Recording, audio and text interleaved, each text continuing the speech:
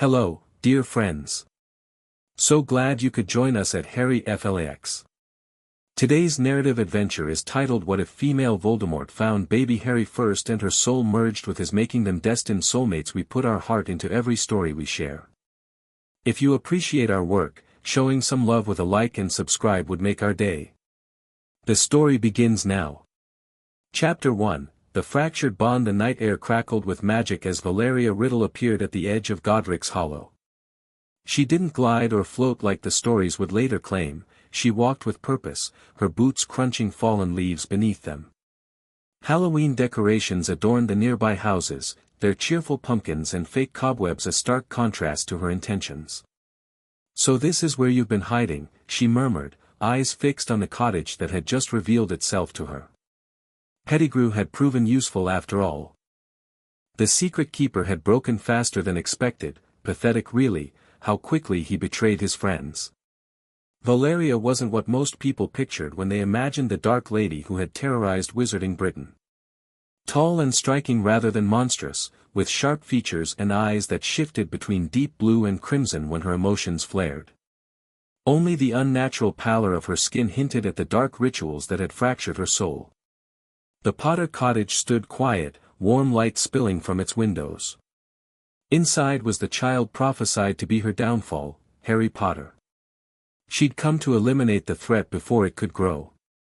She didn't bother with stealth. The wards recognized her magic and screamed in protest, but they were already falling. James Potter burst through the front door, wandless and desperate. "Lily! Take Harry and run. It's her." Valeria almost admired his bravery. Almost. Avada Kedavra. Green light flashed, and James Potter crumpled to the ground. Valeria stepped over his body without a second glance. Inside, she heard frantic footsteps rushing up the stairs. Lily Potter had barricaded herself in the nursery by the time Valeria reached the second floor. A flick of her wand, and the door blasted inward. "Stand aside," Valeria commanded, her voice surprisingly soft. "I've come only for the boy." Lily stood in front of a crib, arms outstretched. "Not Harry.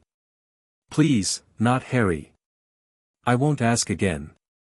Something about the woman's defiance irritated Valeria. She had offered mercy, rare for her, and it was being rejected. "Take me instead. Kill me, not Harry." "As you wish." Avada Kedavra. Another flash of green, and Lily Potter fell. Valeria approached the crib, curious despite herself. What child could possibly be her undoing? A toddler with messy black hair and startling green eyes stared up at her, not crying as she'd expected, but watching her with an unnerving intensity. A faint magical aura surrounded him, not just accidental magic, but something more. "Harry Potter," she said, raising her wand. But something stayed her hand. After coming all this way, killing the parents so efficiently, why did she hesitate? The prophecy echoed in her mind, the one with the power to vanquish the Dark Lord approaches. Perhaps killing wasn't the answer. Perhaps she should understand this power first. "Legilimens," she whispered, reaching into the mind of the child. Pain exploded behind her eyes. Their magics collided like thunderstorms, and she felt something tear loose inside her, a fragment of her already splintered soul, broken by her previous Horcrux creations, detached and reached for the boy. His own magic, supercharged by his mother's sacrifice, didn't repel it as it should have but instead wrapped around it, containing it, merging with it. Valeria staggered back, clutching her chest. The connection between them flared like a physical thread, golden and pulsing. She could feel him, his emotions, his confusion, the lingering fear from watching his mother fall. "Impossible," she gasped. Harry began to cry then, a normal toddler response to the chaos around him. But through their new bond, Valeria felt his distress as her own, an uncomfortable sensation she couldn't block out. Footsteps sounded outside. Someone was coming, likely Dumbledore's people. She had to decide quickly. Kill the child and sever this strange connection? Or Valeria scooped Harry into her arms. The moment she touched him, the pain in her chest eased, and the boy's cries quieted. His tiny hand reached up to touch her face with innocent curiosity. "You're mine now," she told him. "Whatever this bond is, we'll discover its purpose together." She disapparated just as Sirius Black burst into the room, his anguished scream fading into the void as they vanished. "Again, Harry. Focus." 10-year-old Harry closed his eyes, concentrating on the feeling of his magic. He stood in the center of the training room, a high-ceilinged space inside the unplottable mansion Valeria had claimed as their home. "I'm trying," he said through gritted teeth, extending his hand toward the practice dummy across the room. Confringo. A blast of fire erupted from his palm, wandless magic that children his age shouldn't be capable of, but it veered wildly off course, scorching the wall instead. Valeria circled him, her presence both comforting and intimidating. "Your power is sufficient, but your control is lacking. What did I tell you about intent?" "Magic follows will, not words," Harry recited, pushing his round glasses up his nose. "I need to see it happening, not just want it to happen." "Precisely." Again. Harry squared his shoulders and tried once more.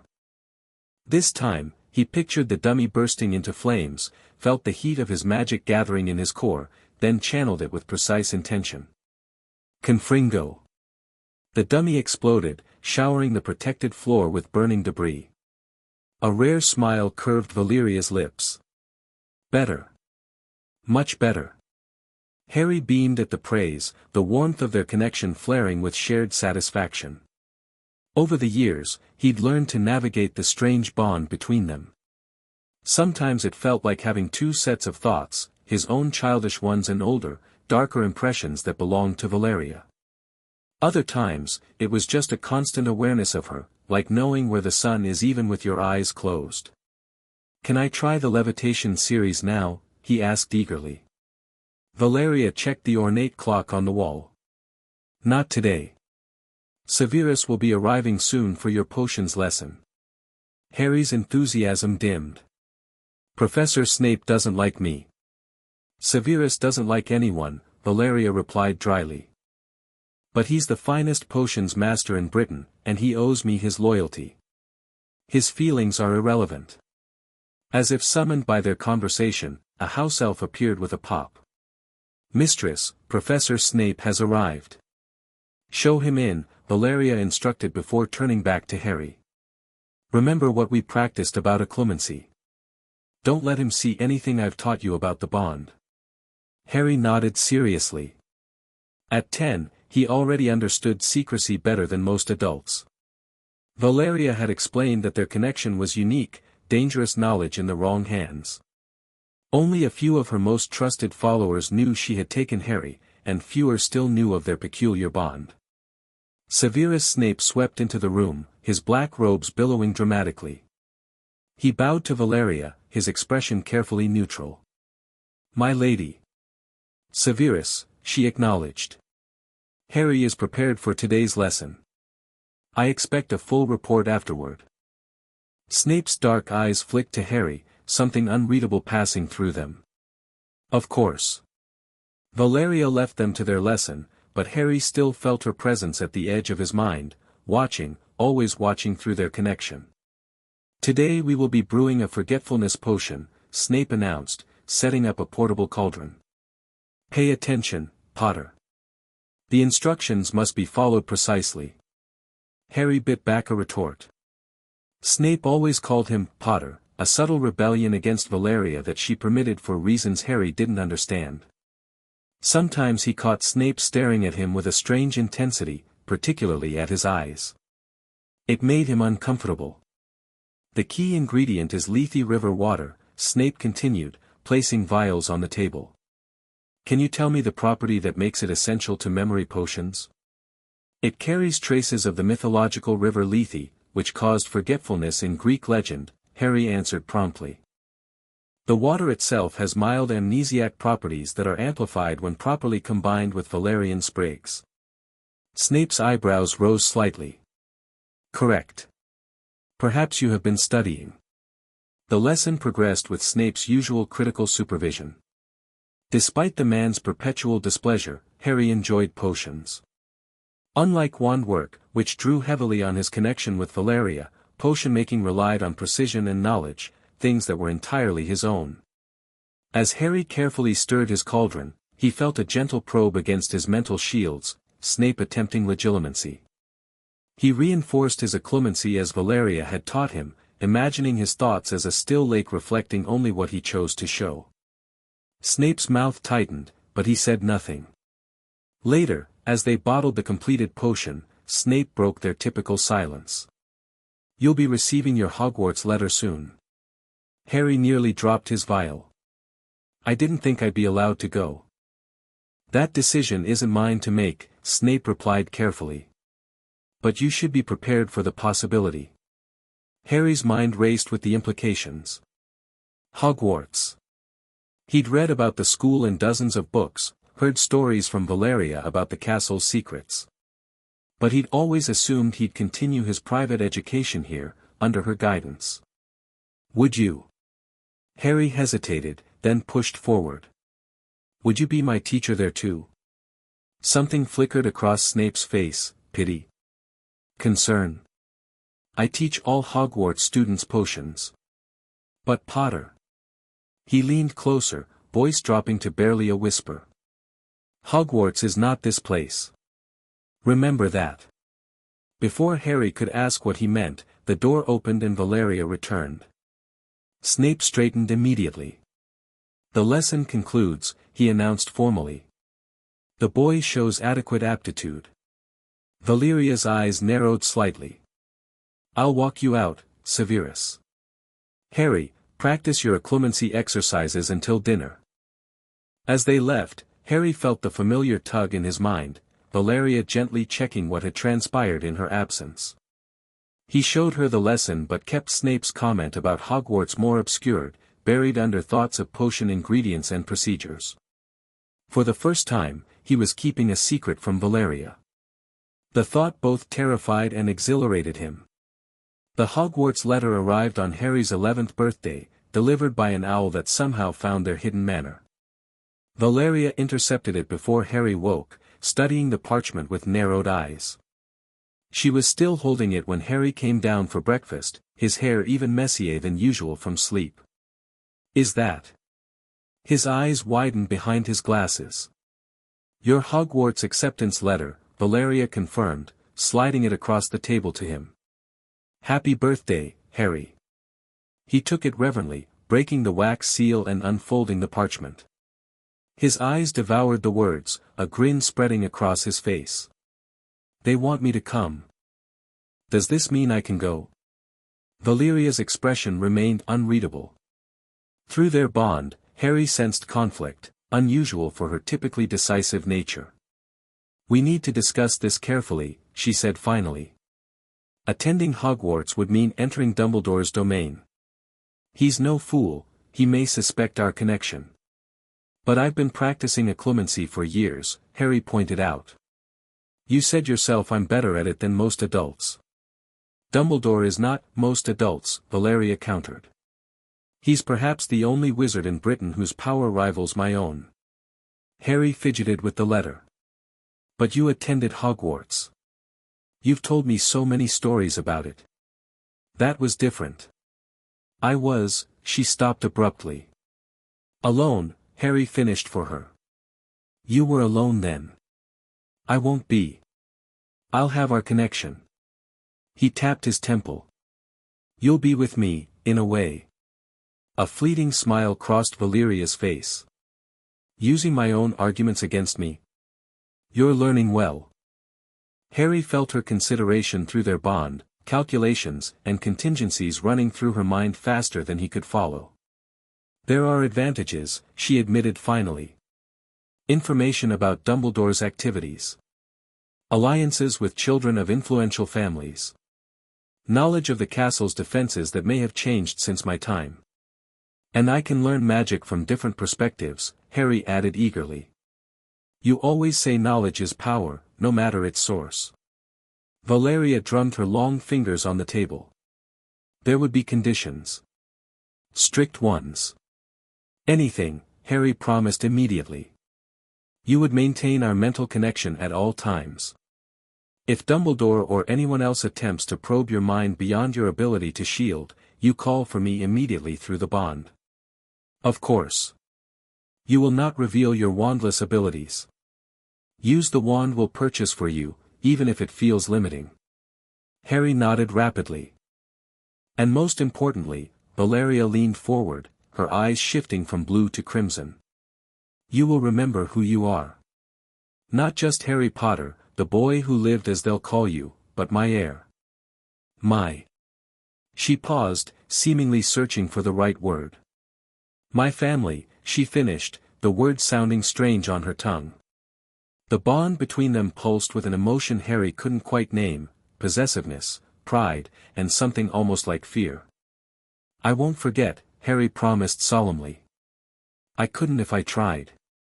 You're always here. He touched his chest, where he felt their connection most strongly. Valeria nodded, her decision made. Then we'll need to prepare. Starting with a trip to Diagon Alley. Harry whooped with excitement, nearly knocking over his juice. Valeria watched him with amusement, but her thoughts remained guarded, even from their bond. Sending Harry to Hogwarts was a calculated risk, one that might reveal their secret sooner than she'd planned. But the boy needed to understand both sides of his heritage, both the darkness he'd inherited from her soul fragment and whatever light remained from his parents. Only then could he make an informed choice about who he would become. And despite what Dumbledore might believe, Valeria was determined it would be Harry's choice to make. Diagon Alley buzzed with the familiar preterm chaos of families shopping for school supplies. Valeria, however, wasn't about to parade down the busy street with Harry. Instead, they used a private entrance to Gringotts, where a glamour charm temporarily altered her appearance to something less recognizable. The goblins know better than to betray client confidentiality, she explained as they followed a surly goblin to the Potter vault. But humans talk, and rumors spread. Harry nodded, wide-eyed at the grandeur of the Wizarding Bank. He'd lived a sheltered life in their manor, with only occasional excursions to carefully selected magical locations around the world. Never somewhere as public as Diagon Alley. This vault contains what your parents left you, Valeria said as the goblin unlocked a large door. I've never accessed it. What's inside belongs to you alone. Harry gave her a surprised look. Valeria wasn't typically sentimental about such things. You need to understand all parts of your heritage, she explained, sensing his confusion. Including theirs. The vault contained more gold than Harry had expected, plus some personal effects, photo albums, jewelry, and his father's invisibility cloak, which Valeria eyed with particular interest. An actual Deathly Hallow, she murmured, her fingers hovering over the silvery fabric without touching it. Your father had no idea what he possessed. Deathly Hallow? Harry asked, picking up the cloak. It felt like liquid silk in his hands. A story for another time, Valeria replied. Take what you wish from here. The gold will be useful for maintaining appearances at school. After Gringotts, they visited Madame Malkin's for robes, then the apothecary for potion supplies. Each time, Valeria remained slightly apart, watching rather than participating, minimizing her interactions with others. Ollivander's next, she said finally. The wand selection is important. It must appear natural. Harry understood the implication, his wandless abilities needed to remain secret, which meant finding a wand that would work well enough to seem normal. The bell tinkled as they entered the dusty shop. Ollivander appeared almost instantly, his silvery eyes widening first at Harry, then narrowing suspiciously at Valeria despite her glamour. I wondered when I'd be seeing you, Mr. Potter, the wandmaker said softly. You have your mother's eyes. Harry felt Valeria's tension through their bond. Ollivander was seeing too much, recognizing too much. We need a wand, Valeria stated flatly. Ollivander's gaze lingered on her. Indeed. Though I suspect young Mr. Potter might not need one as desperately as most children his age. Harry's heart raced. How could the wand maker know? Nevertheless, Ollivander continued, turning to his shelves, the wand chooses the wizard. Let's see what chooses you, Mr. Potter. The wand maker presented several options, each failing spectacularly when Harry tried them. Windows shattered, shelves collapsed, a vase exploded. Harry was trying to control his magic, but the wands felt wrong, like trying to pour water through a kinked hose. Tricky customer, Ollivander murmured, seeming more excited with each failure. I wonder, yes, why not? He disappeared into the back and returned with a dusty box. Holly and Phoenix feather, 11 inches. Nice and supple. The moment Harry touched it, warmth spread up his arm. Golden sparks shot from the tip, illuminating the shop. Curious, Ollivander whispered. Very curious. What's curious? Harry asked, still admiring the wand. I remember every wand I've ever sold, Mr. Potter. The phoenix whose feather resides in your wand gave another feather, just one other. It is curious that you should be destined for this wand when its brother. He trailed off, his eyes flicking to Valeria. When its brother what? Harry pressed. Its brother gave someone a rather fearsome reputation, Ollivander finished carefully. I think we can expect great things from you, Mr. Potter. After all, she who must not be named did great things, terrible, yes, but great. Harry felt Valeria's shock ripple through their bond. Her wand and his, brother Core's. The coincidence was too significant to dismiss. We're finished here, Valeria said abruptly, placing galleons on the counter. Come, Harry. Outside, she steered him quickly toward their final destination, flourish and blots for his textbooks. Brother wands, Harry whispered as they walked. What does it mean? It means the universe has a twisted sense of humor, Valeria replied dryly. Or perhaps it's further evidence of our connection. Either way, it complicates matters. Will the wands react to each other? Priori incantatem, she confirmed. If our wands duel directly, they will connect rather than combat. A rare phenomenon. Harry absorbed this information as they entered the bookshop. While Valeria collected his required texts, he wandered toward a display of defense books. Excuse me, a bossy voice interrupted his browsing. Are you going to Hogwarts too? Harry turned to find a girl with bushy brown hair and rather large front teeth watching him expectantly. Yes, he answered cautiously. First year. Me too. I'm Hermione Granger, she thrust out her hand. My parents are dentists, that's non-magical, you know. It was ever such a surprise when I got my letter, but I've been reading everything I can about Hogwarts. Are you from a wizarding family? Her rapid-fire speech caught Harry off guard. He'd had minimal interaction with other children, let alone Muggle-born ones. I'm Harry, he replied, shaking her hand but omitting his last name as Valeria had instructed. And yes, magical family, but I was raised by, my guardian. Hermione didn't seem to notice his hesitation. I've already memorized all our course books, of course. I just hope it's enough. Which house do you think you'll be in? I'm hoping for Gryffindor, it sounds by far the best. I hear Dumbledore himself was in it, but Ravenclaw wouldn't be too bad. As she continued chattering, Harry felt a strange amusement. This girl was so open, so earnest, nothing like the calculated interactions he was accustomed to. I'm not sure about houses, he said when she paused for breath. My guardian was in Slytherin. Oh. Hermione's enthusiasm dimmed slightly. I've read Slytherin has produced more dark wizards than any other house. Harry bristled. That's a simplistic view. Ambition and cunning aren't inherently dark traits. Hermione considered this, head tilted thoughtfully. I suppose that's true. The books do present a rather biased perspective. Are you planning to be in Slytherin then? The Sorting Hat decides, doesn't it? Harry replied with a small smile. But I think I'd do well there, yes. Well, regardless of houses, perhaps we could be friends?" Hermione asked with surprising directness. "I don't know anyone else going to Hogwarts." The request caught Harry off guard. Friends wasn't a concept he'd had much exposure to. "I'd like that," he found himself saying just as Valeria appeared at his side, arms full of books.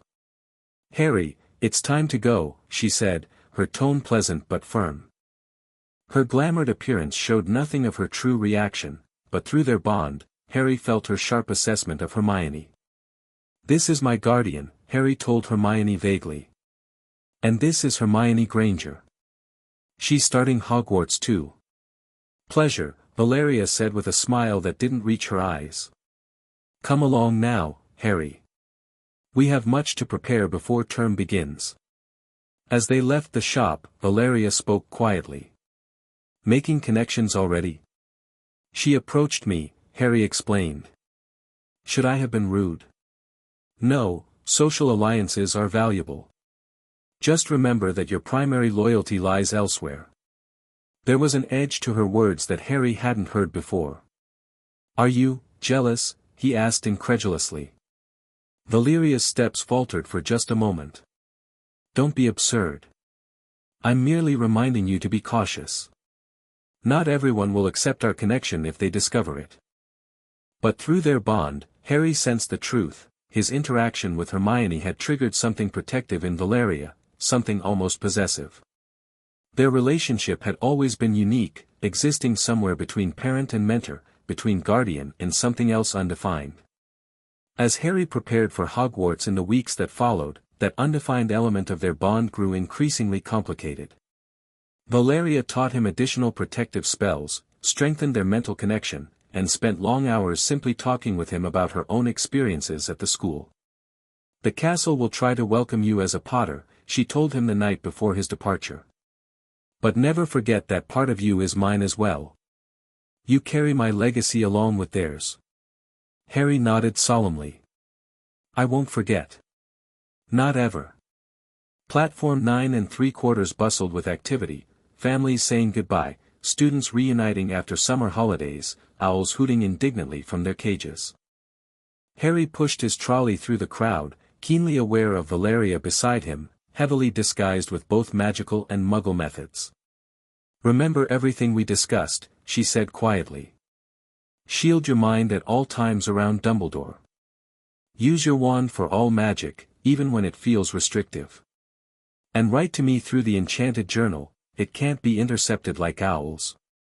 "I know," Harry assured her, trying to mask his nervousness.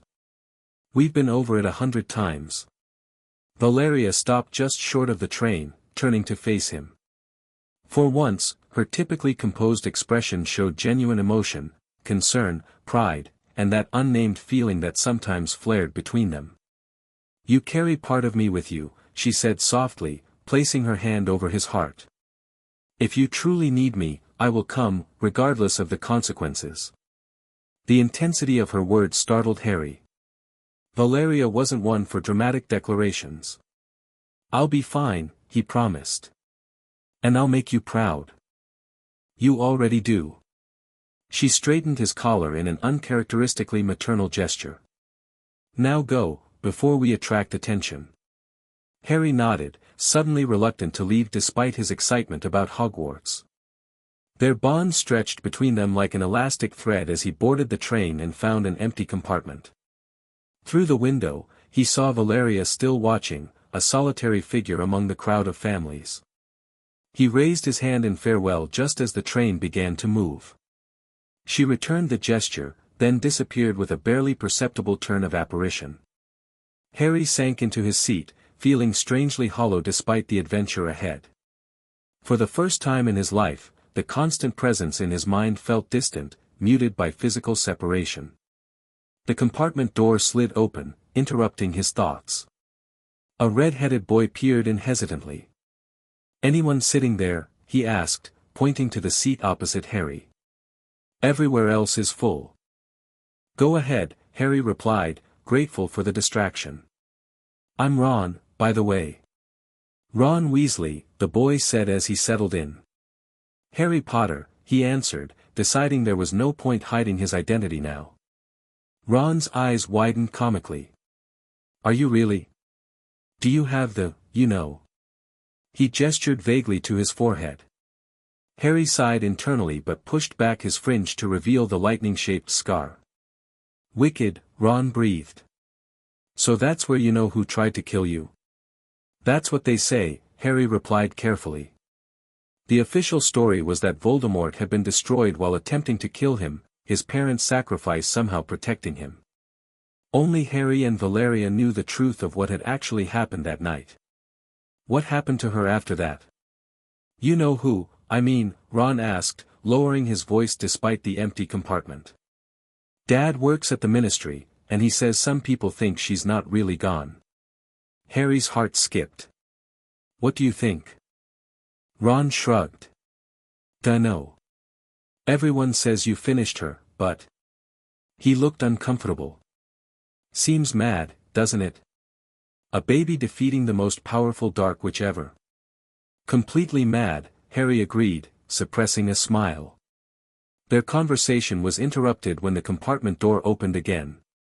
Hermione Granger stood there, already wearing her Hogwarts robes. Has anyone seen a toad? A boy named Neville's lost one, she announced, then spotted Harry. Oh, hello. It's you from the bookshop. Hi, Hermione, Harry greeted her, genuinely pleased to see a familiar face. Harry Potter, she gasped, noticing his scar. I've read all about you. You're in modern magical history and the rise and fall of the dark arts and great wizarding events of the 20th century. Am I? Harry asked, bemused. I haven't read those. You haven't? I'd have found out everything I could if it was me, Hermione said, settling uninvited next to Ron, who looked disgruntled by her arrival. Do you know what house you'll be in yet? Before Harry could answer, the door slid open a third time. A pale boy with platinum blonde hair entered, flanked by two larger boys. Is it true? He asked immediately. They're saying Harry Potter is in this compartment. Yes, Harry confirmed, studying the newcomer with interest. This is Crabbe and Goyle, the boy said casually. And I'm Malfoy. Draco Malfoy. Ron gave a slight cough that might have been hiding a snigger. Draco glared at him. Think my name's funny, do you? No need to ask who you are. Red hair, freckles, and hand-me-down robes. You must be a Weasley. He turned back to Harry, extending his hand. You'll soon find that some wizarding families are better than others, Potter. You don't want to go making friends with the wrong sort. I can help you there. Harry considered the offered hand thoughtfully. Through Valeria, he knew of the Malfoys, a powerful pure-blood family who had once supported her cause. This was likely Lucius Malfoy's son, which made him a potentially valuable ally. At the same time, his dismissive attitude toward Ron and by extension, Hermione, who was watching the exchange with narrowed eyes, rubbed Harry the wrong way. I think I can figure out the wrong sort for myself, thanks, Harry replied, not taking Draco's hand but keeping his tone civil rather than hostile. But I appreciate the offer of guidance. Perhaps we can discuss it further once we're at Hogwarts. Draco seemed taken aback by the diplomatic response, neither acceptance nor outright rejection. After a moment of confusion, he nodded stiffly. At Hogwarts, then, he agreed before departing with his companions. Ron let out a low whistle. Bloody hell, that was brilliant. You didn't tell him to get lost, but you didn't become his best mate either. Language, Ronald, Hermione scolded automatically before turning to Harry with a curious expression. That was very Slytherin of you. Harry raised an eyebrow. Is that a criticism? An observation, Hermione corrected. Most people would have either accepted or rejected him outright. Most people see the world in black and white, Harry replied. I prefer to recognize the shades of gray. Both Ron and Hermione stared at him as if he'd said something profound rather than merely repeating one of Valeria's frequent lessons. The rest of the journey passed in conversation about houses, classes, and wizarding suites from the trolley. Harry found himself genuinely enjoying their company, especially Hermione's sharp intellect and Ron's straightforward humor. They were nothing like the calculated, careful interactions he was accustomed to with Valeria's occasional followers who visited the manor. As the train approached Hogsmeade Station, Harry felt the familiar press of Valeria's consciousness against his mind, checking in on him despite the distance. He let her glimpse his new acquaintances, sense his excitement, and feel his determination to succeed. "Be careful with Dumbledore," her voice whispered through their bond. "He'll be watching you closely." "I will," Harry promised silently. "I remember everything you taught me." "Good.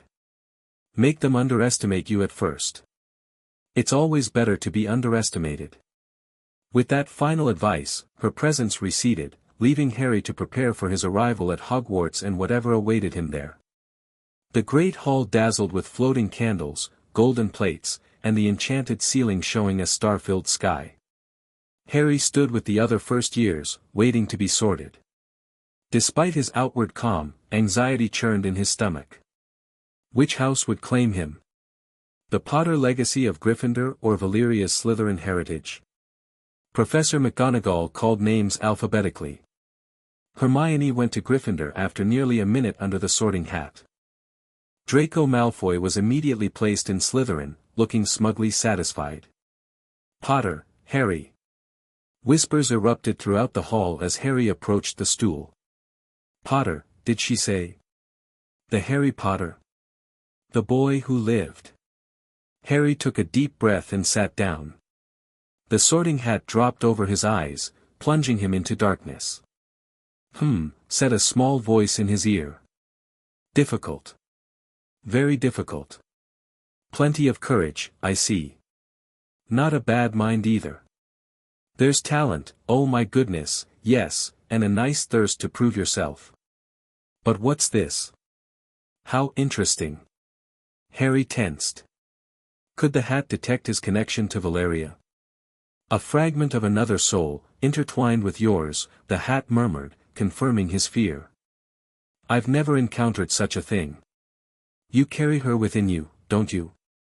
Her ambition, her power, her knowledge." "Don't reveal it," Harry thought desperately. "Please." "I don't reveal the secrets I see in students' minds, Mr. Potter," the hat assured him. "But it does make my decision quite clear. With two souls like these, there's only one place for you, Slytherin." The hat shouted the last word to the entire hall. Harry removed it with shaking hands to find the great hall utterly silent. No applause, no cheers, just shocked faces staring at him. At the staff table, an ancient wizard with a silver beard, Dumbledore, he presumed, was watching him intently over half-moon spectacles, his expression unreadable. Then, slowly, the Slytherin table began to clap. Draco Malfoy moved aside, making space for him with a satisfied smirk. As Harry walked toward his new house, he caught Ron's disappointed expression and Hermione's thoughtful one. "We got Potter," someone at the Slytherin table crowed as Harry sat down. Older students leaned in, studying him with newfound interest. "Didn't expect the boy who lived to join the snake pit," a prefect commented. "Maybe he's full of surprises," Harry replied with a small smile.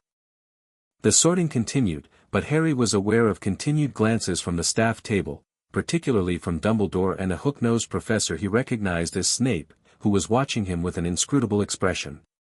Through their bond, Harry felt Valeria's surprise and satisfaction at his placement. "Slytherin will serve you well," her voice whispered in his mind. "But be cautious, they'll expect you to prove yourself now." After the feast, as the Slytherin prefects led them down to the dungeons, Harry found himself walking beside Draco Malfoy. "I knew you'd make the right choice, Potter," Draco said smugly. "The sorting hat made the choice, not me," Harry corrected him. "Still, Slytherin's where you belong." Draco lowered his voice. "My father will be interested to hear about this. He's always said there was more to your story than people believed." Harry gave Draco a measured look. "Your father might be right. But I'd appreciate it if you'd let me tell my own story, in my own time." Draco seemed intrigued by this response. Fair enough, Potter. We snakes understand the value of secrets.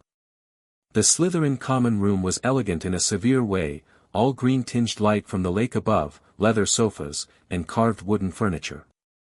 Professor Snape entered shortly after them, his dark eyes scanning the new first years before lingering on Harry. Welcome to Slytherin House, he began, voice barely above a whisper yet commanding complete attention. You have been selected for your ambition, your cunning, and your potential for greatness. Slytherin has produced more successful witches and wizards than any other house, though you won't hear that fact advertised in Gryffindor's self-congratulatory speeches. A few students chuckled. Snape continued without smiling. As Slytherins, you will face prejudice from other houses. They will call you dark wizards in training. His gaze flickered to Harry again.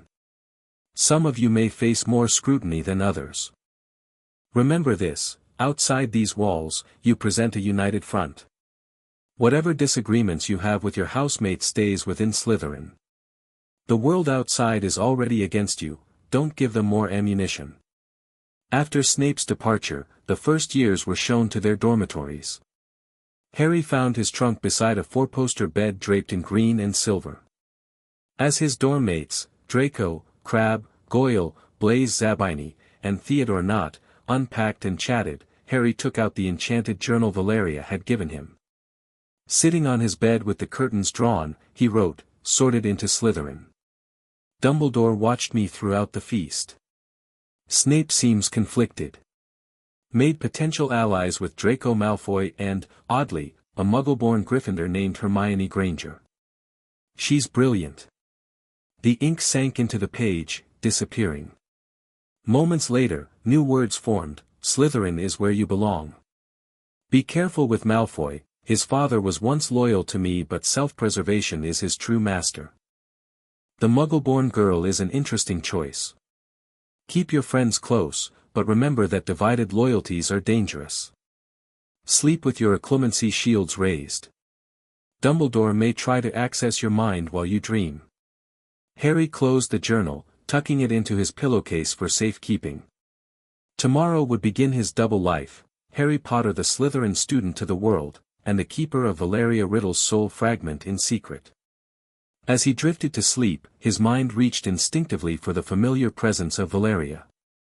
Despite the physical distance, he could feel her, a constant, comforting darkness at the edge of his consciousness. For the first time, he wondered what this strange bond would mean for his future, and hers. The prophecy that had brought them together spoke of one with the power to vanquish the Dark Lady. But what happened when that same person carried a piece of her soul within his own? Harry's first week at Hogwarts was a whirlwind of new experiences. The castle itself was magnificent, staircases that moved, talking portraits, ghosts drifting through walls. But navigating the social dynamics proved even more complex than the changing floor plan. Being sorted into Slytherin had immediately painted a target on his back. The boy who lived was supposed to be a Gryffindor hero, not a cunning snake. Students from other houses watched him warily, whispering behind their hands when he passed. "Don't mind them," Draco advised during breakfast their third day. "They're just jealous Slytherin got you instead of them." Harry shrugged, buttering his toast. "I don't care what they think." "You should," Blaise Zabini interjected. "Perception is power, Potter. Right now, they're rewriting their hero narrative to make sense of you in green and silver." Harry considered this. Blaise was sharper than he initially appeared, observing more than he spoke. "So what would you suggest?" Harry asked him. Blaise smiled slightly. "Show them something that confirms their suspicions, then something that confounds them completely. Keep them guessing." Spoken like a true Slytherin, Theodore Nott commented, not looking up from his book. Classes provided a welcome distraction from the constant scrutiny. Harry discovered he had natural talent in several subjects, particularly defense against the dark arts, though Professor Quirrell's perpetual nervousness and the strange headache Harry developed in his class made it less enjoyable than it could have been. Deflecting minor sea curses, Quirrell stuttered during their first lesson. See, can anyone tell me the principle behind the Protego charm?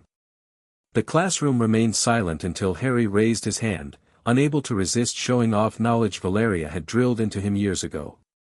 Protego creates a magical barrier that reflects the energy of incoming spells, he explained when called upon.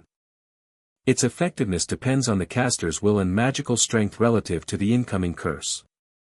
Quirrell blinked rapidly. Very good, Mr. P. Potter. 5 P points to Slytherin. Throughout the explanation, Harry's scar prickled uncomfortably. He'd mentioned the sensation to Valeria through their journal, but she seemed as puzzled by it as he was.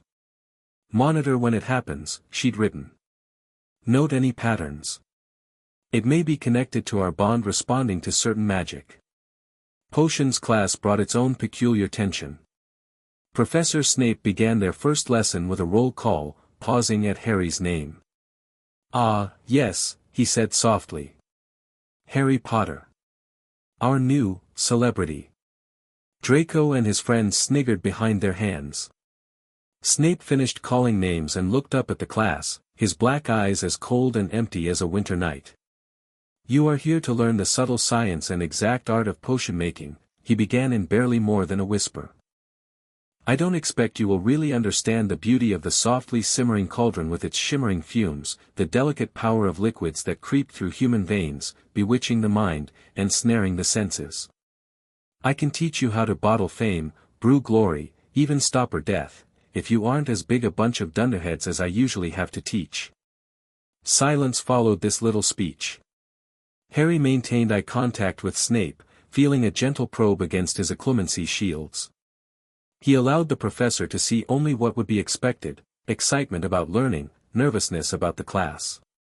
Potter. Snape said suddenly. What would I get if I added powdered root of asphodel to an infusion of wormwood? Harry recognized the ingredients for the draught of living death, a potion Snape himself had taught him during their private lessons. The draught of living death, sir, he answered promptly. An extremely powerful sleeping potion. Something flickered in Snape's eyes, surprise, perhaps, or suspicion. Correct. Where would you look if I told you to find me a bezoar? The stomach of a goat, sir. It's a stone that can save you from most poisons. Snape's lips thinned. And what is the difference, Potter, between monkshood and wolfsbane? They're the same plant, sir. Also known as aconite. The classroom was utterly silent now, students looking between Harry and Snape like spectators at a tennis match. It seems fame isn't everything, Snape said softly. 3 points to Slytherin for your unexpected preparation, Potter. Throughout the remainder of the class, Snape largely ignored Harry, focusing his criticism on the Gryffindors instead, particularly Neville Longbottom, who melted his cauldron into a twisted blob. As they filed out after class, Hermione Granger caught up with Harry in the corridor. That was impressive, she said, falling into step beside him. I read about those ingredients, but I didn't make the connection to the draught of living death. Lucky guess, Harry replied modestly. I don't think so. Hermione gave him a penetrating look. You know more than you let on. Harry smiled enigmatically. Don't we all? Before she could respond, Draco appeared at Harry's other side. Potter, why are you talking to her? She's a Gryffindor mud, finish that word and we'll have a problem, Malfoy, Harry interrupted coldly. Hermione and I met before Hogwarts. Her intelligence isn't determined by her blood status. Draco looked shocked, both by the interruption and the sentiment.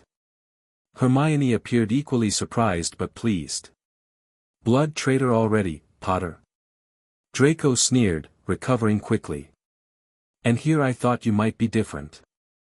I am different, Harry replied calmly. I judge people by their usefulness and compatibility with my goals, not by arbitrary categories. Hermione is brilliant. That makes her potentially valuable. Your narrow-mindedness, on the other hand, limits your perspective and therefore your potential. He turned to Hermione. See you in the library later. I could use help with the Transfiguration essay. Hermione nodded, still looking slightly stunned. 4 o'clock. Perfect. Harry continued toward his next class, leaving both Draco and Hermione staring after him. That night in his journal, he recounted the interaction to Valeria. "Was I too harsh with Malfoy?" he asked. "I need allies in Slytherin, but I can't stand that blood purity nonsense." Her reply came quickly, "You handled it well. Malfoy needs to understand you're not easily led. As for the girl, intelligence is indeed valuable regardless of source.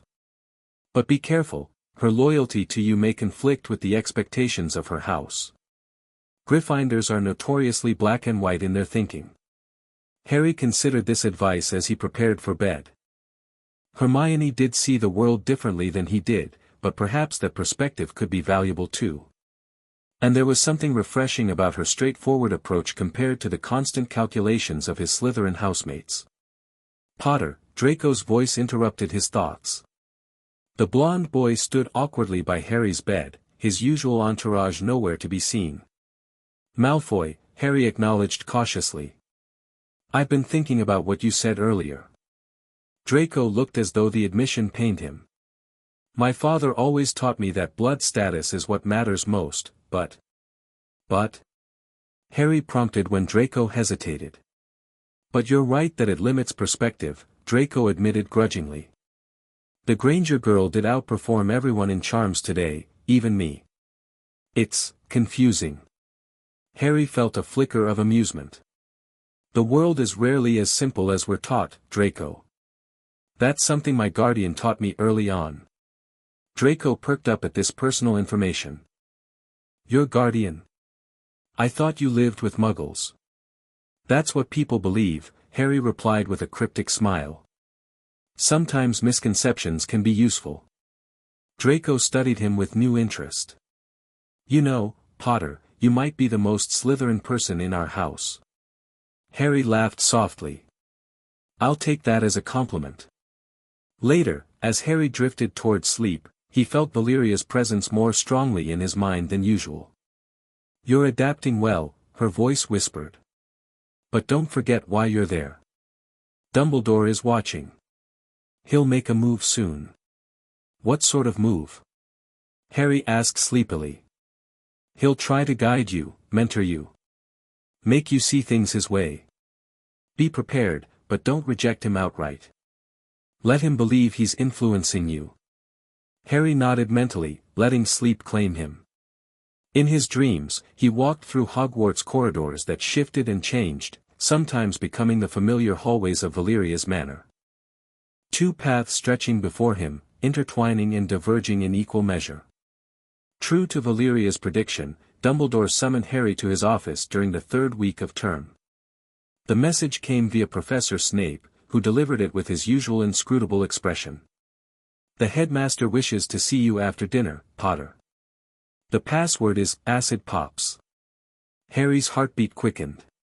"Did he say why, Professor?" "The headmaster rarely explains his actions to me," Snape replied curtly. "I suggest punctuality." That evening, Harry approached the stone gargoyle guarding Dumbledore's office with carefully constructed occlumency shields in place. Valeria had spent hours strengthening their mental connection that morning, reinforcing his defenses. "Remember," her voice cautioned, "show him what he expects: confusion about your placement in Slytherin, curiosity about your parents, normal childish concerns. Nothing more." "Acid pops," Harry said to the gargoyle, which sprang aside to reveal a spiraling staircase. The headmaster's office was a circular room filled with curious silver instruments, their functions unknown. Portraits of previous headmasters adorned the walls, some sleeping, others watching him with undisguised interest. Behind an enormous desk sat Albus Dumbledore himself, his long silver beard gleaming in the candlelight. "Ah, Harry. Thank you for coming. Please, sit down." Harry took the offered chair, maintaining polite eye contact without allowing it to become prolonged enough for legitimacy. "Lemon drop?" Dumbledore offered, holding out a small bowl of yellow candies. "No, thank you, sir." "You're probably wondering why I've asked to see you," Dumbledore began, his blue eyes twinkling kindly. Harry nodded, projecting innocent curiosity. "I like to meet with all students who might benefit from a little extra guidance," the headmaster explained. "Your situation is, of course, unique. Growing up away from the wizarding world, then finding yourself in Slytherin House, quite unexpected, I must say." "The Sorting Hat seemed to think it was where I belonged," Harry replied carefully. "Indeed? And how are you finding it?" "It's interesting," Harry said truthfully. "Different than I expected." Dumbledore nodded sagely. "Houses often develop certain reputations, not all of them entirely fair. Slytherin has produced many great wizards, though some took unfortunate paths. Like Valeria Riddle," Harry said, deliberately using her full name rather than you-know-who, or the Dark Lady, to gauge Dumbledore's reaction. The twinkle in Dumbledore's eyes dimmed slightly. "Yes, like Valeria Riddle.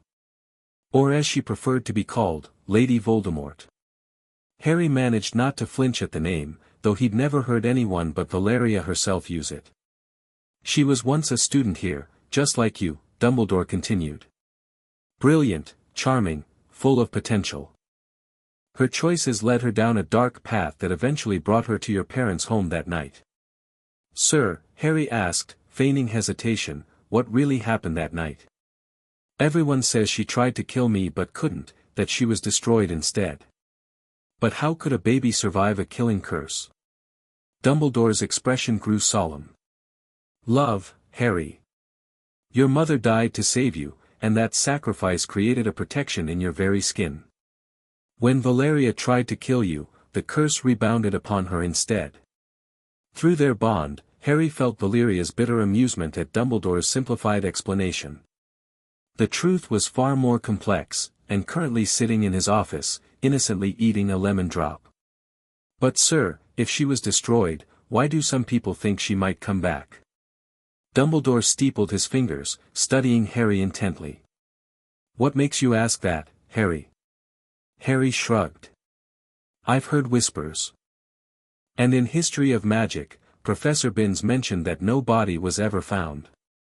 "Perceptive," Dumbledore commented. "The truth, Harry, is that there are certain magics, dark, terrible magics, that can tether a soul to this world even when the body is destroyed. I believe Valeria employed such methods, which is why we must remain vigilant." Harry nodded solemnly, while inside he marveled at how Dumbledore danced around the truth without actually lying. The headmaster clearly suspected Horcruxes but wasn't willing to share that knowledge with an 11-year-old, even one he believed was prophesied to defeat Voldemort. "Now," Dumbledore continued, changing tack, "Professor Snape tells me you're showing remarkable aptitude in your classes. Your mother was quite talented too, particularly in charms and potions." "Professor Snape knew my mother?" Harry asked, genuine surprise in his voice. A shadow passed over Dumbledore's face. "Yes, they were acquaintances during their school days. Perhaps you should ask him about her sometime." The conversation continued for another 20 minutes, with Dumbledore skillfully extracting information about Harry's adjustment to Hogwarts, his friendships, and his impressions of his teachers. Harry answered each question carefully, revealing enough to seem cooperative while concealing anything that might hint at his connection to Valeria. As their meeting concluded, Dumbledore fixed Harry with a penetrating gaze. "Harry, my door is always open to you. Should you ever need guidance, or simply someone to talk to about your parents, please don't hesitate to come to me." "Thank you, sir," Harry replied, standing to leave. As he turned toward the door, Dumbledore's voice stopped him. "One last thing, Harry. If you don't mind my asking, what did the Sorting Hat say to you? It took quite some time to decide your placement." Harry turned back, his expression carefully neutral. "It said I had qualities of several houses, but that my ambition and desire to prove myself made Slytherin the best fit." "I see." Dumbledore nodded slowly. "The hat takes our choices into account as well, you know." "Did you ask for Slytherin?" "No, sir," Harry answered truthfully. "But I didn't ask not to be placed there either." Something flickered in Dumbledore's eyes, disappointment, perhaps, or concern. Very well, Harry. Good night. Good night, Professor. As Harry descended the spiral staircase, he felt Valeria's approval through their bond. Well handled, her voice whispered. He's testing you, trying to determine if there's something of me inside you. There is something of you inside me, Harry replied mentally.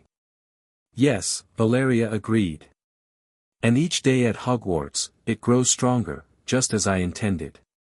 Harry paused in the empty corridor, startled by her words. What do you mean? The bond between us was never meant to remain static, Harry.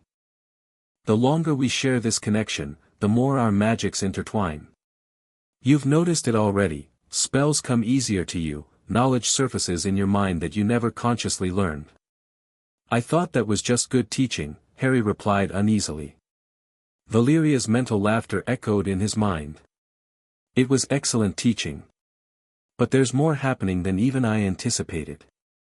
We're becoming something new, something neither of us could be alone. The implications of her words unsettled Harry as he made his way back to the Slytherin dormitories. What exactly was he becoming? And was it by his choice, or by Valeria's design? By Halloween, Harry had established a strange but effective routine at Hogwarts. In the Slytherin common room, he was quietly authoritative, earning respect through his magical prowess rather than his fame. Among the broader student body, he remained somewhat aloof, friendly but reserved. His unusual friendship with Hermione Granger raised eyebrows from both houses, but after she helped him and several other Slytherins master a particularly difficult transfiguration spell, even Draco begrudgingly acknowledged her usefulness. Still a Muggle-born, Draco corrected himself quickly under Harry's sharp glare, but I suppose she has her uses. Harry rolled his eyes. Such high praise, Malfoy. I'm sure she'll be overwhelmed. Blaise Zabini chuckled from his armchair by the fire. Potter's pet Gryffindor is certainly breaking stereotypes.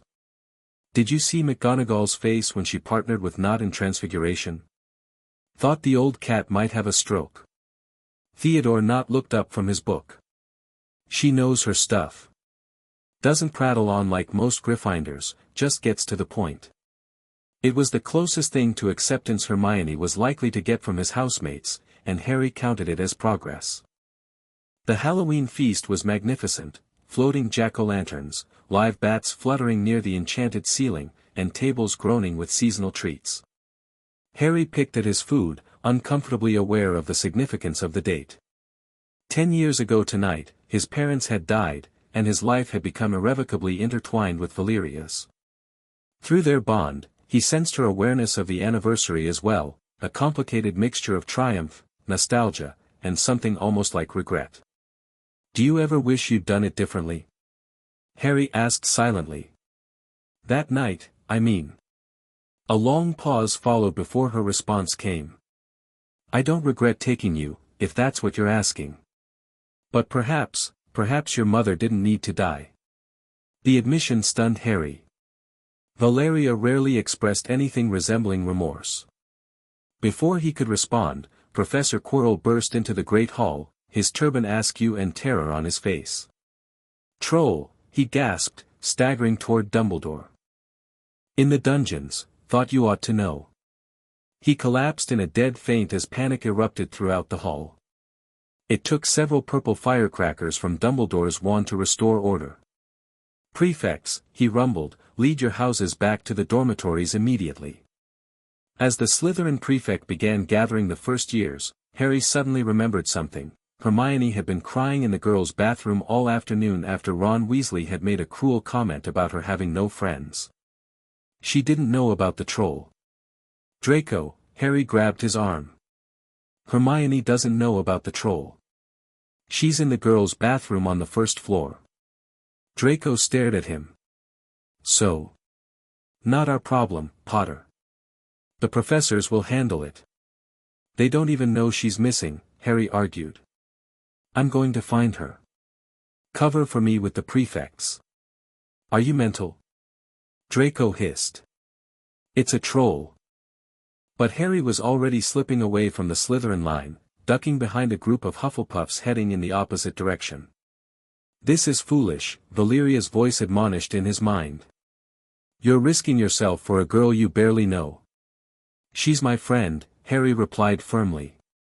"And she's only in danger because no one bothered to look out for her."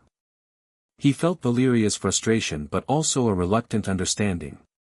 "If you insist on this recklessness, at least remember the trolls' weaknesses. Their skin repels most spells, but their eyes and mouth are vulnerable. And they're extraordinarily stupid, use that." Harry made his way toward the first-floor bathroom, keeping to shadows and alcoves to avoid professors. As he rounded a corner, a foul stench hit his nostrils, a mixture of old socks and the kind of public toilet no one cleans. Then he heard it, low grunting and the shuffling of enormous feet. The troll was even bigger than he'd imagined from books, 12 feet tall with granite-gray skin and a lumpy body like a boulder. It dragged a massive wooden club along the floor as it shambled through a doorway. Harry's heart sank. It wasn't in the dungeons anymore, and the door it had just entered was the girls' bathroom. A high, petrified scream echoed from inside. "Hermione!" Harry sprinted forward without hesitation. Inside the bathroom, Hermione was shrinking against the opposite wall, looking as though she might faint. The troll was advancing on her, knocking sinks from the wall as it went. "Confuse it!" Harry shouted, desperate to draw its attention away from Hermione. He grabbed a tap and threw it against the wall. The troll stopped a few feet from Hermione, blinking stupidly, then turned its ugly snout toward Harry, giving Hermione time to scramble under a sink. "Hey, pea-brain!" Harry yelled, throwing a metal pipe at it. The troll didn't even seem to notice the pipe hitting its shoulder, but it heard the yell and turned toward him instead, lifting its club as it went. "The eyes, Harry!" Valeria's voice urged. "Aim for the eyes. Hermione, run!" Harry called, then pointed his wand directly at the troll's face. Fumos! A thick cloud of dark smoke erupted from his wand, temporarily blinding the troll. It bellowed in confusion, swinging its club wildly. Hermione hadn't moved, still frozen with fear against the wall.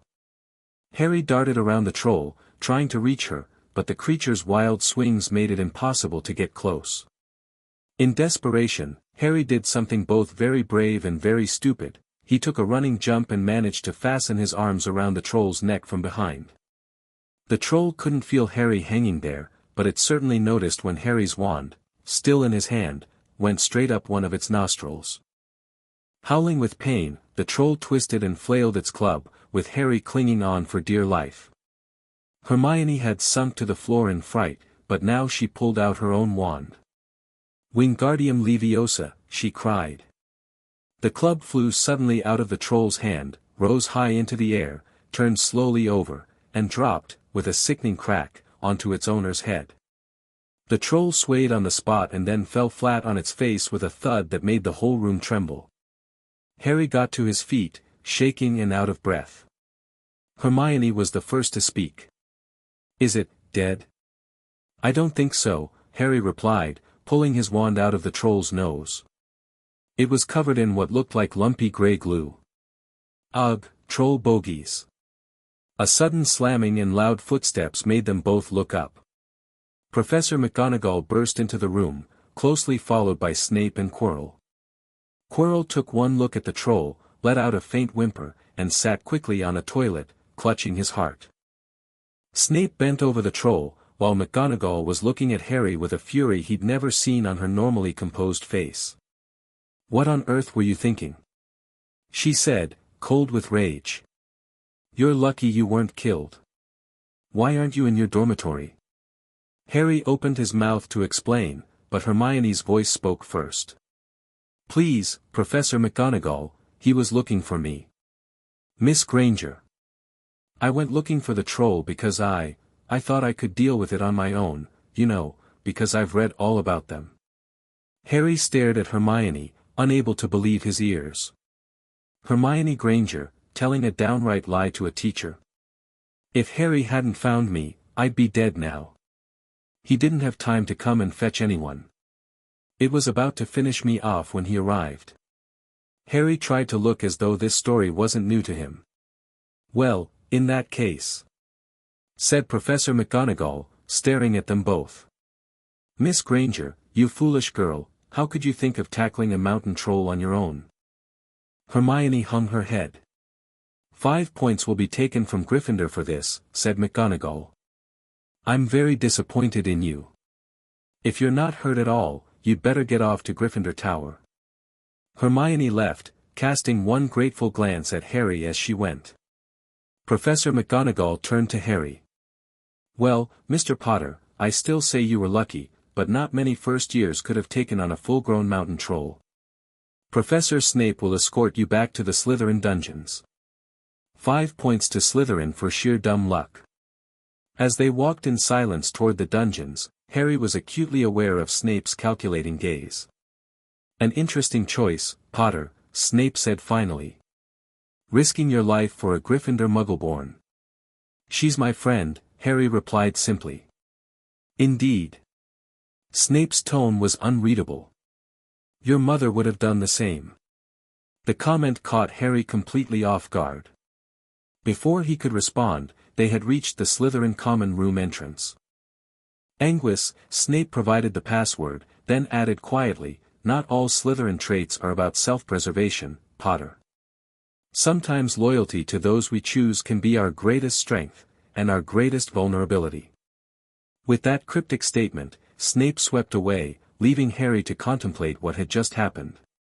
Through their bond, he felt Valeria's contemplative mood. You could have died, she observed, but without the anger he'd expected. But I didn't, Harry countered. And now I have Hermione's complete loyalty. Yes, Valeria agreed. Perhaps there is value in your method after all.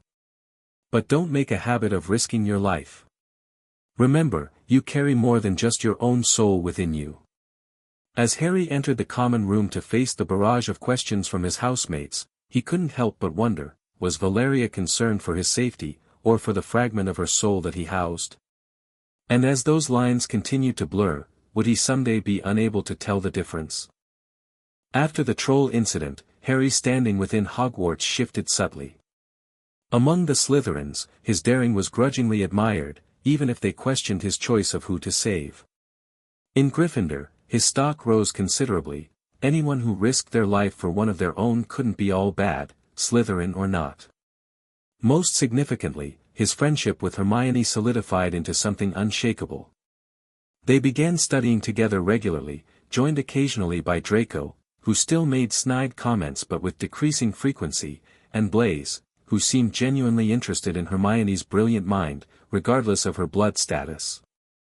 As Christmas approached, Harry faced the question of whether to return to Valeria for the holidays or remain at Hogwarts. The decision was complicated by Dumbledore's increasing interest in him. The headmaster was asking about your holiday plans, Snape informed Harry after a particularly successful potions lesson. He seemed concerned about your living arrangements. Harry kept his expression neutral. Did he? I'm not sure why. I'll be staying with my guardian, as usual. Snape's black eyes studied him intently. Your guardian. The one no one seems to have met. They value their privacy, Harry replied carefully. Indeed. Snape paused, then lowered his voice. Potter, the headmaster has ways of tracking magical children. If you do not return to the Muggle address on record, he will know. A cold feeling settled in Harry's stomach. He'd forgotten about the blood wards Dumbledore believed protected him at the Dursleys, wards that had never been activated since he'd never actually lived there. Through their bond, he felt Valeria considering the problem. We've anticipated this eventually, she communicated. Tell Severus you'll spend the first week with the Muggles, then travel to meet me. In reality, you'll come directly to me, and I'll send a proxy to collect you, officially, from the Muggles after a week. Harry relayed a version of this plan to Snape, who nodded slowly. A reasonable compromise, he said. I will inform the headmaster. But Potter. He hesitated, seeming to choose his words carefully. There are many who take an interest in your welfare. Some with motives more complex than others. Remember that not all guidance is offered with your best interests at heart. Before Harry could ask what he meant, Snape turned and walked away, his black robes billowing behind him. That evening, Harry wrote in his journal, "Snape knows more than he lets on. I think he suspects who my guardian really is. But he hasn't told Dumbledore, why?"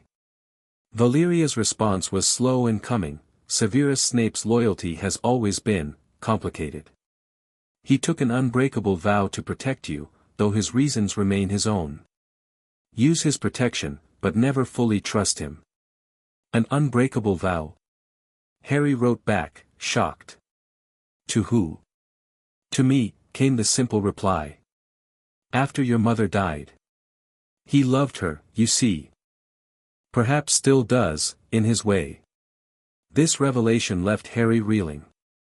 Snape had loved his mother. The same dour, sarcastic professor who treated most students with barely concealed disdain. It explained his conflicted behavior toward Harry, seeing both the son of the woman he loved and the ward of Valeria Riddle in the same person. The last week of term passed in a flurry of tests and holiday preparations. On the final evening, Harry sat in the great hall for the farewell feast, surrounded by his fellow Slytherins but acutely aware of Dumbledore watching him from the staff table. "You sure you can't come to the manor for Christmas?" Draco asked, helping himself to roast potatoes. "Father would be delighted to meet you properly." "Maybe next year," Harry replied. "I promised my guardian I'd come home this time." Draco nodded, though his curiosity about Harry's mysterious guardian remained undiminished. "Well, I expect proper presents by Owl, then." "Nothing Muggle." Harry laughed. "Wouldn't dream of it." Across the hall, Hermione caught his eye and waved. She was returning to her parents for the holidays but had extracted promises from Harry to exchange letters.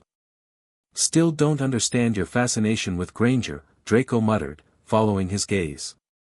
"You don't have to," Harry replied easily. "Just like I don't have to understand your fascination with Crabbe and Goyle's stimulating conversation." Blaise snorted into his pumpkin juice while Draco sputtered indignantly. The next morning, as the Hogwarts Express pulled away from Hogsmeade Station, Harry felt both excitement and apprehension about returning to Valeria.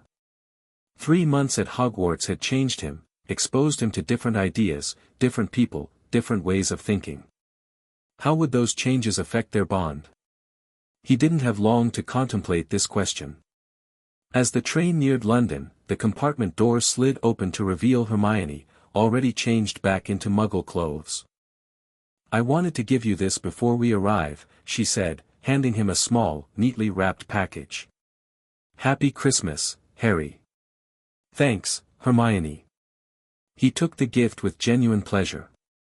"I've got something for you too." He rummaged in his trunk and pulled out a carefully chosen book on advanced defensive magic that Valeria had sent from her private library, nothing dark, but certainly more advanced than standard first-year material. Hermione's eyes widened as she unwrapped it. "Harry, where did you find this?" "It's not even in the Hogwarts library." "Family collection," he replied with a small smile. "I thought you'd appreciate it more than anyone else I know." She hugged him impulsively, then pulled back with a slight blush. "Will you write during the holidays?" "Of course. You might not recognize the owl, my guardian has a peculiar one. But I'll write."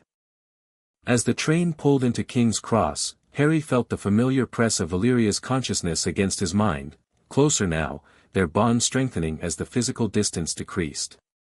"I'm waiting," her voice whispered.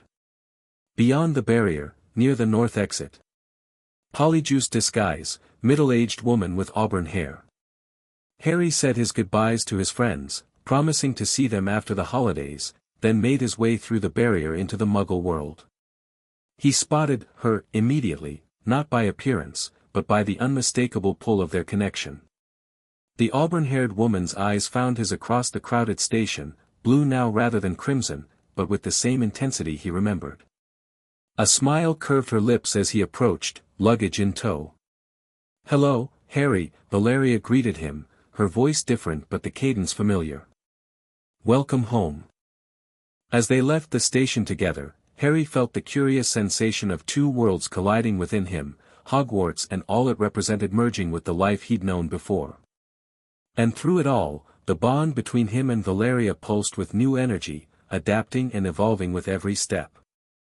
The fractured soul within him had found its other half, and neither would ever be the same again. Chapter 2, Divided Loyalties, Duck. Harry dropped to the ground as a jet of blue fire scorched the air where his head had been a second earlier. The Hungarian horntail roared in frustration, its spiked tail whipping dangerously close to his left side. "Roll right and cast the conjunctivitis curse," Valeria's voice suggested through their bond.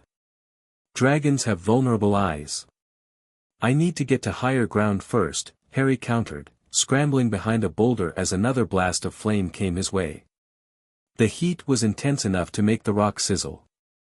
The crowd in the stands gasped and screamed. Harry could hear the commentator, Ludo Bagman, shouting something about extraordinary evasive maneuvers, but tuned him out. He needed to focus. 3 years of Hogwarts had prepared him well for this moment. At 14, Harry Potter was no longer the wide-eyed first-year trying to navigate two worlds.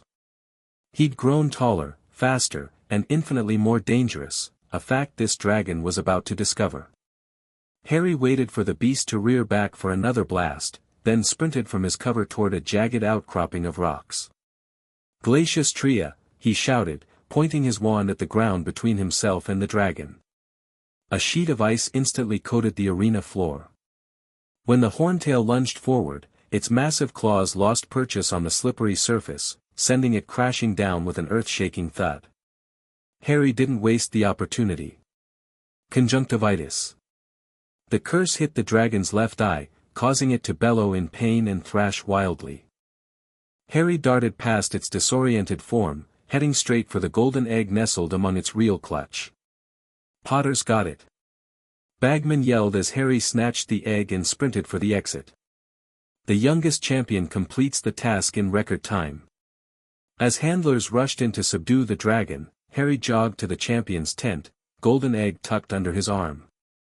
Inside, Cedric Diggory sat while Madame Pomfrey treated burns on his face. Fleur Delacour and Victor Crumb stood in opposite corners, both looking somewhat singed but largely intact.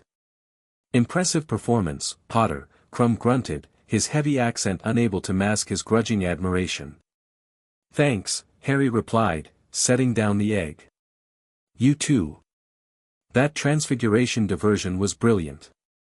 Crumb acknowledged the compliment with a nod before Madame Pomfrey bustled over to examine Harry for injuries. "Not a scratch," she declared, sounding almost disappointed. "Most unusual for you, Mr. Potter." Harry grinned.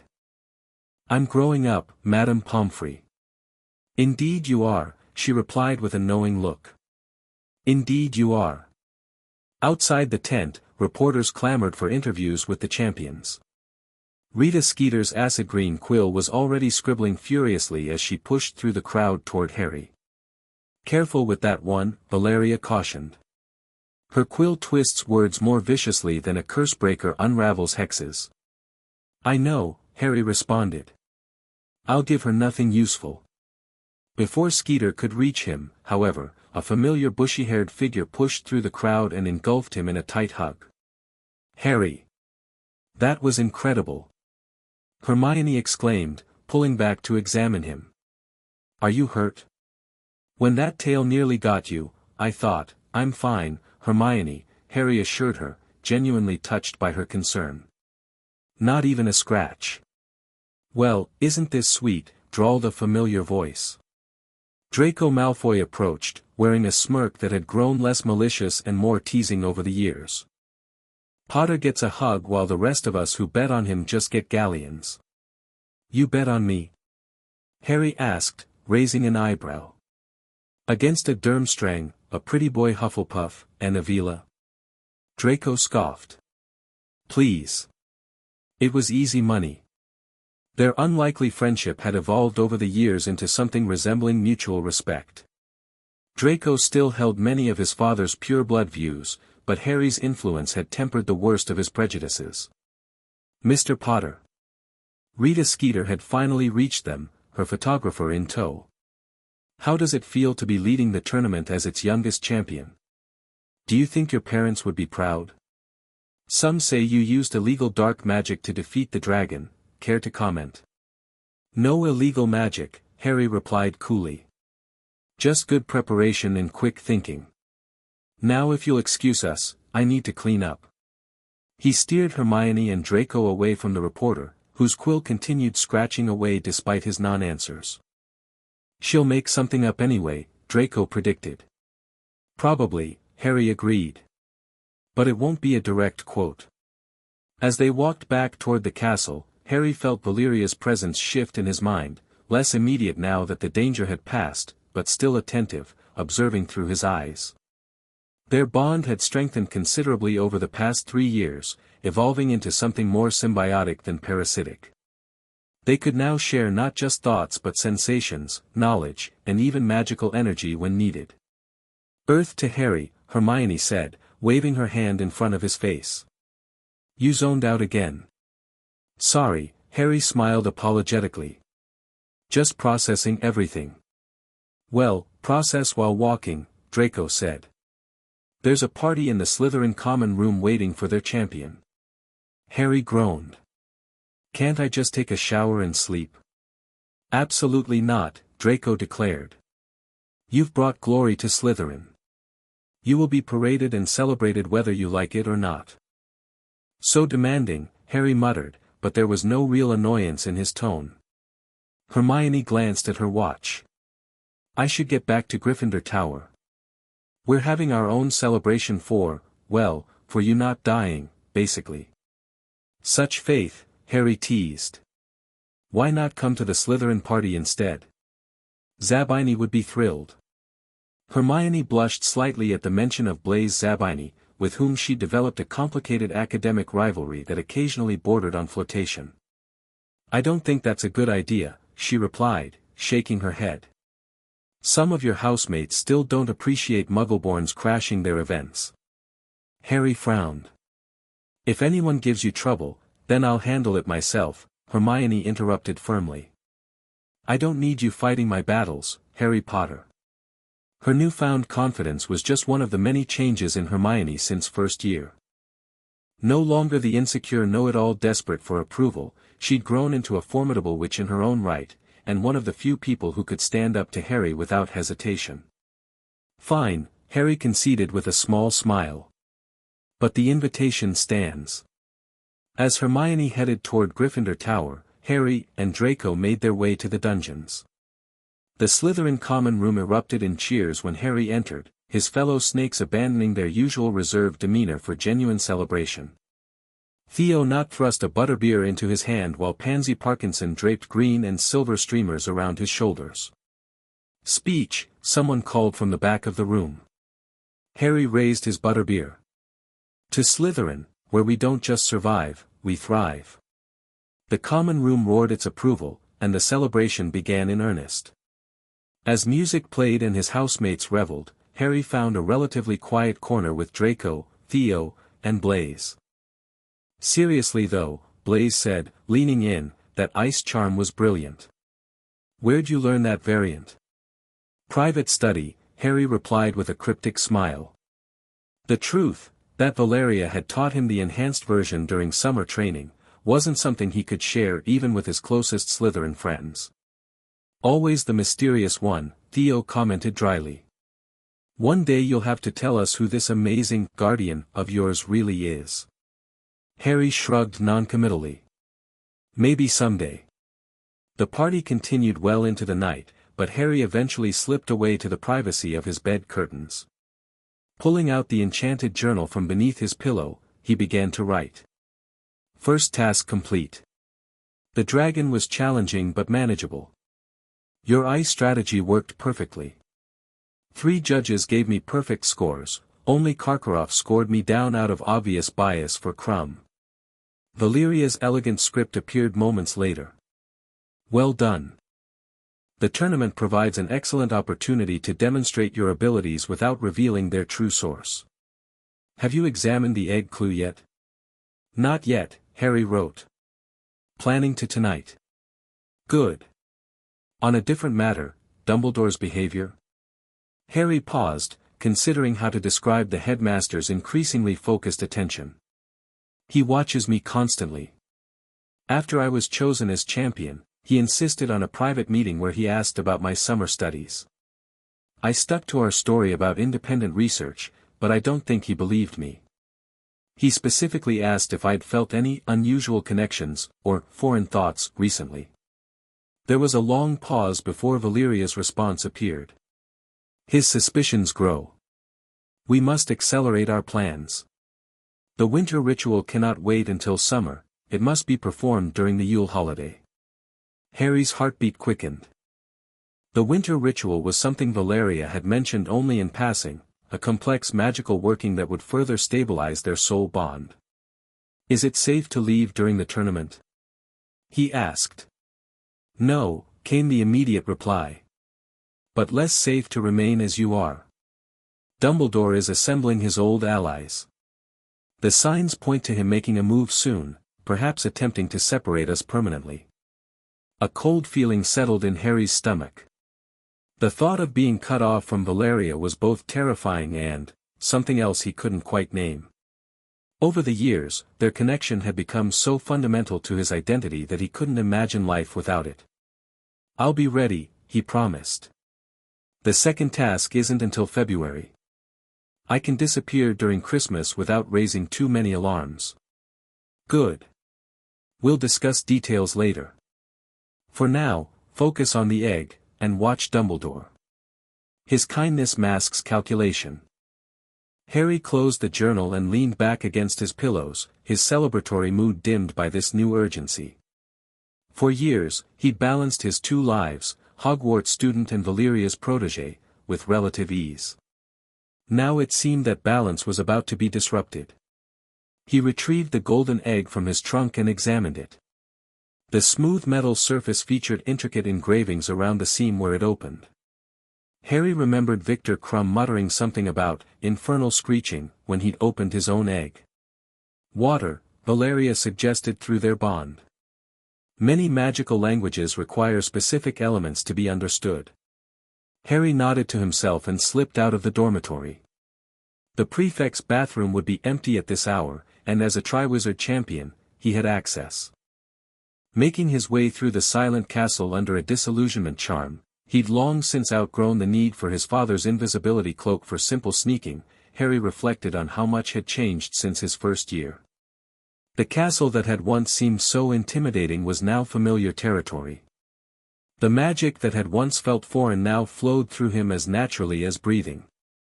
And the bond with Valeria that had once been a strange, unsettling presence in his mind had become essential.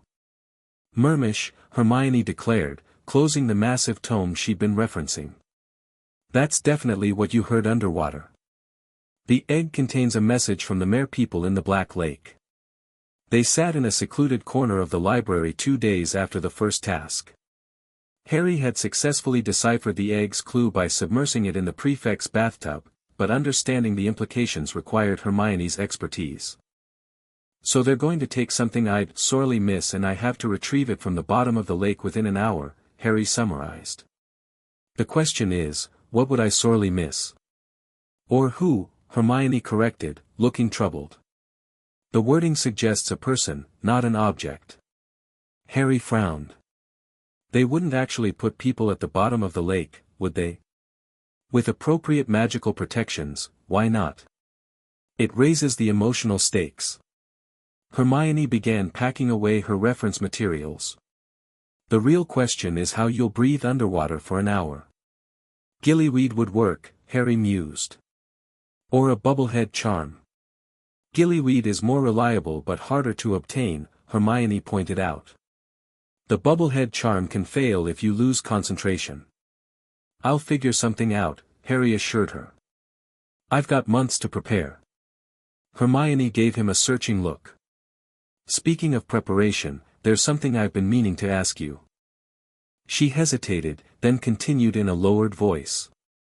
"I've noticed patterns in your magic." Harry stiffened slightly.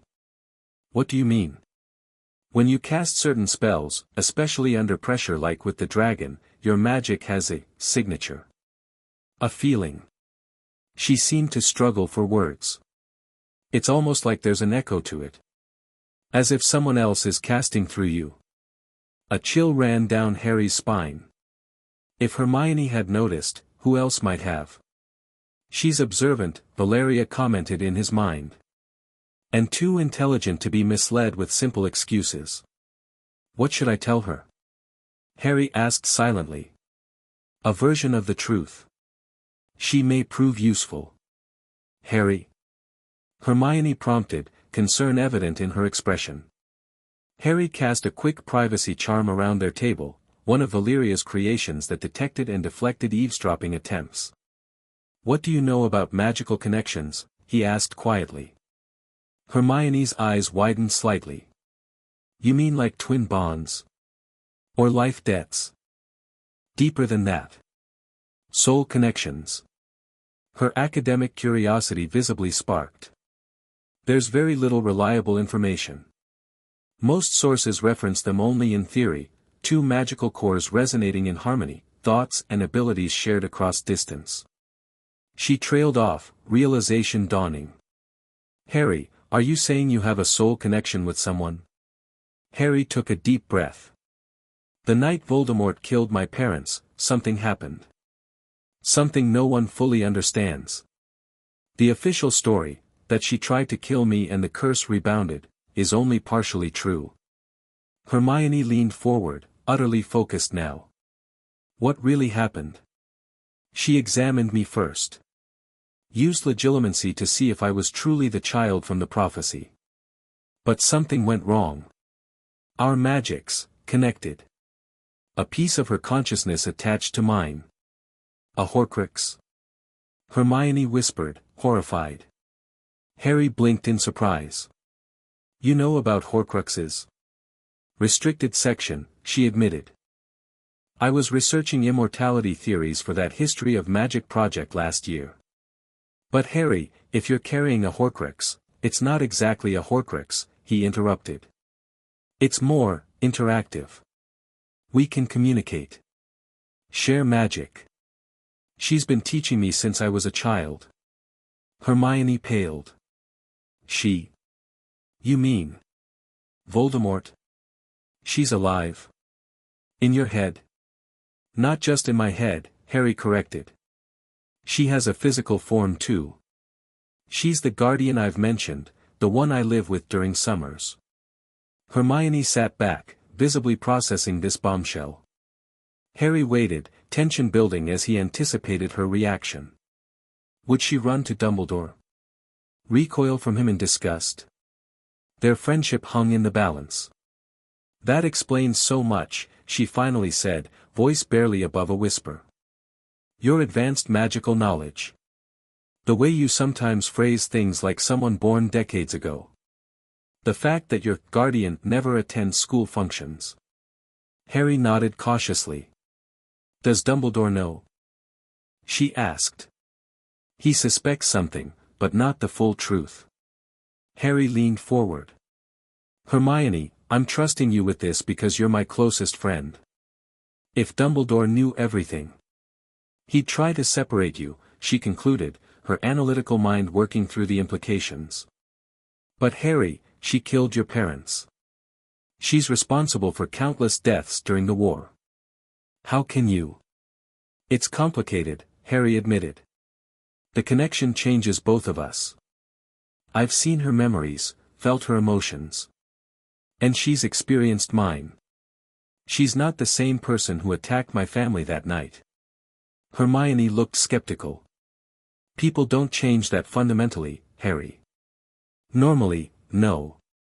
But sharing a soul fragment creates something new. I'm not saying she's become good, but her priorities have shifted.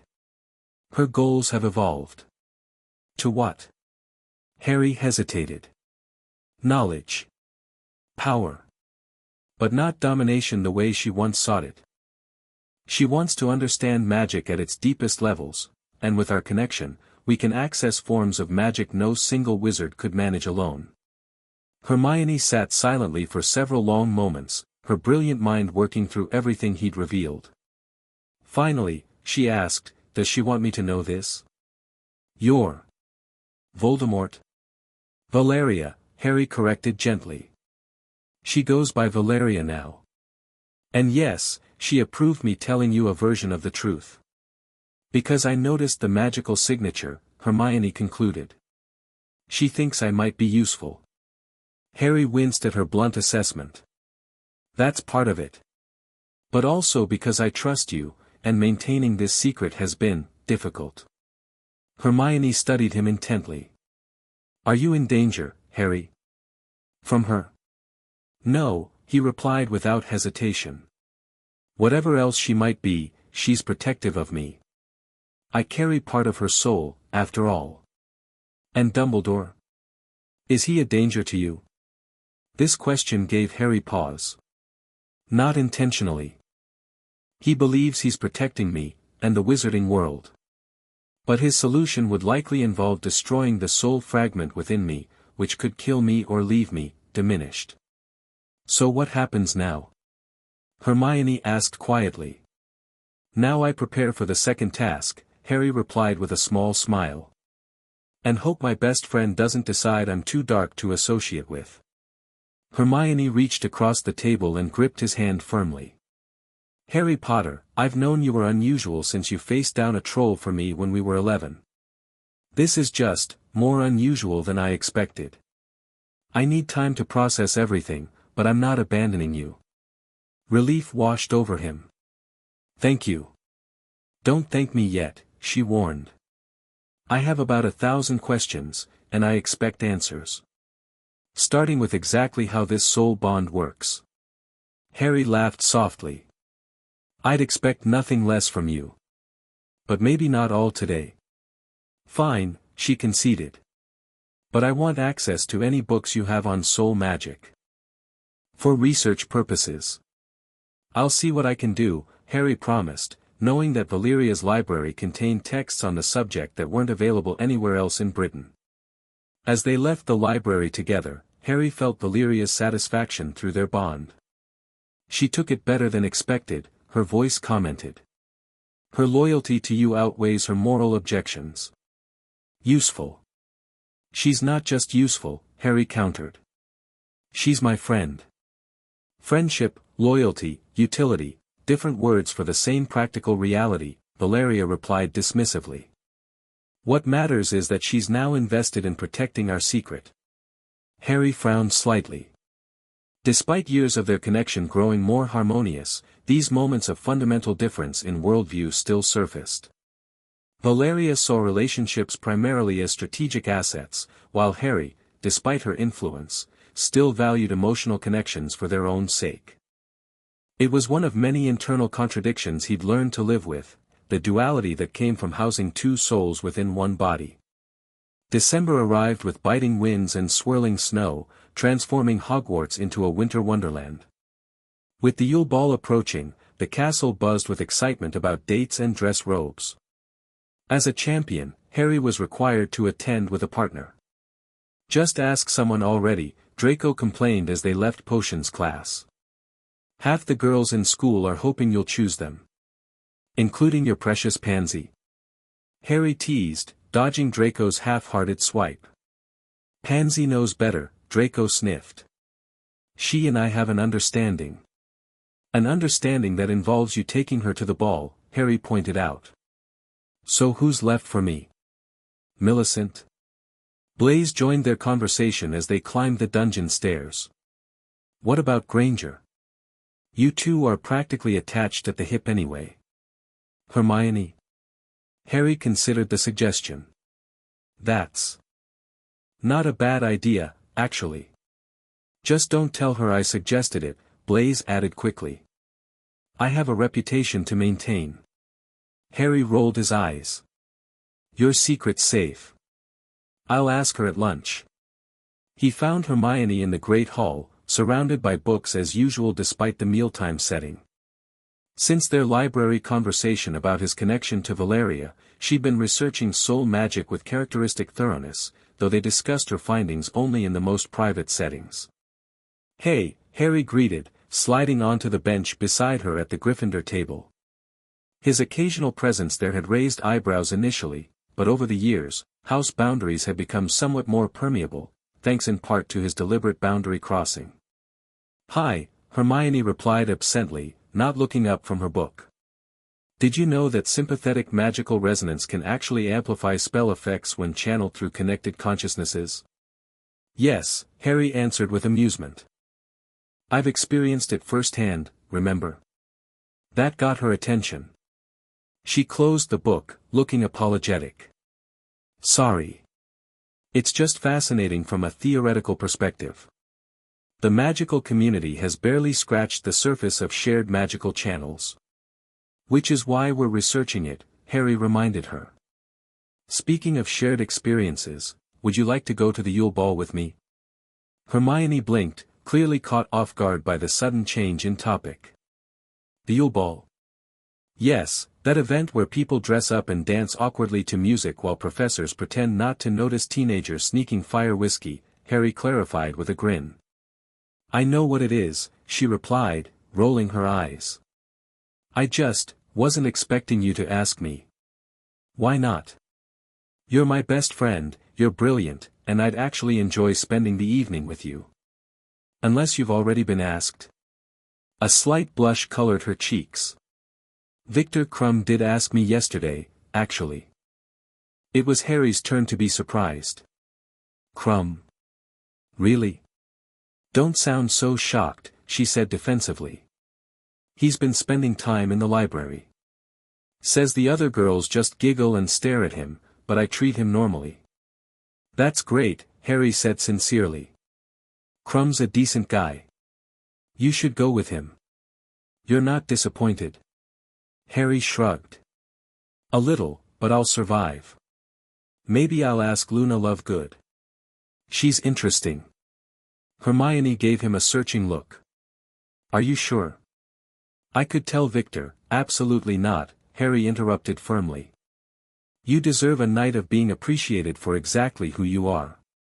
Crumb sees that in you, and he's not connected to all our complications."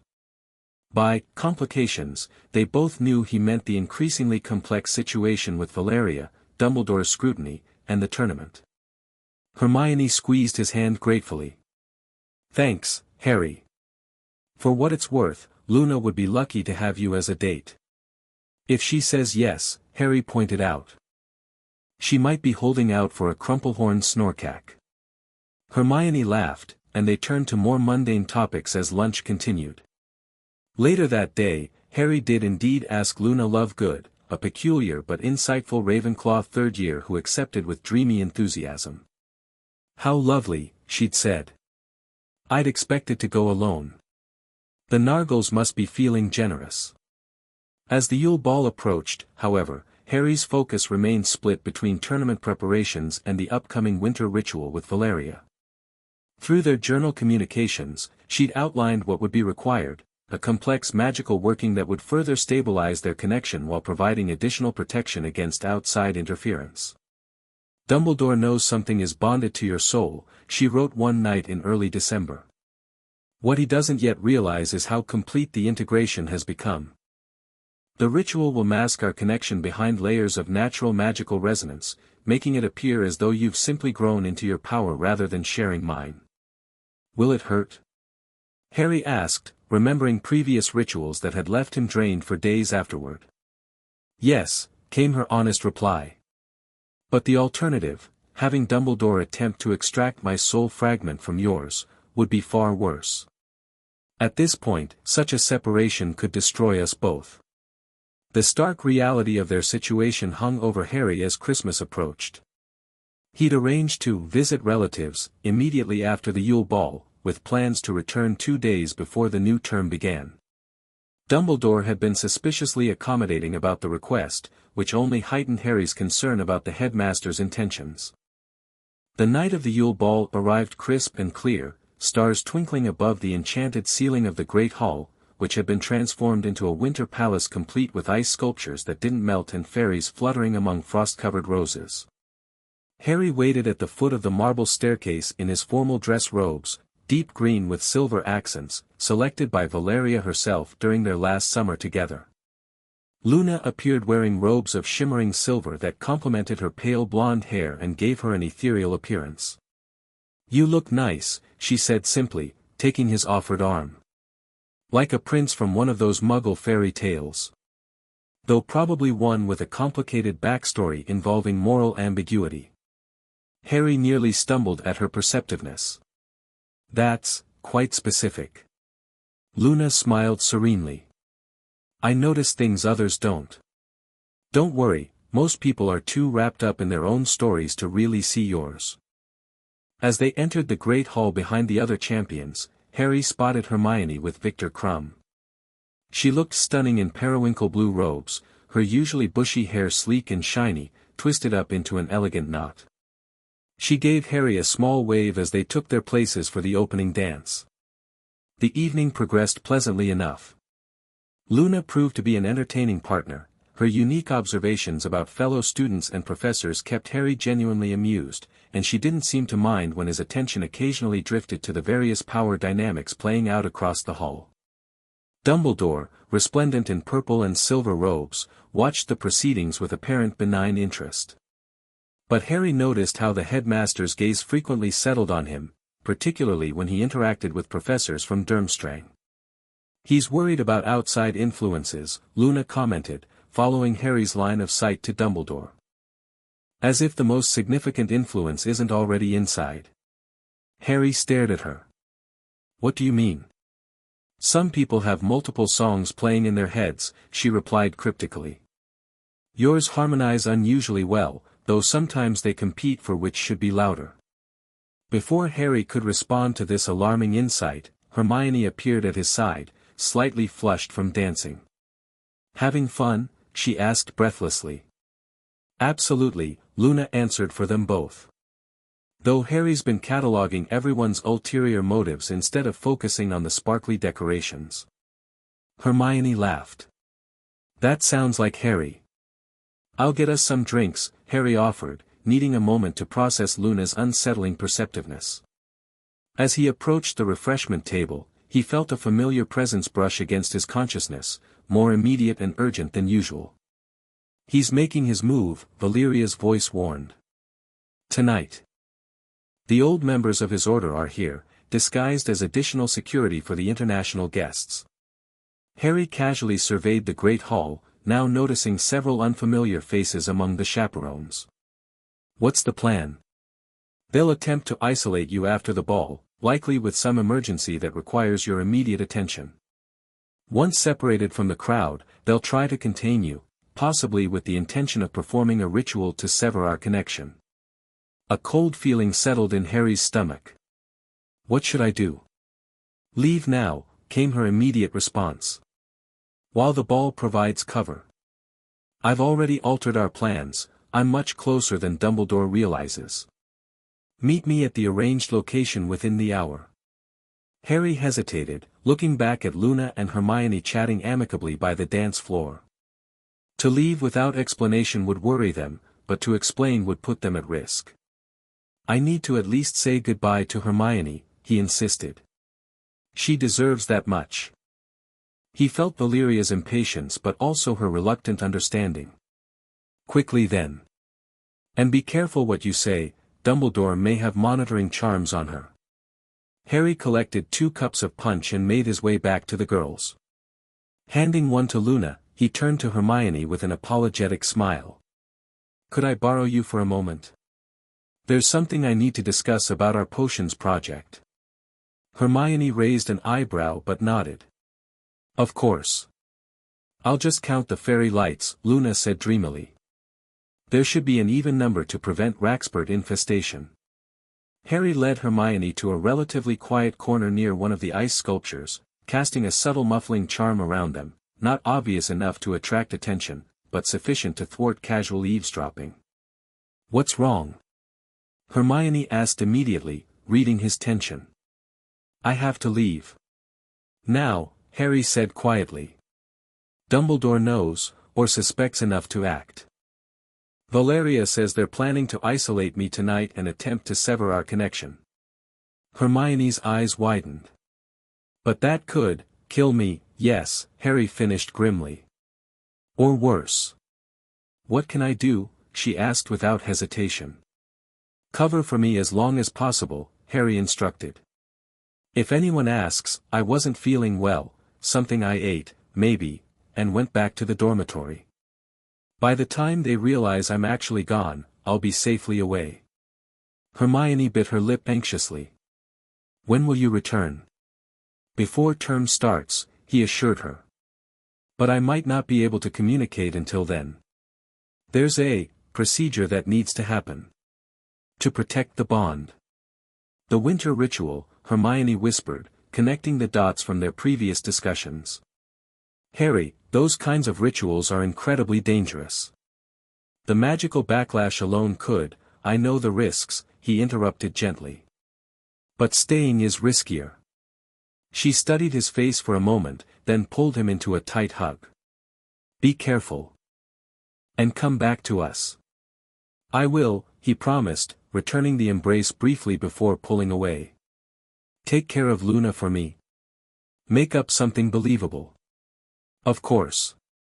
Harry gave her one last smile before slipping away through a side door, his departure masked by a particularly energetic dance number from the Weird Sisters. Once in the corridor, he didn't head toward the dungeons as anyone following might expect. Instead, he made his way to the third floor, where a particular one-eyed witch statue concealed a passage to Hogsmeade. Descendium, he whispered, tapping the statue with his wand. As the passage opened, he felt Valeria's approval through their bond. Well done. Change into the clothes I packed in your moleskin pouch. The formal robes are too distinctive. Harry quickly did as instructed, replacing his dress robes with nondescript black clothing suitable for moving unnoticed. He then began the long walk through the tunnel, guided by wand light and the increasingly strong pull of Valeria's presence. By the time he emerged in the cellar of Honeydukes, his heart was racing with both exertion and anticipation. Disillusioning himself, he crept up the stairs and through the darkened sweet shop, carefully unlocking the front door with a whispered Alohomra. The night air bit at his face as he stepped into Hogsmeade's main street, now quiet and mostly empty with the shops closed for the evening. A few patrons still lingered at the Three Broomsticks, their laughter occasionally drifting into the street, but otherwise, the village was silent. Harry made his way toward the outskirts of town, following the magnetic pull of Valeria's presence to a small, unremarkable cottage nearly hidden behind overgrown hedges. Before he could knock, the door opened, revealing a tall, elegant figure silhouetted against warm light from within. Right on time, Valeria said softly, ushering him inside before quickly closing and warding the door behind them. It had been months since he'd seen her in person, though their mental connection made physical separation less significant than it might otherwise be. Still, there was something different about being in her actual presence, a completeness to their bond that distance diminished. Valeria had changed subtly since summer. Her once crimson eyes now shifted between red and deep blue, evidence of their soul connection's effect on her physical form. Her features had softened almost imperceptibly, though she remained imposingly beautiful rather than warmly so. Dumbledore's people will discover your absence soon, she stated, moving efficiently around the cottage's main room where an intricate ritual circle had already been prepared on the floor. We must begin immediately. Harry nodded, shrugging off his cloak. What do you need me to do? Sit in the inner circle, she instructed, gesturing to a smaller ring of runes within the larger pattern. And open your mind fully to our connection. This ritual requires complete synchronization of our magical cores. As Harry took his place, crossing his legs in the center of the runic array, Valeria lit black candles at strategic points around the circle.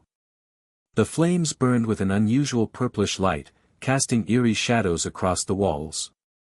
Will this hurt? Harry asked, echoing his earlier question from their journal conversation. Valeria paused in her preparations to look at him directly. Yes, she replied without softening the truth. But we will endure it together.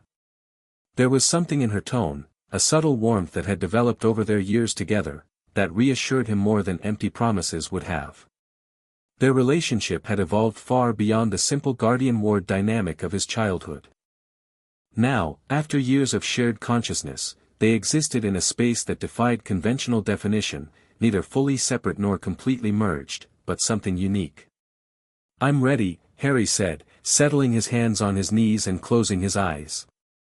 Valeria took her position in a second inner circle opposite him. "Open your mind," she instructed, her voice taking on a rhythmic quality as she began the ritual incantation. Harry dropped his occlumency shields completely, allowing their connection to flow uninhibited between them. Immediately, he felt the rush of Valeria's consciousness, her vast knowledge, her formidable power, her complicated emotions regarding him and their shared destiny. The ritual words pulsed with magic as Valeria spoke them, ancient phrases in languages Harry recognized from his studies with her, Aramaic, Old Norse, Sanskrit, and others with no modern equivalent. With each phrase, the runic circle began to glow, first with soft blue light that gradually intensified to blinding white. Pain started as a gentle warmth in Harry's chest before rapidly escalating to a burning sensation that spread through his entire body. It felt as though his very cells were being unmade and reconstructed, which, in a magical sense, they were. The ritual wasn't just masking their connection, it was integrating it more fundamentally, weaving Valeria's soul fragment and his own native soul into a more cohesive whole. Through their bond, he could feel Valeria experiencing the same agony, though she never faltered in the ritual incantation. Her mental discipline was extraordinary, compartmentalizing the pain while maintaining perfect focus on the complex magical working. The room began to vibrate as the ritual reached its peak, magical energy swirling visibly around them like a multicolored cyclone. Objects rattled on shelves, windows hummed in their frames, and the very air seemed to thicken with power. And then came the moment of transformation. Harry felt something within him shift, a fundamental realignment that sent shockwaves of magic bursting outward from the ritual circle. The candles flared into columns of purple flame that reached the ceiling before extinguishing completely. The runic inscriptions burned white-hot before melting into the floor, leaving no trace of their existence. In the sudden darkness, Harry and Valeria remained connected by a visible thread of golden light stretching between their chests. It pulsed once, twice, then sank beneath their skin, disappearing from sight but not from sensation. "It's done," Valeria whispered, her voice hoarse from the ritual incantation. Harry opened his eyes, blinking as they adjusted to the dimness. "Did it work?" "Yes." Valeria lit the regular lamps with a wandless gesture. "Our connection is now indistinguishable from natural magical growth. Dumbledore may still suspect, but he can no longer prove his theory through magical detection." Harry tried to stand but found his legs uncooperative. The ritual had drained him more thoroughly than he'd anticipated. "Rest," Valeria advised, rising gracefully despite having undergone the same ordeal. "Your body needs time to adjust to the changes." "What changes?" Harry asked, allowing her to help him to a nearby sofa. "Our magics are more thoroughly integrated now," she explained, conjuring a blanket and draping it over him. "You'll find certain abilities come more naturally, particularly those I've mastered." "And I?" She hesitated, seemingly surprised by her own realization. "I find myself more influenced by your natural emotional responses." "Is that bad?" Harry asked sleepily, the ritual's exhaustion catching up with him rapidly. Valeria considered this question with uncharacteristic thoughtfulness. "Different," she finally replied. "Not necessarily bad." As Harry drifted toward sleep, he felt Valeria's consciousness gently brushing against his, no longer a separate entity occasionally connecting, but a constant presence, as natural as his own thoughts. The line between them had blurred further, creating something neither had been before. His last conscious thought was to wonder which of them would ultimately influence the other more, would he become darker, or would she become lighter? And if they continued to merge, would either of their original selves truly survive the process? The cottage was gone when Harry awoke the next morning, or rather, they were gone from the cottage. He found himself in an unfamiliar bedroom with elegant green and silver furnishings. Large windows revealed a snow-covered forest outside, the trees stretching endlessly in all directions with no sign of human habitation. "We relocated while you slept," Valeria explained, appearing in the doorway with a steaming mug. Dumbledore's Order members were sweeping Hogsmeade. "This is one of my more remote properties." Harry accepted the offered drink, hot chocolate laced with a strengthening potion, he noted after a sip. "How long was I out?" "Nearly 18 hours, she replied, taking a seat in a chair near the bed. "The ritual demanded more from you than from me. My soul is accustomed to fragmentation, yours is not." Harry nodded, assessing how he felt. Despite the long sleep, a bone-deep weariness remained, though it was gradually receding. More noticeable was the change in their connection, where once he'd felt Valeria as a distinct presence in his mind, now the boundary between them seemed permeable, their thoughts and emotions bleeding into each other. "It's different," he observed, trying to articulate the sensation. "Less like having a passenger and more like a partnership," Valeria finished, demonstrating their enhanced synchronicity. "Yes. The ritual succeeded beyond my expectations." Harry studied her carefully. Something about her had changed physically as well, subtle alterations that most wouldn't notice but were obvious to him. Her features had softened further, and her eyes now remained a deep blue with only flecks of the crimson that had once dominated. "You look different," he noted. "A side effect of the ritual," she confirmed, seeming unconcerned. "The soul fragment within you was created when I was younger, before the more extreme magical modifications I performed on myself during the war. As our connection strengthens, it appears to be, restoring certain aspects of my original form." "Is that why you seem more—" Harry hesitated, searching for the right word. "Emotional?" Valeria suggested with a wry smile. "Yes, I suspect so. Your natural capacity for emotion is affecting me more directly now. It's adjustment." The admission was significant. Throughout their years together, Valeria had maintained that emotions were tools to be used or weaknesses to be exploited in others, not experiences to be valued for themselves. That she now acknowledged experiencing them more fully represented a fundamental shift. "What happens now?" Harry asked, setting aside his empty mug. "Dumbledore will be looking for me." "Let him look," Valeria replied with a dismissive wave. "We'll return you to Hogwarts the day before term resumes, with memories intact but magically obscured. If he attempts legilimency, he'll find only what we want him to see, a holiday spent with a distant relative, perhaps with some moody teenage sulking to explain any emotional discrepancies." Harry nodded, understanding the strategy. "And the tournament?" "The second task is in February." "You're already prepared for it," Valeria pointed out. "The gillyweed solution is elegant and unexpected. Focus instead on what Dumbledore might do next. Now that his first attempt to isolate you has failed, he'll become more direct." "You think he'll try to take me from Hogwarts?" "Eventually," she confirmed. "But first, he'll attempt to sway you, to make you question our connection. He'll present evidence of my past, hoping to turn you against me through emotional manipulation." Harry frowned. "He's already tried that. It didn't work. He was subtle before. Now he'll be explicit."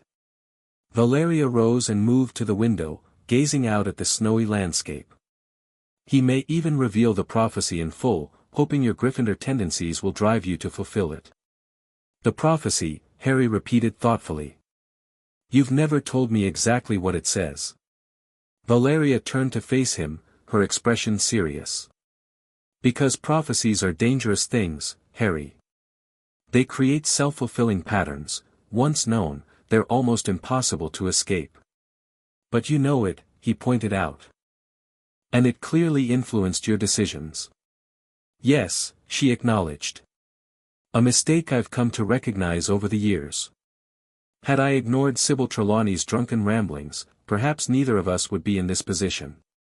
Harry sat up straighter, intrigued by this rare admission of error. "Tell me now," he urged.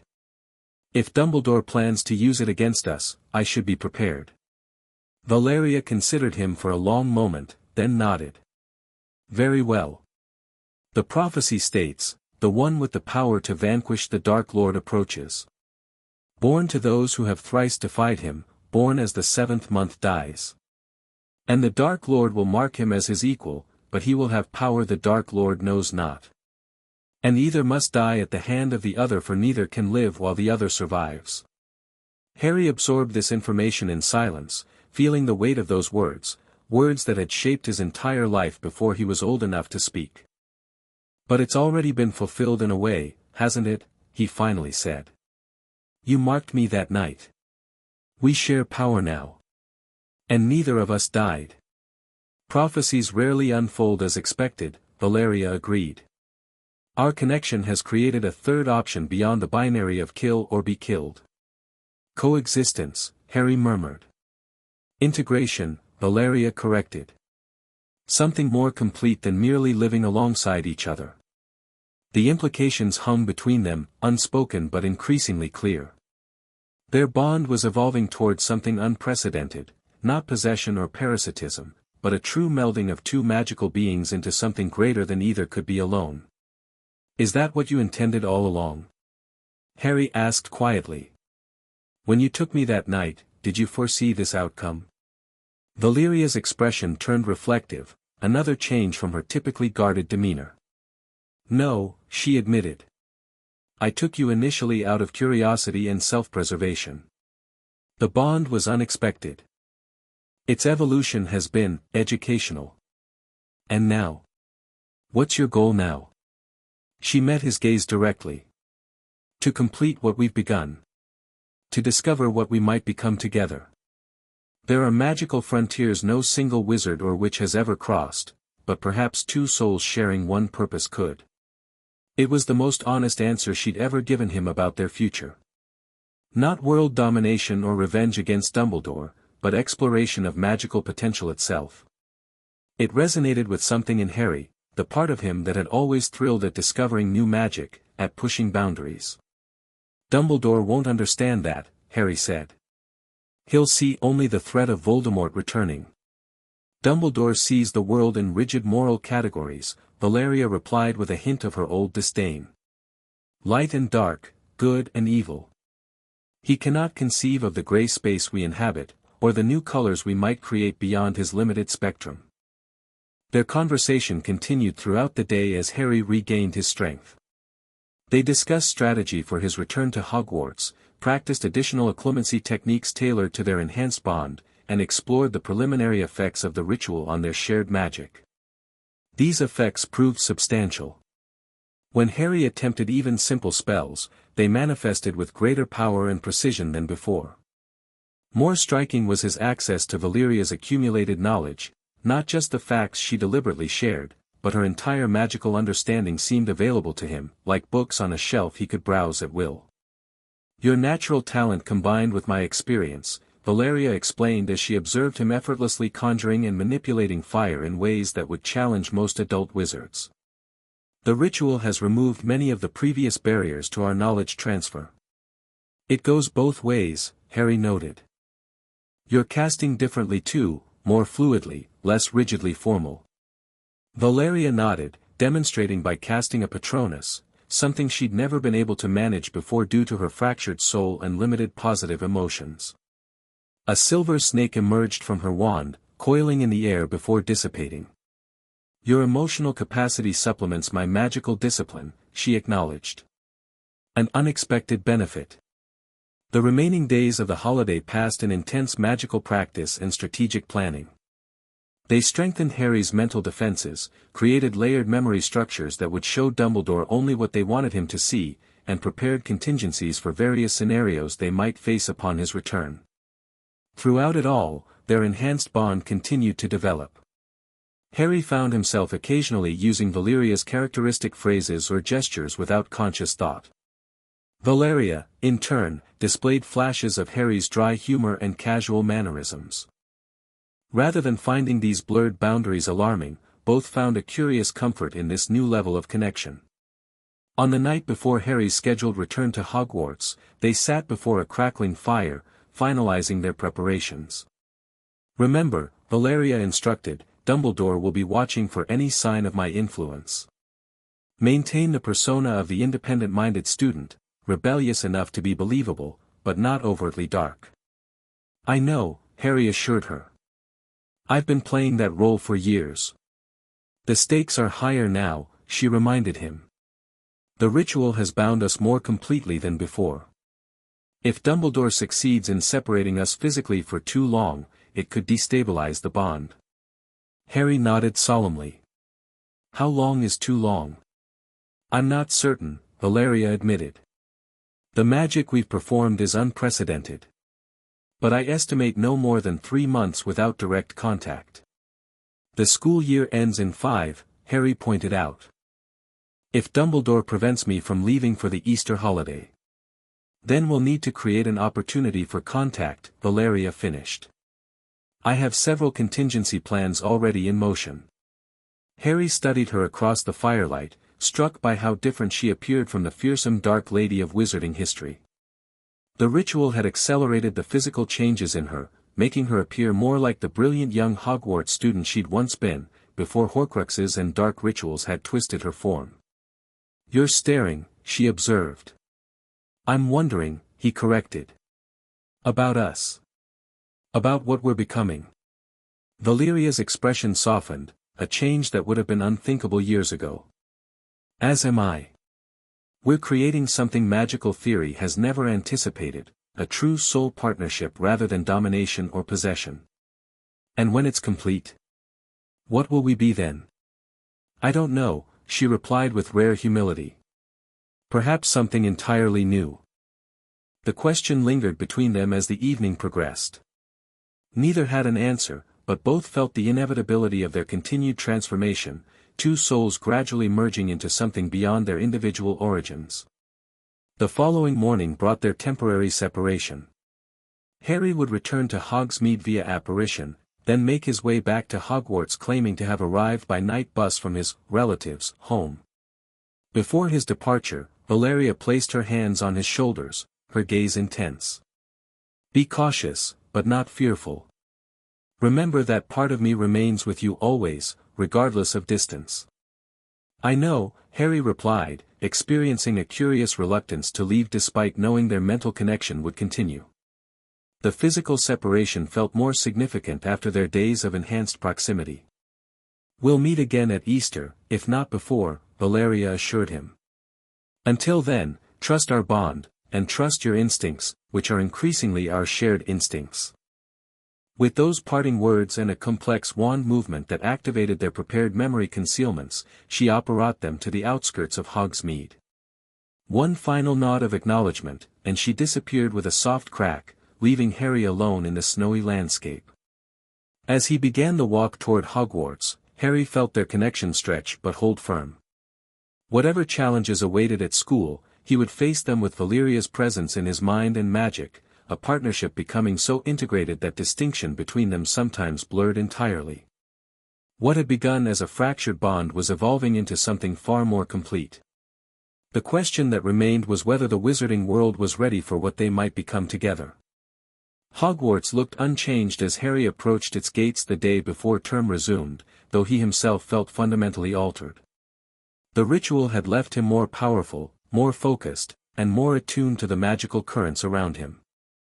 Even the castle's ancient ward seemed visible now, layers of multicolored magic shimmering over the grounds like a protective aurora. Professor McGonagall awaited him at the entrance, her stern expression revealing nothing of the concern that had undoubtedly consumed the staff during his absence. "Mr. Potter," she greeted him crisply. "The headmaster would like to see you immediately." "Of course, Professor," Harry replied with calculated politeness. "May I drop my trunk in my dormitory first?" "I'm afraid he was most insistent," McGonagall said, her tone softening slightly. "We've been quite concerned about your abrupt departure." Harry adopted a mildly embarrassed expression. "I'm sorry for any worry I caused. Family emergency. I explained in my letter." Yes, your letter, McGonagall's lips thinned. Received 3 days after your disappearance. Most irregular, Potter. She led him through the castle in silence after that, their footsteps echoing in the largely empty corridors. Most students wouldn't return until tomorrow, giving Dumbledore the privacy he clearly desired for this conversation. The gargoyle guarding the headmaster's office sprang aside without a password, suggesting Dumbledore was expecting them. As they ascended the spiral staircase, Harry reinforced his mental defenses while carefully presenting the appearance of normal teenage nervousness. "Harry, thank you for joining us," Dumbledore greeted him as they entered the office. The headmaster wasn't alone. Snape stood by the window, his expression inscrutable as ever, while a shabbily dressed man Harry recognized as Remus Lupin occupied one of the chairs before Dumbledore's desk. "Professor Lupin?" Harry said with genuine surprise. He hadn't seen the former Defense Against the Dark Arts teacher since his resignation the previous year, after his werewolf status had been exposed. "Hello, Harry," Lupin replied warmly, rising to shake his hand. "Good to see you looking well." "Thank you, Minerva," Dumbledore said to McGonagall. "That will be all for now." Once she had departed, Dumbledore gestured for Harry to take the vacant seat beside Lupin. "Lemon drop," he offered, holding out the familiar candy dish. "No, thank you," Harry declined politely. Through their bond, he felt Valeria's heightened attention, observing the situation through his eyes. "He's assembled a calculated group," her voice noted in his mind. "Severus, who knew your mother. Lupin, who knew your father. Both meant to represent connections to your parents and alternatives to my influence." "I see it," Harry confirmed silently. "I must say, Harry, your sudden departure caused quite a stir," Dumbledore began, his tone gentle but his blue eyes sharp behind his half-moon spectacles. "Miss Granger was quite distraught when she realized you'd left without saying goodbye." "I did say goodbye to Hermione," Harry corrected, sticking to their prepared narrative. "She knew I wasn't feeling well and was leaving early." "Ah, yes, not feeling well." Dumbledore nodded. "Yet within hours, you had traveled quite some distance to your relative's home. A remarkable recovery." Harry shrugged. "The fresh air helped, I suppose." "Harry," Lupin interjected, his voice kind but concerned, "we're worried about you. These disappearances, these secrets, they're not like James' son." The deliberate invocation of his father didn't escape Harry's notice. As predicted, Valeria commented dryly. "The emotional manipulation begins." "I'm sorry for causing worry," Harry said, injecting sincerity into his tone. "But I'm not sure what the problem is.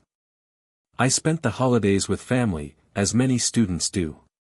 "The problem, Potter," Snape spoke for the first time, his voice cold, "is that you have no family with whom to spend holidays, at least none who would welcome you."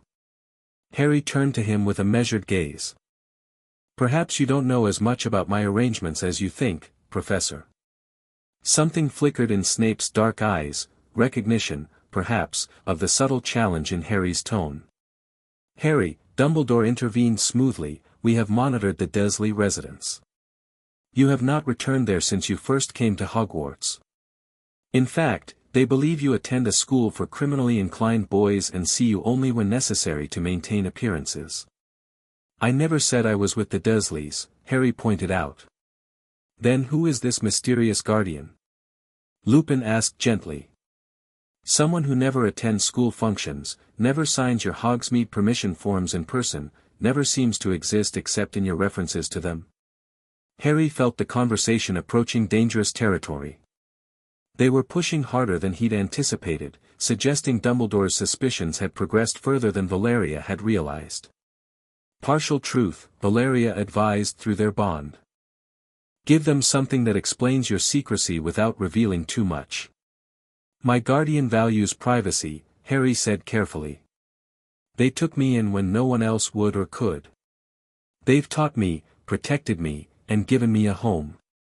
That's all that matters." "Is it?" Dumbledore asked softly. "What if I were to tell you that your guardian may have motives beyond simple charity? That they might be using you for their own purposes? Harry allowed a flash of genuine anger to show. I'd say that's a serious accusation to make about someone you've never met. But I have met them, Harry, Dumbledore replied, his voice grave. Or rather, I knew them quite well, once upon a time. The room went silent. Even Snape looked sharply at Dumbledore, suggesting this direct approach hadn't been discussed beforehand. He's taking a calculated risk, Valeria observed, her mental voice tense. He doesn't know for certain, but he's watching your reaction. Harry maintained his composure with effort. I'm not sure what you mean, Headmaster. I think you do, Dumbledore said gently. The connection you share with Valeria Riddle goes beyond what happened that night in Godric's Hollow, doesn't it? She didn't die when her killing curse rebounded. Instead, something else occurred, something that bound you together. Harry felt as though the floor had dropped from beneath him. Dumbledore had just explicitly named Valeria as his guardian, a direct accusation he hadn't expected so soon. Deny everything, Valeria instructed. Show outrage at the suggestion. But Harry hesitated, weighing his options. Complete denial would force Dumbledore to either back down or escalate dramatically. A more nuanced response might buy them time. Headmaster, he said carefully, I think you've been working too hard. Voldemort is gone. Whatever theories you've developed about my private life are just that, theories. Are they? Dumbledore reached into his desk and removed a small stone basin carved with runes, a pensive. Would you be willing to provide memories of your holiday to prove me wrong? Absolutely not, Harry replied firmly. My private life is not subject to your inspection, Headmaster. I've broken no school rules. I've maintained excellent academic standing. My personal arrangements are none of your concern. They become my concern, Dumbledore countered, when they involve the safety of other students. If Valeria Riddle has access to Hogwarts through you, that's enough, Harry interrupted, standing abruptly. I won't sit here and listen to these paranoid accusations. Professor Snape, as my head of house, I believe you should be objecting to this treatment of a student. Snape's expression remained unreadable, caught between his obligations to Dumbledore and his unbreakable vow to protect Harry. The headmaster has legitimate concerns about your welfare, Potter. My welfare is excellent, thank you, Harry retorted. Now, unless you plan to expel me for visiting relatives during the holidays, I'd like to return to my dormitory. Harry, please, Lupin attempted one more appeal. We're trying to help you. If she's influenced you somehow, or threatened you, the only people making threats right now are in this room, Harry pointed out coldly. Demanding private memories, making wild accusations, if my guardian treated me this way, you'd call it abusive. Dumbledore sighed heavily, his expression sad rather than angry. You may go, Harry. But this conversation is not concluded, merely postponed. Harry gave a curt nod before turning toward the door. As he reached for the handle, Dumbledore spoke once more. One last question, if I may. The prophecy speaks of a power the Dark Lord knows not. Have you ever wondered what that might be? Harry paused, then looked back over his shoulder. Perhaps it's the power to choose my own path, Headmaster. Good evening. With that, he left, maintaining his composure until he reached an empty corridor where he could lean against the wall and process what had just happened. He knows more than he should, Valeria's voice observed in his mind. Someone has been providing him with information, possibly Severus, though I doubt it given his vow. What do we do now? Harry asked silently. He all but accused me directly of living with you. We accelerate our plans, Valeria decided. Dumbledore won't move against you openly, not yet. He needs proof to justify removing you from school, especially with your status as a Triwizard champion. But he'll be watching more closely, possibly assigning order members to monitor you under various pretexts. Harry pushed off from the wall and began walking toward the Slytherin dormitories. I need to warn Hermione. She'll be his next target for questioning. Agreed. But carefully, the girl is loyal to you, but even she has limits to what she'll conceal from authority figures. When Harry reached the Slytherin common room, he found it largely empty except for Draco, who looked up from his book with obvious relief. Finally, the blonde boy exclaimed. "Do you have any idea how boring this place has been? Where did you disappear to after the ball?" Granger was being all mysterious about it.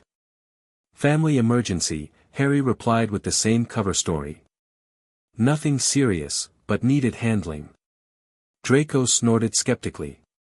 "Right. The same family no one has ever seen or met. One day, Potter, you'll have to introduce me to these mysterious relatives of yours." "One day," Harry agreed noncommittally. "Anyone else back yet?" "Just a few seventh years," Draco replied. "Though I heard Granger returned this morning. She's probably in the library already, getting a head start on next term's essays." Harry nodded. "I should find her, let her know I'm back safely." "Of course you should," Draco drawled with exaggerated understanding. "Wouldn't want your Gryffindor keeper to worry." Ignoring the jibe, Harry dropped his trunk in the dormitory before heading back out to find Hermione.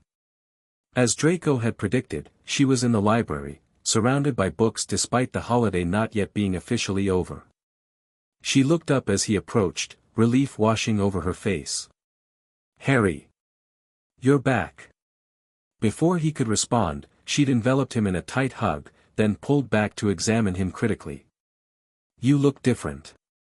"Do I?" Harry asked, genuinely curious about what changes she perceived. Hermione nodded slowly. "Something about your eyes. And your magic feels fuller, somehow." Harry cast a privacy charm around them before sitting across from her. "The ritual was successful," he confirmed quietly. "More than successful, actually. Our connection is stronger than ever." "And Dumbledore?" Hermione asked, immediately understanding the implications. "Just confronted me in his office," Harry replied grimly. "He knows, Hermione. Or strongly suspects, at least. He directly accused me of living with Valeria Riddle."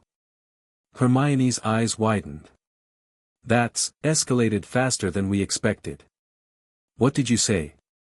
"I denied it, of course. But not very convincingly, I think."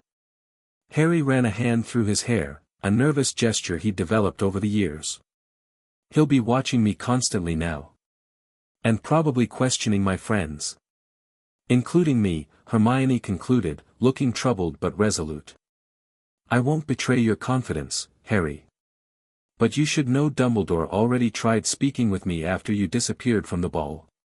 "What did he ask?" "Whether you'd mentioned where you were going, whether you'd been acting strangely before leaving, whether I'd noticed any changes in your magic or behavior this year." She counted off the questions on her fingers. "I told him what we agreed, that you weren't feeling well and decided to leave early." He didn't believe it, Harry guessed. "No," Hermione confirmed. "He didn't push, but I could tell." "Harry." She hesitated, then continued in an even lower voice despite the privacy charm. "He asked me specifically about soul bonds. Whether we'd researched them together." This was concerning news. "How would he know about that?" "I don't know," Hermione admitted. "Unless." "Unless what?" "Unless someone reported seeing the books I checked out," Hermione concluded. "I was careful, but Madame Pants keeps records of restricted materials." Harry nodded slowly, adding this to his mental calculation of Dumbledore's knowledge. "We need to be more careful now. He's gathering evidence, building a case to intervene more directly." "What happens if he does?" Hermione asked, voicing the question that had been haunting Harry since the confrontation in Dumbledore's office. "If he somehow manages to separate you from her." Harry's expression darkened. "According to Valeria, it could be catastrophic. The ritual we performed binds us more completely than before. Forced separation might damage both of us magically and mentally." "That's what I was afraid of," Hermione murmured. The books I've found on soul magic suggest the same. Once such bonds are established and reinforced, breaking them unnaturally can cause irreparable harm. They sat in troubled silence for a moment, the magnitude of the situation weighing heavily between them. "There's another problem," Harry finally said. "The tournament. The second task is in February, and I can't exactly withdraw without losing my magic." "The magical contract," Hermione nodded in understanding. "You're trapped here until the tournament ends in June. Which means I need to find a way to manage Dumbledore until then," Harry concluded. "To keep him from taking drastic action before I can leave. Or," Hermione suggested carefully, "you could tell him the truth, or part of it. Explain that your connection with Valeria isn't what he fears. That it's become something different." Harry shook his head. "Dumbledore sees only Voldemort, the Dark Lady who terrorized Britain. He can't conceive of what we're becoming, something beyond his neat categories of light and dark." "And what exactly are you becoming, Harry?" Hermione asked, her expression both concerned and curious. "I've noticed changes in you since the ritual. Your magic feels different. Sometimes your mannerisms shift subtly. Even the way you phrase things occasionally sounds like her," Harry finished when Hermione trailed off. "I know. The ritual integrated our connection more completely. The boundaries are blurring. And that doesn't frighten you?" Hermione pressed. Harry considered the question seriously. "It should, shouldn't it? But no, it doesn't. It feels right. Like finding a part of myself I didn't know was missing." Hermione studied him with a mixture of academic fascination and personal worry. "Just be careful you don't lose yourself entirely, Harry. The Harry Potter I befriended is worth preserving." "I'm still me," he assured her, though even as he said it, he wondered how true that statement was, or would remain. "Just more." Their conversation shifted to more practical matters after that: preparations for the second task, strategies for dealing with Dumbledore's increased scrutiny, and contingency plans should direct intervention become inevitable. As they talked, Harry felt Valeria's presence in his mind, observing and occasionally offering suggestions through their bond. The seamless way their thoughts now intertwined still fascinated him, less like communication between separate entities and more like different aspects of a single consciousness considering problems from multiple angles. By the time they finished their planning session, evening had fallen.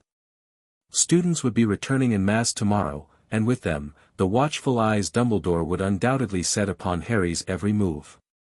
"Whatever happens," Hermione said as they prepared to head to their respective dormitories, "we'll face it together. That's what friends do." Harry smiled, genuinely touched by her loyalty. "Thank you, Hermione. That means more than you know." As he made his way back to the Slytherin dungeons, Harry contemplated the irony of his situation. Dumbledore believed Valeria was using him, controlling him for her own purposes. In reality, their relationship had evolved into something far more complex, a partnership where influence flowed in both directions, creating something neither had anticipated. The headmaster was fighting a threat that no longer existed in the form he feared. Voldemort, the Dark Lady who had murdered Harry's parents, was gone, transformed through their connection into something different. Whether that transformation represented redemption or merely adaptation remained to be seen. What Harry knew with certainty was that he could no longer imagine existence without Valeria's presence intertwined with his own. Their divided loyalties had gradually merged into a single, shared purpose, to explore the unprecedented magical frontier their bond had created, regardless of who tried to separate them. February arrived with biting winds and the looming shadow of the Triwizard Tournament's second task. Harry had spent the intervening weeks navigating the complex social landscape of Hogwarts under increased scrutiny. Dumbledore had indeed assigned watchers. Professor Moody's magical eye seemed to find Harry with suspicious frequency, and various order members appeared as guest lecturers or security consultants for the tournament. Despite these challenges, Harry maintained his careful balance. In classes, he demonstrated impressive but not suspicious magical ability. With friends, he remained his usual self, though Hermione occasionally gave him searching looks when his mannerisms or speech patterns shifted subtly toward Valeria's more formal style. Through it all, the bond continued to evolve. Harry found himself accessing Valeria's vast magical knowledge with increasing ease, while she, in turn, experienced emotional responses that had been foreign to her for decades. Their mental communication became less like distinct voices and more like shared consciousness, thoughts flowing between them so naturally that sometimes Harry couldn't identify where his ended and hers began. On the morning of the second task, Harry woke early, Gillyweed secured in his pocket and strategy firmly in mind. But as he dressed, an unexpected summons arrived, Professor Snape requesting his immediate presence in his office. Unusual timing, Valeria noted through their bond. Be cautious. Harry made his way to the dungeons, finding Snape waiting with an expression even more inscrutable than usual. Potter, Snape acknowledged. The headmaster requires your presence. The task begins in an hour, Harry pointed out. Can this wait? It cannot, Snape replied firmly. Follow me. As they walked through the quiet morning corridors, Harry maintained his mental shields while trying to discern Snape's intentions. The professor's loyalty remained the greatest unknown variable in their situation, bound to protect Harry through his unbreakable vow to Valeria, yet also dedicated to Dumbledore's cause. He's taking us to the headmaster's office, Harry noted silently as they approached the familiar gargoyle. Do you think this is a trap? Possibly, Valeria replied. But Severus cannot directly harm you without triggering the vow. Be prepared for anything. Cockroach cluster, Snape provided the password, and the gargoyle sprang aside. In Dumbledore's office, they found not only the headmaster but also Professors McGonagall and Moody, along with a man Harry recognized as Kingsley Shacklebolt, an Auror who had been providing additional security for the tournament. Ah, Harry, Dumbledore greeted him, his tone pleasant though his eyes remained serious. Thank you for joining us, especially on such an important day. Lemon drop? No, thank you, Harry declined, remaining standing rather than taking the offered seat. The second task begins soon, Professor. I should be preparing. This won't take long, Dumbledore assured him. We've made an interesting discovery that I thought you should be aware of before the task. Harry maintained a neutral expression. What sort of discovery? Dumbledore gestured to a large stone basin on his desk, the same pensive he'd shown during their previous confrontation. A memory has come into my possession that I believe you should see. It concerns your guardian. Harry felt Valeria's immediate alertness through their bond. Tread carefully, she cautioned. This is a test. I'm not interested in viewing memories about my private life, Harry stated firmly. And as I mentioned before, the task begins shortly. This particular memory, Dumbledore continued as though Harry hadn't objected, shows a rather important conversation that took place 16 years ago. A prophecy was made, you see, a prophecy about you and Lady Voldemort. The prophecy that led her to attack my family? Harry asked, feigning only academic interest. I'm aware it exists. But you've never heard its contents, have you? Dumbledore's gaze was penetrating. Or perhaps you have, from a source we might find concerning. The direct challenge hung in the air. Harry recognized the trap. If he admitted knowledge of the prophecy's exact wording, it would confirm his contact with Valeria, as only she or Dumbledore could have provided that information. I know it had something to do with me having the power to defeat her, Harry replied carefully. Most prophecies are vague enough to be interpreted many ways. Indeed, Dumbledore agreed. Though this one contained a rather specific phrase about neither being able to live while the other survives. Harry allowed genuine confusion to show on his face. But I am alive, Professor. And Voldemort was defeated when I was a baby. The prophecy must have already been fulfilled. Unless, Moody growled from his position by the window, she didn't actually die that night. Unless she found another way to survive. A rather convenient theory, Harry countered, but one without evidence. Unless you're suggesting the most feared dark witch in history has been hiding for 13 years without making a single move to regain power. Well played, Valeria commented. Logical inconsistencies are more effective than outright denial. People change, Harry, Dumbledore said softly. Even dark witches. Perhaps especially when influenced by unexpected magic, like a backfired killing curse creating an unprecedented connection. The conversation was approaching dangerous territory again. Harry checked his watch pointedly. Headmaster, I really need to prepare for the task. Whatever theories you've developed about Voldemort's survival or my supposed connection to her can wait until after the tournament. Can they? Dumbledore asked, his tone suddenly more serious.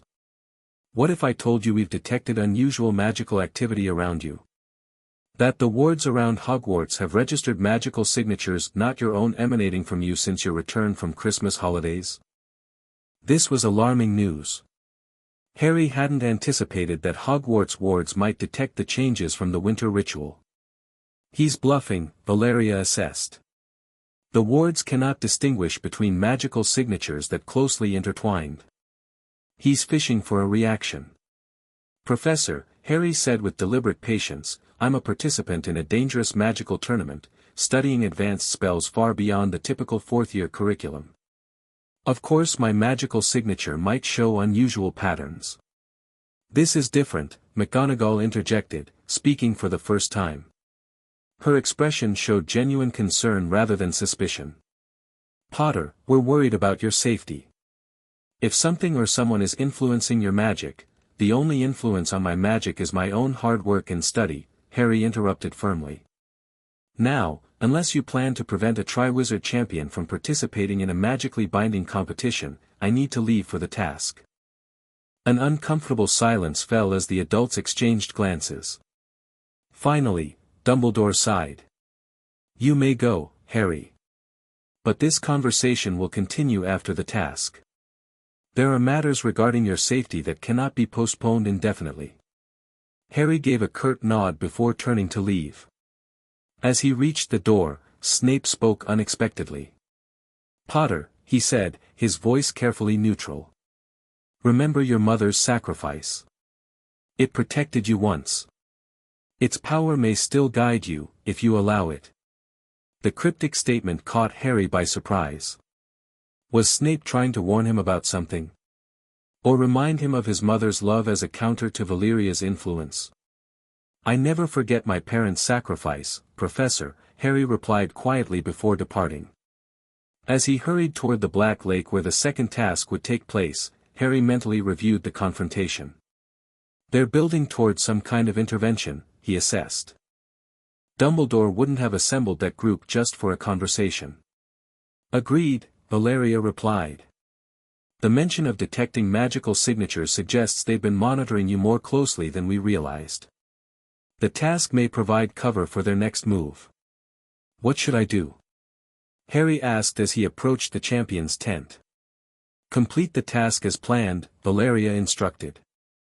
But be prepared to leave Hogwarts immediately afterward if necessary. I've positioned allies near Hogsmeade who can assist if Dumbledore attempts to detain you. With this contingency in place, Harry entered the champion's tent, forcing his focus back to the immediate challenge.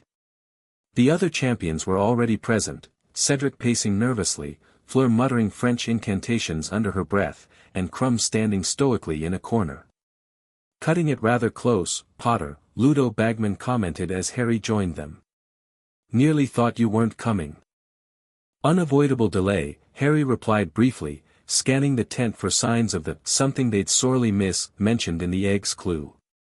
Bagman explained the task. They would have 1 hour to retrieve a hostage from the merpeople's village at the bottom of the lake.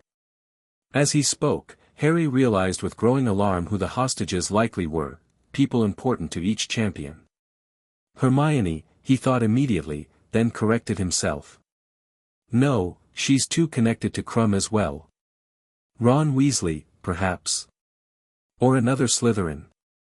The answer came as they exited the tent and approached the lake's edge. In the judges' area, Harry spotted Hermione looking worried but very much present. However, there was no sign of several other students he knew well, including, he noted with surprise, Luna Lovegood, with whom he'd maintained a friendly relationship since the Yule Ball. They took Luna, he realized with a mixture of relief and concern. Relief that it wasn't Hermione, who knew too many of his secrets, and concern for Luna herself, submerged in the freezing lake. As the task began, Harry waded into the shallows, swallowing the gillyweed just as the whistle blew. The familiar but unpleasant sensation of growing gills and webbed hands followed as he dove beneath the surface.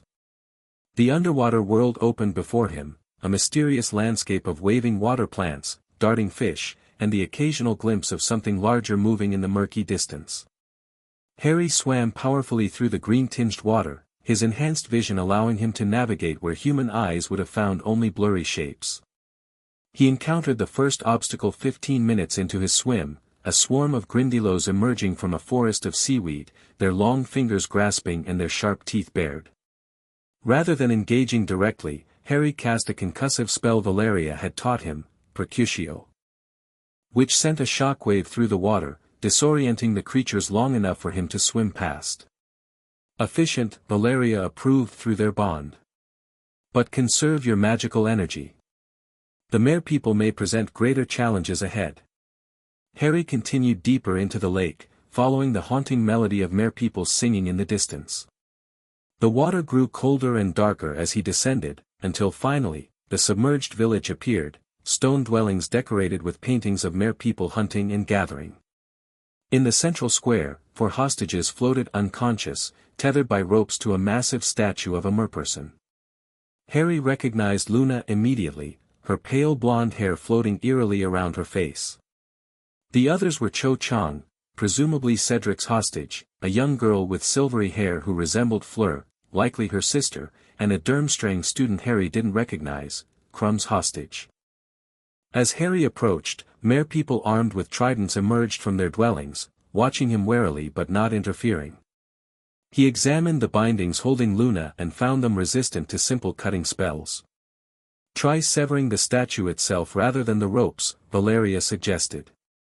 Harry nodded and aimed his wand at the base of the stone pillar where Luna's rope was anchored. Reducto, he mouthed underwater, producing a stream of bubbles but also the desired effect. The stone cracked and the section holding Luna's rope broke free. Taking the chunk of statue and Luna together, Harry began to ascend.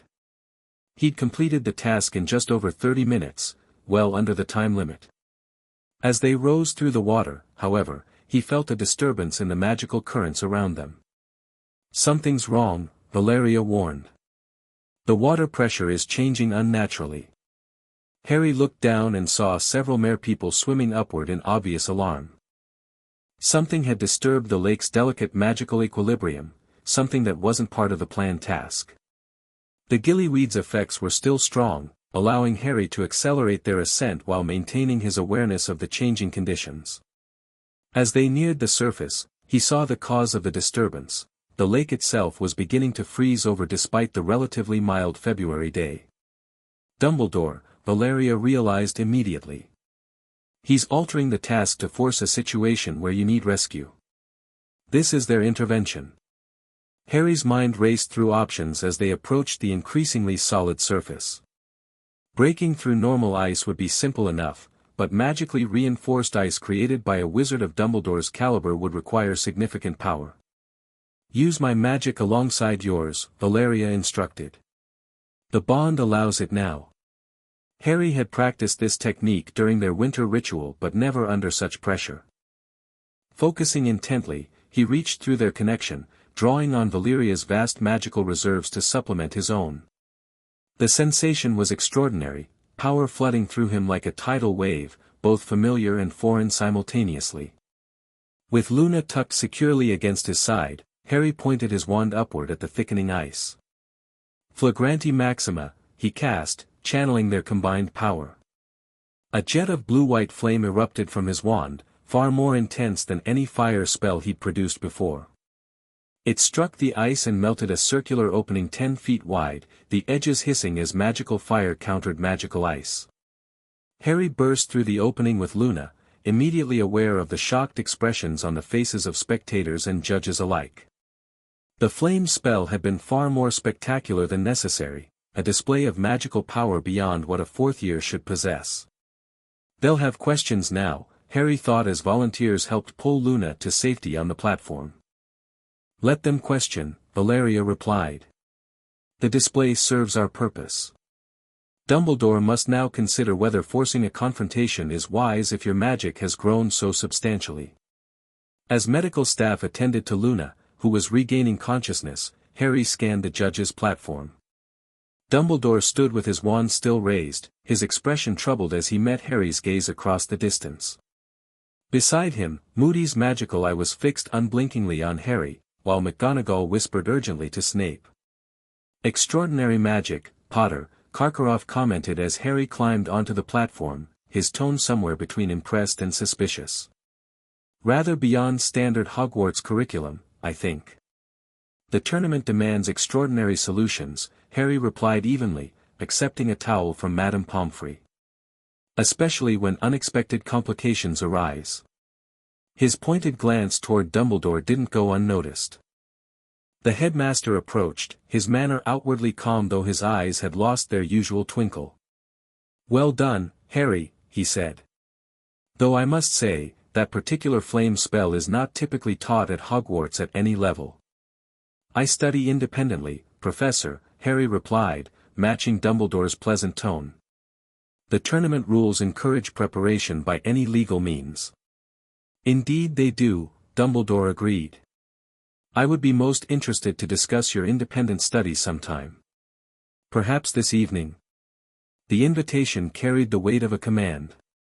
Harry recognized that the confrontation couldn't be postponed any longer. Dumbledore had seen evidence of magic that confirmed his suspicions about outside influence. After the scoring would be fine, Harry agreed, knowing that delaying further would only escalate the situation.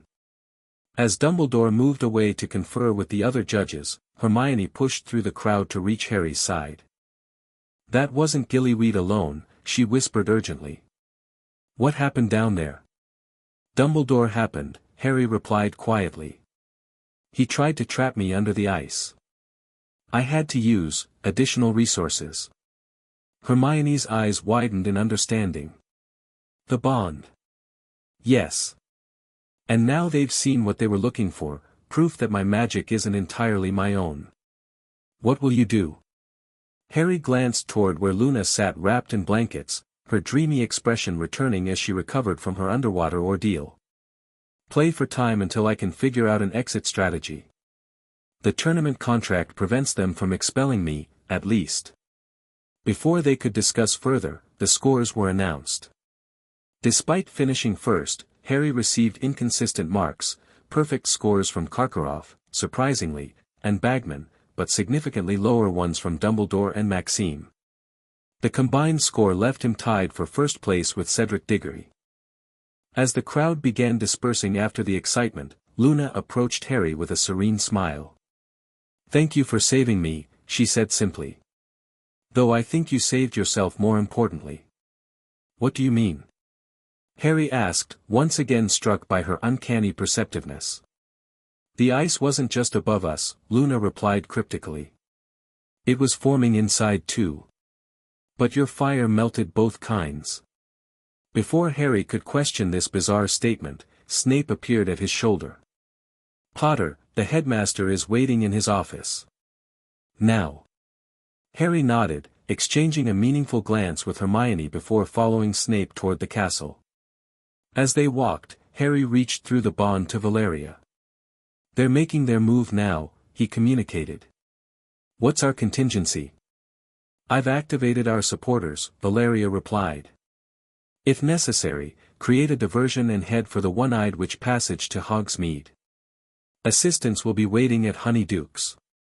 And if they prevent me from leaving? Then we demonstrate exactly why separating us would be unwise, came her cold response. But let's hope for a more diplomatic solution first. Harry steeled himself as they approached Dumbledore's office. Whatever happened in the next hour would likely determine not just his immediate future but the ultimate fate of his bond with Valeria, a connection that had become so fundamental to his identity that he could no longer imagine existence without it. The time for hiding and half-truths had passed. Now came the moment of truth, and possibly, of choice. Dumbledore's office seemed more crowded than usual when Harry entered. In addition to the headmaster himself, McGonagall, Snape, and Moody were present, along with two people Harry hadn't expected, Sirius Black and Remus Lupin. Sirius stepped forward immediately, concern evident on his face. "Harry," he greeted him, clasping his shoulder. "Are you all right?" "I'm fine," Harry replied, genuinely surprised by his godfather's presence. Since being cleared of all charges the previous year after Pettigrew's capture, Sirius had maintained occasional contact with Harry but had kept his distance, respecting Harry's independence.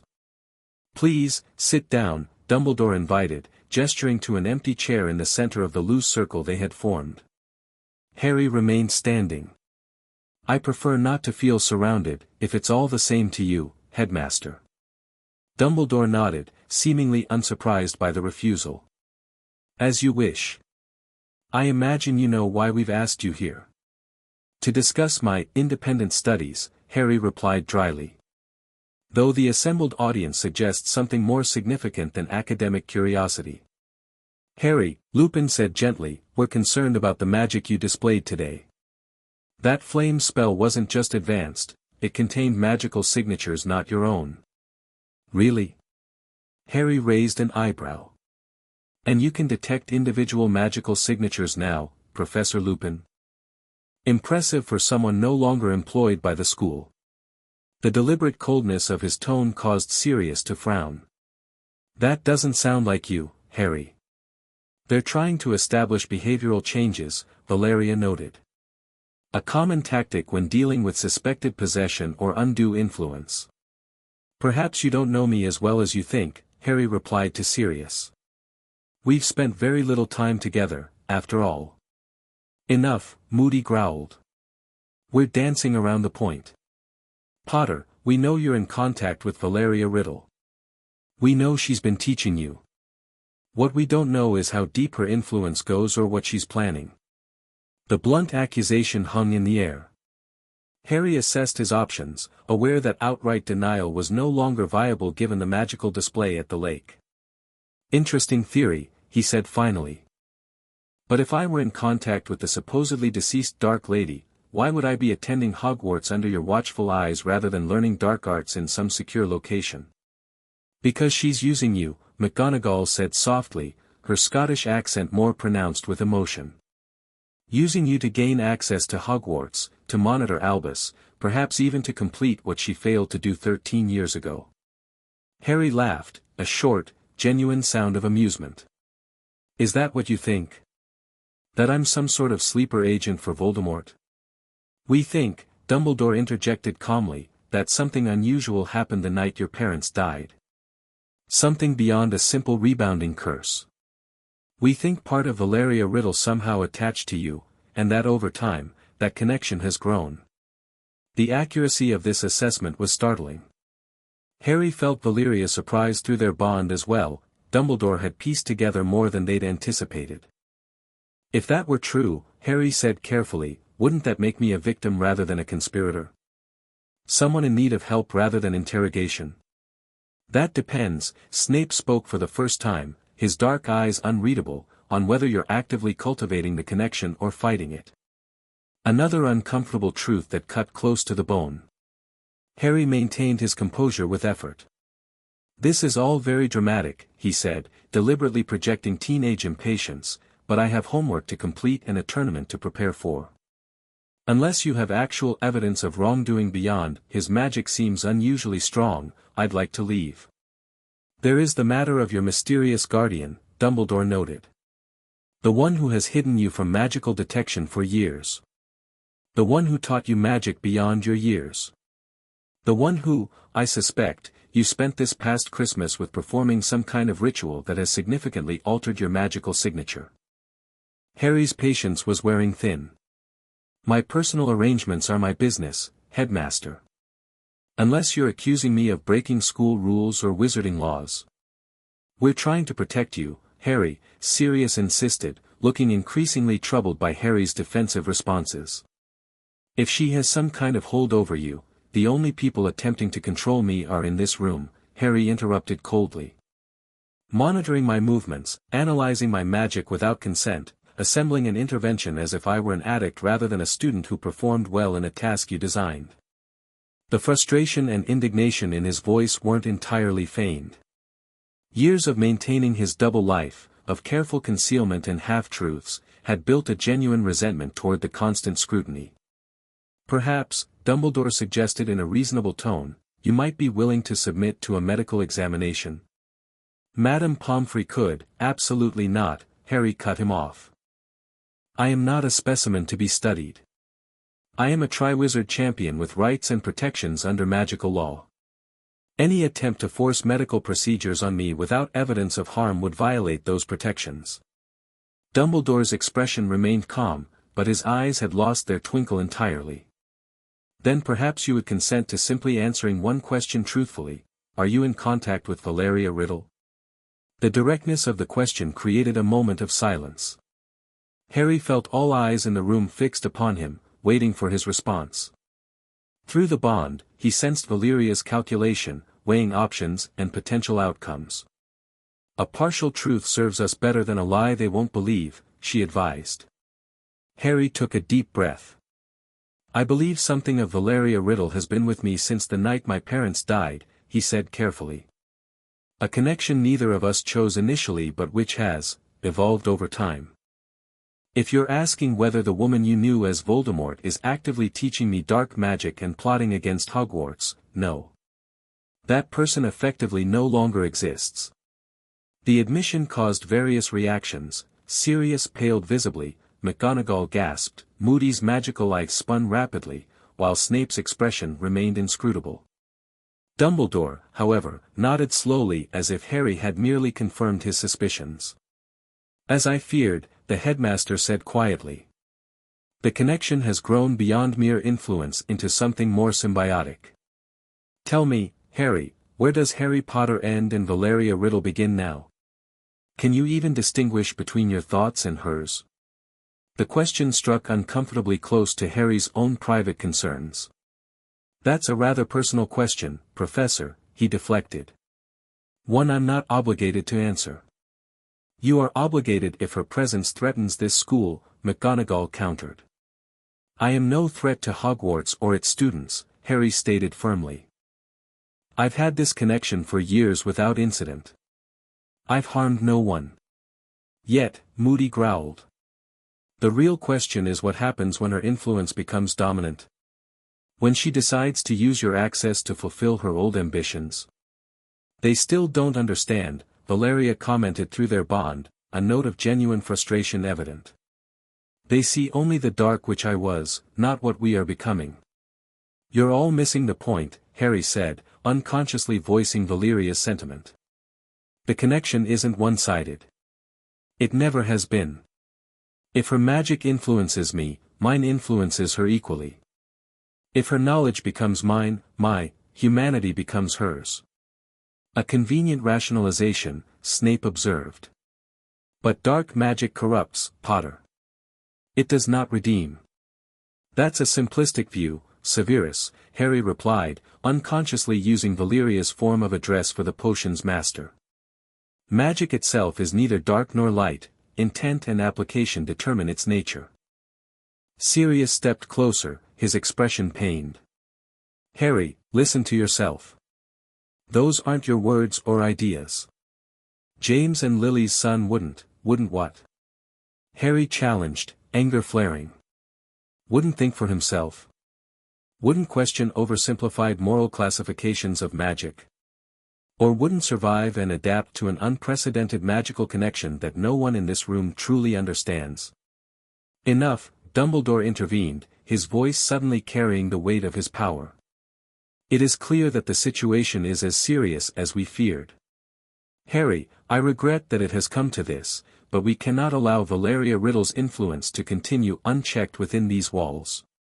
Harry tensed, sensing the shift in atmosphere. What exactly are you proposing, Headmaster? A temporary magical containment, Dumbledore replied evenly.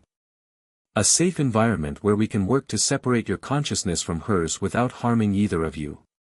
Imprisonment, you mean, Harry translated coldly. And forced magical experimentation.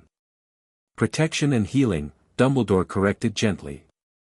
The connection is destroying your individual identity, Harry. It must be addressed before it progresses beyond the point of return. Harry felt Valeria's alarm through their bond. They're preparing to contain you, she warned. The room is being warded as we speak. A subtle glance confirmed her assessment. Moody was discreetly reinforcing the office's existing protections with additional spells, while McGonagall had positioned herself between Harry and the door. I decline your assistance, Professor, Harry stated formally. As a legal adult by virtue of my status as a Triwizard Champion, I have the right to refuse medical or magical intervention. Under normal circumstances, yes, Dumbledore agreed. But when a student presents a danger to themselves or others due to magical influence, the Hogwarts Charter grants the headmaster temporary guardianship powers. The trap was closing. Harry felt Valeria's presence strengthen in his mind as she prepared to channel more of her magic through their bond if necessary. We need to leave now, she urged. They've prepared too thoroughly for a direct confrontation. Headmaster, Harry said, making one final attempt at reason, forcing this separation could cause irreparable magical damage to us both. The connection has existed for 13 years, it's fundamental to my magical development. We are aware of the risks, Dumbledore replied, his expression sympathetic but resolved. But the alternative, allowing Voldemort to gradually consume your identity, is unacceptable. Harry, Sirius pleaded, please cooperate. We're trying to save you. Harry looked around the room, recognizing that reasoning would get him nowhere. They had made their decision before he'd even entered the office. I'm sorry it's come to this, he said quietly, apparently resigned. Then, without warning, he channeled Valeria's magic alongside his own and cast a spell they had prepared for this exact contingency, Fulgur Secus. Blinding white light erupted from his wand, filling the office with the intensity of lightning. Even with his eyes closed, the flash was painfully bright. For those with open eyes and no preparation, it would cause temporary but complete blindness. As the adults reeled from the sensory assault, Harry dashed for the door, wandlessly dispelling McGonagall's hastily erected barrier. Behind him, he heard Moody's gruff voice shouting, "He's running! Lock down the castle!" Harry sprinted down the spiral staircase and into the corridor, already hearing alarms beginning to sound throughout the castle. The Hogwarts lockdown protocol would seal all exits within minutes. He needed to reach the One-Eyed Witch passage immediately. Left at the next junction, Valeria directed through their bond. Avoid the main staircases, they'll be the first place they search. Following her guidance, Harry took a less used corridor that wound through the castle's third floor. The sound of running footsteps echoed from multiple directions as staff responded to the alarm. They're coordinating through enchanted badges, Valeria observed, drawing on her knowledge of Hogwarts security protocols. Standard order of the Phoenix communication method. Harry ducked into an alcove as Filch hurried past, then continued toward the statue concealing the secret passage. He was nearly there when a voice called from behind him. Harry! Wait! Hermione stood at the end of the corridor, breathless from running. They're locking down the castle, she said urgently. What happened? Dumbledore tried to detain me, Harry explained quickly. They're planning some kind of procedure to separate us, Valeria and me. Hermione's expression shifted from confusion to determination. You need to get to Hogsmeade. Yes. The One-Eyed Witch passage is probably already being watched, Hermione interrupted. They know about it from the Marauders map Lupin confiscated last year. Harry's heart sank. Then how? This way, Hermione grabbed his arm and pulled him in the opposite direction. There's another passage on the 4th floor, behind the mirror. Fred and George told me it collapsed partially, but there's still enough space for one person to squeeze through. Can we trust this information? Harry asked Valeria silently as they followed Hermione up a narrow service staircase. We have little choice, Valeria replied. And the girl has proven loyal to you repeatedly. They reached the fourth-floor corridor, deserted as most students had been instructed to return to their common rooms during the lockdown. Hermione led them to a large ornate mirror hanging on an otherwise blank wall. Speculum aprio, she whispered, tapping the frame with her wand. The mirror swung outward, revealing a dark, dusty passage beyond. About 20 feet in, the tunnel appeared to have suffered a cave-in, with only a small opening remaining at the top. You'll have to climb over that, Hermione said, glancing nervously over her shoulder. The passage comes out in the cellar of Dervish and Banjas. Harry turned to her, suddenly struck by what she was risking to help him. Hermione, they'll know you helped me. You could be expelled. She gave him a small, sad smile.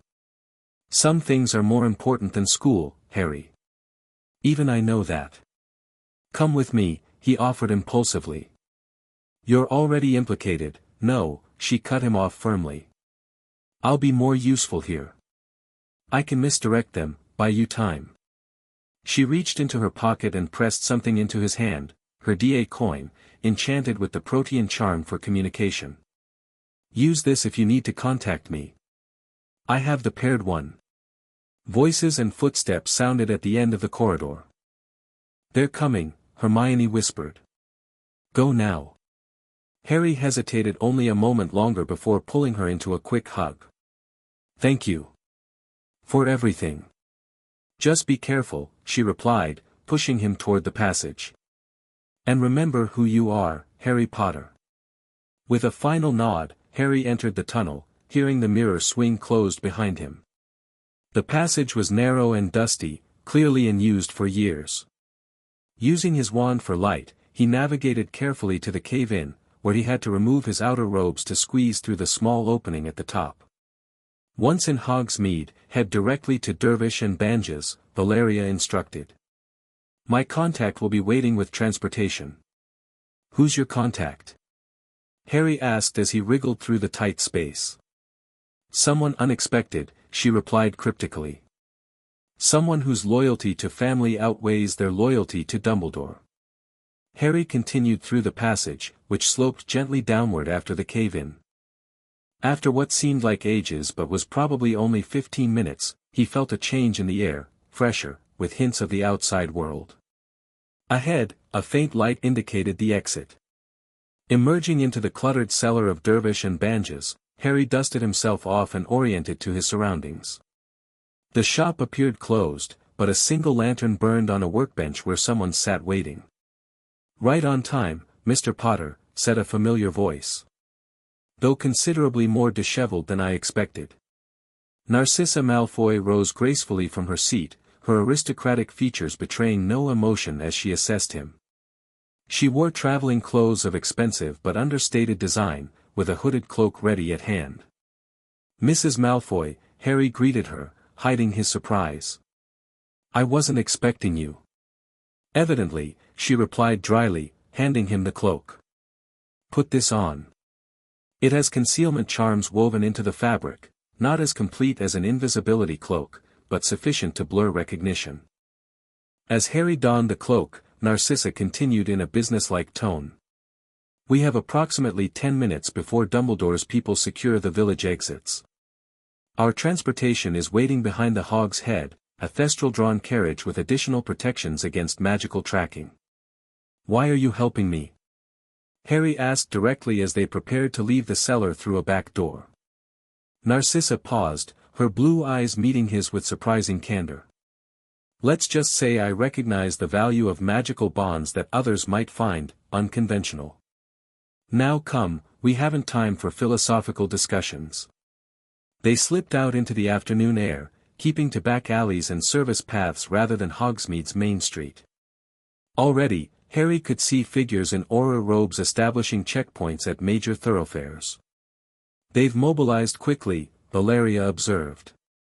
Dumbledore must have had this contingency prepared for some time. Where are we going after we leave Hogsmeade? Harry asked as they skirted the edge of the village. Somewhere neither Dumbledore nor the Ministry would think to look, Valeria replied. A property connected to my mother's family, not the Riddle name or any known Death Eater holdings.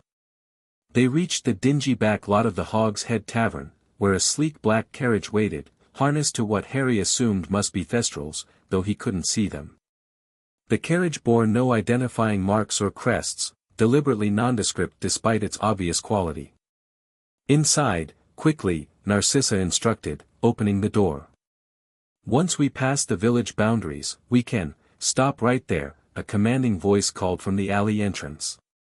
Harry turned to see Kingsley Shacklebolt and another Auror he didn't recognize, both with wands drawn. Step away from the boy, Mrs. Malfoy, Kingsley ordered. Harry, come here. You don't understand what's happening. Narcissa's wand appeared in her hand with practiced speed. I believe Mr. Potter understands perfectly well, Auror Shacklebolt. He's choosing to leave rather than submit to Dumbledore's unauthorized experimentations. It's not that simple, Kingsley insisted, his wand steady. The situation involves dark magic beyond what either of you comprehend. Harry felt Valeria's presence surge forward in his mind, her magic ready to channel through their bond. Together, she suggested.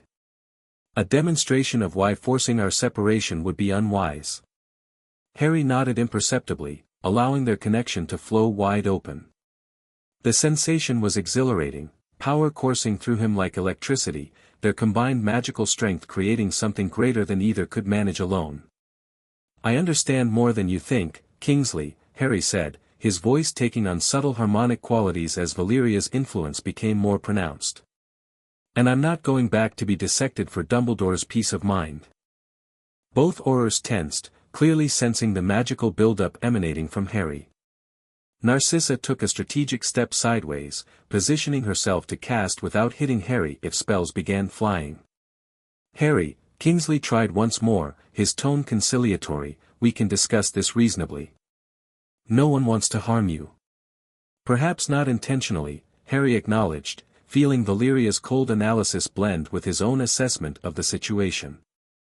But the procedure Dumbledore proposes would cause harm regardless of his intentions. Our magics are too thoroughly integrated now. The second Auror questioned sharply.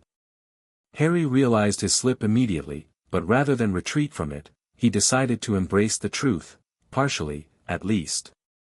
Yes, he confirmed. Whatever fragment of Valeria Riddle attached to me that night has been part of me for 13 years. It's not a foreign presence anymore, it's integral to who I am. You see. Kingsley addressed Narcissa. He's already losing his sense of separate identity. This is exactly what Dumbledore warned us about. Or perhaps, Narcissa countered smoothly, he's simply more aware of his unusual magical circumstances than you give him credit for. Either way, Mr. Potter has made his choice.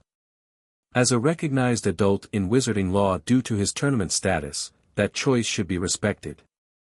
Not when he's magically compromised, the second Auror insisted, taking a step forward. Harry raised his wand, channeling his and Valeria's combined magic into a shield so powerful it manifested visibly, a shimmering dome of energy surrounding himself and Narcissa. I don't want to fight, he stated clearly. But I will if necessary. The choice is yours. The display of power gave the Aurors pause. Kingsley especially seemed to be reassessing the situation, perhaps recognizing that a confrontation might cause more harm than good. Harry, he said carefully, if you leave now, you'll be classified as a missing person at minimum. The Ministry may even declare you a magical threat. Is that what you want? What I want, Harry replied firmly, is the freedom to understand my own unique magical condition without being treated like a dark artifact to be cleansed. If Dumbledore had approached this as a collaborative research project rather than an intervention, we might not be here now. The standoff continued for several tense seconds before Narcissa made a sudden decision. She flicked her wand in a complex pattern, causing a nearby stack of empty barrels to explode outward, creating a chaotic distraction. In the same motion, she pushed Harry toward the carriage. In, she commanded sharply. Harry didn't hesitate, diving into the carriage as spells began flying through the air. Narcissa followed immediately after, slamming the door behind her. The vehicle lurched forward instantly, seemingly responding to a predetermined command rather than a driver's direction. Through the window, Harry saw Kingsley attempting to disable the carriage with spells that bounced harmlessly off its protected exterior. The second Auror was still dealing with the animated barrel fragments that continued to swirl around him. "Impressive wand work," Harry commented as they picked up speed, the invisible thestrals pulling them rapidly away from Hogsmeade. "Necessity breeds innovation," Narcissa replied calmly, straightening her slightly disheveled hair. "Though I admit, your magical display was rather more dramatic than anticipated. The Aurors will have plenty to report to Dumbledore." Harry felt Valeria's satisfaction through their bond. "Good," her voice commented. "Let them understand that forcing separation would meet significant resistance." As the carriage cleared Hogsmeade's boundaries and picked up speed across the countryside, Harry finally allowed himself to process what had just happened, and what it meant. He had openly defied Dumbledore, fled Hogwarts with assistance from the mother of a classmate, and effectively abandoned his education and the Triwizard Tournament. The tournament, he realized suddenly. The magical contract, what happens now that I can't compete? Already addressed, Narcissa informed him. A petition has been filed with the Department of Magical Games and Sports citing medical necessity for withdrawal. The contract allows for such exceptions if properly documented. And who documented my medical necessity?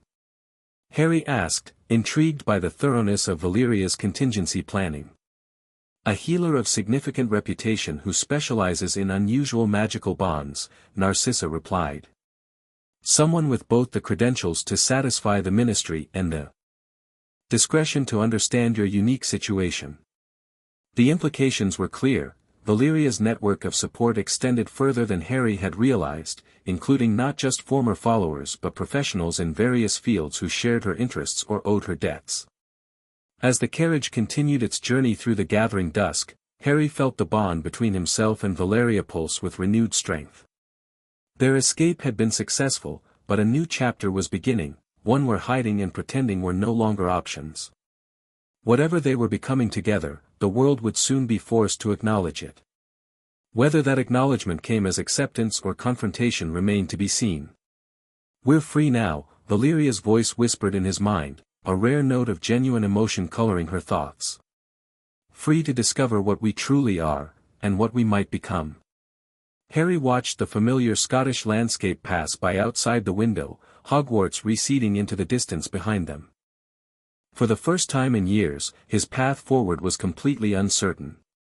Yet somehow, that uncertainty felt more like possibility than fear. Two souls sharing one journey, divided loyalties merging into a single purpose, to explore the unprecedented frontier their bond had created, regardless of who tried to separate them. Chapter 3, United Souls. The castle wasn't Hogwarts.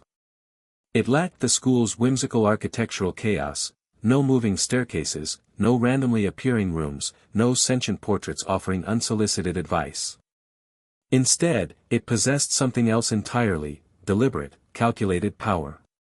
Ancient wards layered like geological strata. Magical currents flowing through stone corridors like blood through veins. Harry Potter stood on the eastern parapet, watching dawn break over the Scottish Highlands.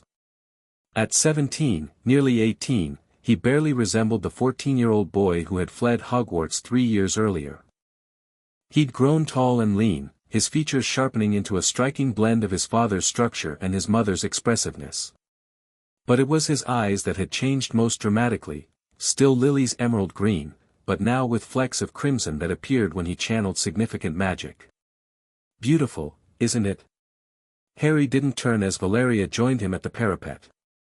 He'd sensed her approach through their bond long before she spoke, the mental equivalent of recognizing a familiar footstep. "Worth defending," he agreed, his gaze sweeping across the mist-shrouded valleys below. Valeria stood beside him, her presence both separate and intimately connected to his own. The years had changed her as well, the ritual they'd performed before fleeing Hogwarts had continued its work, gradually restoring her appearance to something closer to her original form. Now she looked perhaps 35, with dark hair streaked with a single dramatic silver strand. Her once crimson eyes settled into a deep blue with only occasional flashes of red. "Dumbledore's forces are gathering at Cairngorms," she said without preamble. Hermione's intelligence was correct. Harry nodded, unsurprised. "How many?"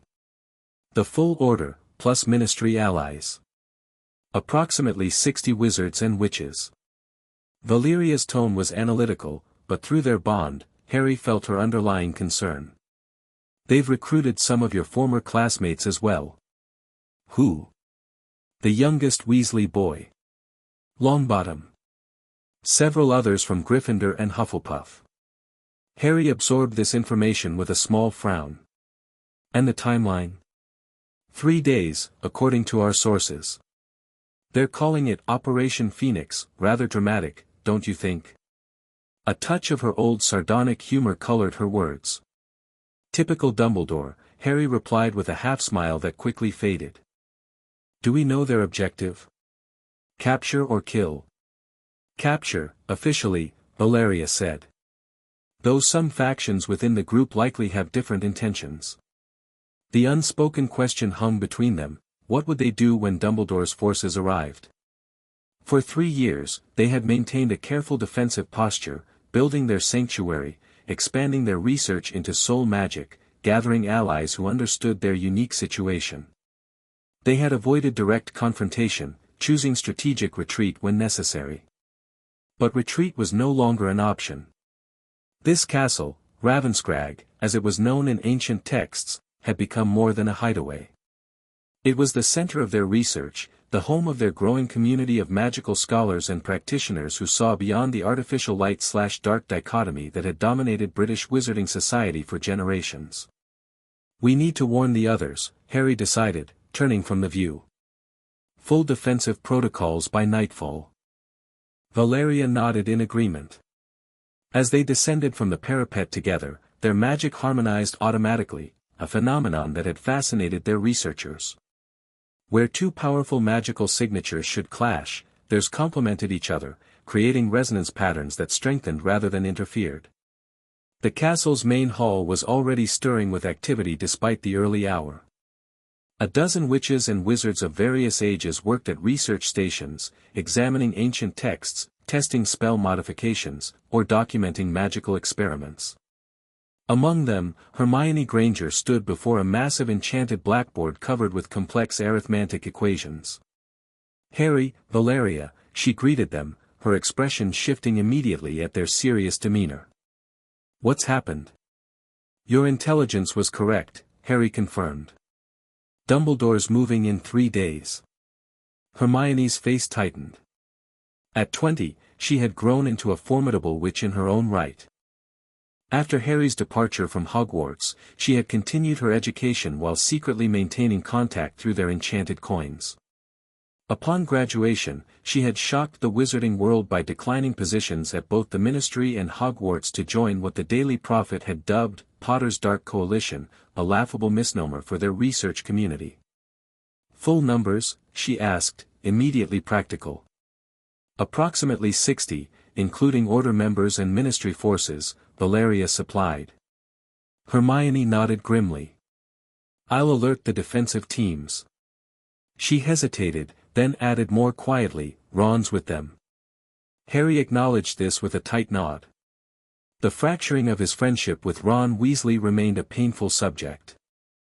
Unlike Hermione, who had approached Harry's connection to Valeria with academic curiosity and personal loyalty, Ron had never been able to see beyond the fact that Harry shared his consciousness with the witch who had terrorized the wizarding world and killed his parents. "Anyone else we know personally?" Hermione asked. "Neville Longbottom," Harry replied. "Probably others from our year." Hermione absorbed this with visible sadness. "I'll update the non-lethal priority list." This was their standard protocol, identifying those among enemy forces who might be acting from misunderstanding rather than malice, prioritizing incapacitation over harm. It wasn't mercy so much as practicality. Many of Dumbledore's followers were good people operating under incomplete information, potential allies if properly approached. As Hermione departed to spread the alert, Harry and Valeria continued toward the central chamber of the castle, a vast circular room that had once been the Great Hall but now housed their most important magical research, the Soul Nexus. The Nexus dominated the center of the room, a complex magical construct resembling a three-dimensional web of golden light suspended within a containment field. Around it, various monitoring instruments recorded magical fluctuations, power levels, and resonance patterns. The creation of the Nexus had been their greatest achievement, the culmination of 3 years' intensive study of their unique bond. Theodore not looked up from his monitoring station as they entered. Like Hermione, Theo had joined them after graduation, his natural aptitude for magical theory making him invaluable to their research. Morning, he greeted them, his customary laconic style unchanged by the years. Nexus is showing unusual activity today. Harmonic resonance up 12% since midnight. Harry approached the golden web, feeling its energy respond to his proximity. The Nexus was attuned specifically to their bond, serving both as a research tool to understand its properties and as a potential means to stabilize it permanently. It's responding to our emotional state, Valeria observed, joining him beside the construct. The approaching conflict has intensified our connection. Theo raised an eyebrow. Interesting. The bond strengthens under perceived threat. It's always been responsive to survival needs, Harry confirmed. Even back at Hogwarts, moments of danger would intensify our magical sharing. Through their bond, Harry felt Valeria's scientific curiosity momentarily override her strategic concerns, a familiar pattern. Despite the looming threat, part of her couldn't help analyzing the magical implications of the Nexus's behavior. Record all fluctuations, she instructed Theo. This may provide valuable data on how emotional catalysts affect soul resonance. Already on it, Theo replied, adjusting several delicate silver instruments. Should I inform Healer Evermond? Yes, Harry decided. If Dumbledore's forces are coming, we'll need his expertise on standby in case the conflict affects the bond. As Theo sent a communication to their resident magical healer, Harry turned to Valeria with a more private concern that he voiced through their mental connection rather than aloud. The Nexus isn't stable enough yet for what we discussed, he noted. If Dumbledore attacks before we complete the research, then we adapt, Valeria replied simply. As we always have. What remained unspoken was the ultimate purpose of their research, not merely understanding their soul bond but replicating aspects of it. Not in the destructive manner of Horcruxes, which damaged the soul by fracturing it, but through a new form of magic that allowed for conscious, controlled sharing of magical essence between compatible individuals. The implications for magical healing, education, and cooperation were enormous, if they could perfect it. We should call a full council, Harry said aloud. Everyone needs to make an informed decision about staying or leaving before Dumbledore arrives. Valeria nodded in agreement. 2 hours. That gives everyone time to secure their research and consider their options. As they left the Nexus chamber, Harry felt the familiar weight of leadership settling on his shoulders, a responsibility he shared equally with Valeria. What had begun as a hidden refuge for two magically bonded individuals had grown into something neither had fully anticipated, a community of nearly 40 witches and wizards united by their commitment to magical research beyond traditional boundaries. Not all were permanent residents. Some came and went as their work permitted, maintaining positions in mainstream wizarding society while secretly contributing to Ravenscraig's research. Others had fully committed to their cause, risking their reputations and sometimes their freedom to pursue magical knowledge that the Ministry classified as experimental and Dumbledore labeled dangerous. Among their most surprising allies were the Malfoys. After Narcissa had helped Harry escape Hogwarts 3 years earlier, Lucius had recognized which way the wind was blowing and offered his family's resources and connections. Draco, initially skeptical, had eventually joined their research team after completing his Hogwarts education, his talent for magical architecture proving unexpectedly valuable. Another unlikely ally had been Severus Snape, whose unbreakable vow to protect Harry had ultimately forced him to choose sides when Dumbledore's intentions became clear. His defection from the Order of the Phoenix had shocked the wizarding world and provided Ravenscrag with both a potions master of unparalleled skill and detailed intelligence on Dumbledore's operations. As word of the emergency council spread throughout the castle, Harry and Valeria retreated briefly to their private quarters, a suite of rooms at the highest point of the East Tower. Here, away from the constant demands of leadership, they could speak freely about concerns too sensitive to share with even their closest allies. Dumbledore knows about the Nexus, Valeria stated as soon as their privacy wards activated. It wasn't a question. Almost certainly, Harry agreed, pouring 2 glasses of water from a carafe. The question is how much he knows about its purpose. Enough to fear it, Valeria took the offered glass. His timing is deliberate, moving before we can complete the stabilization process. Harry nodded grimly. Which means we have a spy. This possibility had haunted them for months. Small information leaks, strategic movements by the Order that anticipated their own, the occasional sense of magical surveillance that penetrated even their formidable defenses, all pointed to someone within their inner circle feeding information to Dumbledore. Not necessarily a willing one, Valeria pointed out. Legilimency, imperious, even simple truth serum during an outside contact could explain it. Either way, we're compromised. Harry moved to the window, gazing out at the grounds where defensive preparations were already visibly underway. We need to accelerate the Nexus protocol.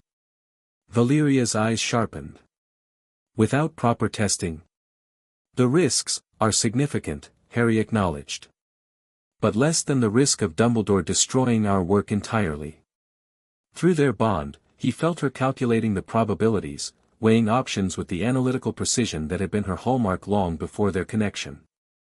It was one of many ways they complemented each other, his instinctive decision-making balanced by her methodical analysis.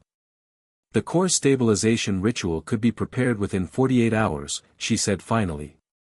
But Harry, it would require a level of integration we haven't attempted before. The implication was clear. Their bond, while profound, still maintained certain boundaries between their individual consciousnesses.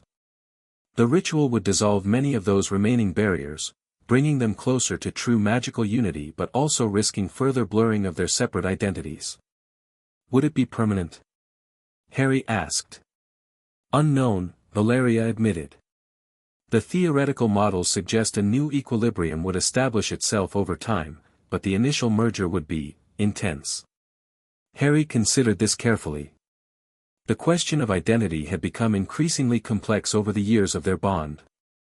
There were times when he couldn't distinguish his thoughts from hers, moments when memories seemed to belong to both or neither of them. Yet something essential remained distinct, a core self that he recognized as fundamentally, Harry, separate from what was Valeria. Whether that distinction would survive a deeper integration was the question that had slowed their research. It wasn't fear that gave them pause, but respect for the enormity of what they were considering.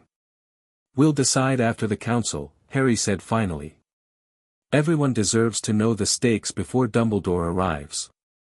Valeria agreed with a nod, and together they descended to the castle's council chamber, where their allies would soon gather to make perhaps the most consequential decision in their community's short history: stand and fight for their research, or scatter and preserve their knowledge for a future opportunity. As they walked, Harry felt the castle's magic resonating with their own, ancient wards strengthening, protective enchantments awakening, security measures activating. Ravenscrag had been chosen for its magical properties as much as its isolated location. The castle's very stones were infused with centuries of accumulated magical energy, creating a natural amplifier for their work. Whether that would be enough to withstand Dumbledore's coming assault remained to be seen. The council chamber filled quickly, faces grave as news of Dumbledore's impending attack spread. Around a massive circular table carved from a single ancient oak, the core members of their research community gathered, 26 witches and wizards representing various magical disciplines and backgrounds. Hermione sat with her ever-present notebooks, already documenting the meeting. Beside her, Draco Malfoy maintained his carefully cultivated expression of bored aristocratic confidence, though the tension in his shoulders betrayed his concern. Severus Snape stood rather than sat, positioned near the wall where he could observe everyone. Healer Evermond, a dignified wizard in his 60s who had risked his St. Mungo's position to join their research, reviewed medical readiness notes with his assistants. Various other researchers, security specialists, and support staff completed the gathering.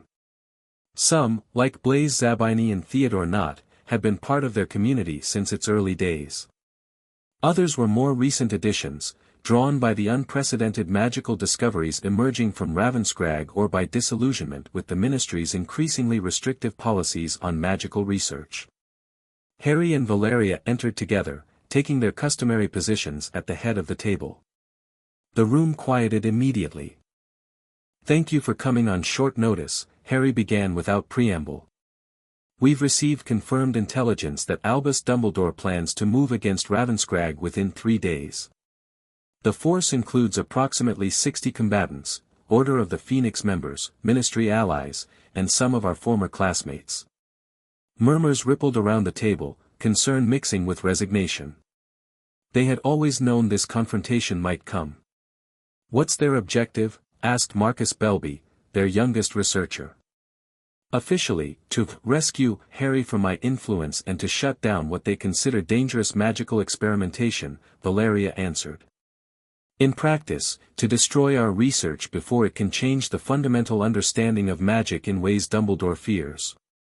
"Specifically the Nexus," Hermione clarified, looking up from her notes. "Based on communications I've intercepted, Dumbledore believes we're creating some kind of mass soul-binding mechanism, a way to extend our connection to others without consent." Snape made a dismissive sound. Typical of Albus to assume the worst possible application of any magic he doesn't control. "To be fair," Draco drawled, "most of the wizarding world still thinks of Valeria as the Dark Lady who terrorized Britain. They're not exactly predisposed to assume benevolent intentions. Which is why," Harry continued, bringing them back to the immediate issue, "we're calling this emergency council. Every person here needs to make an informed decision about whether to stay and defend our work or to evacuate before Dumbledore arrives." He paused, making eye contact with each person around the table. "No one will be judged for choosing safety. You all have families, careers, and futures to consider. Those who leave will be entrusted with copies of our research to preserve regardless of what happens here." "And those who stay?" asked Healer Evermond quietly. "Should be prepared for the possibility that this becomes a prolonged conflict," Valeria stated candidly. "Dumbledore will not retreat easily, nor will the Ministry back down once committed to action." The council erupted into discussion, questions about defensive capabilities, evacuation procedures, and legal ramifications flying across the table. Harry and Valeria answered each directly, offering neither false reassurance nor exaggerated threats. "What about the Nexus itself?" Theo asked when the initial furor had settled. "Where does the research stand?" Harry exchanged a glance with Valeria before responding.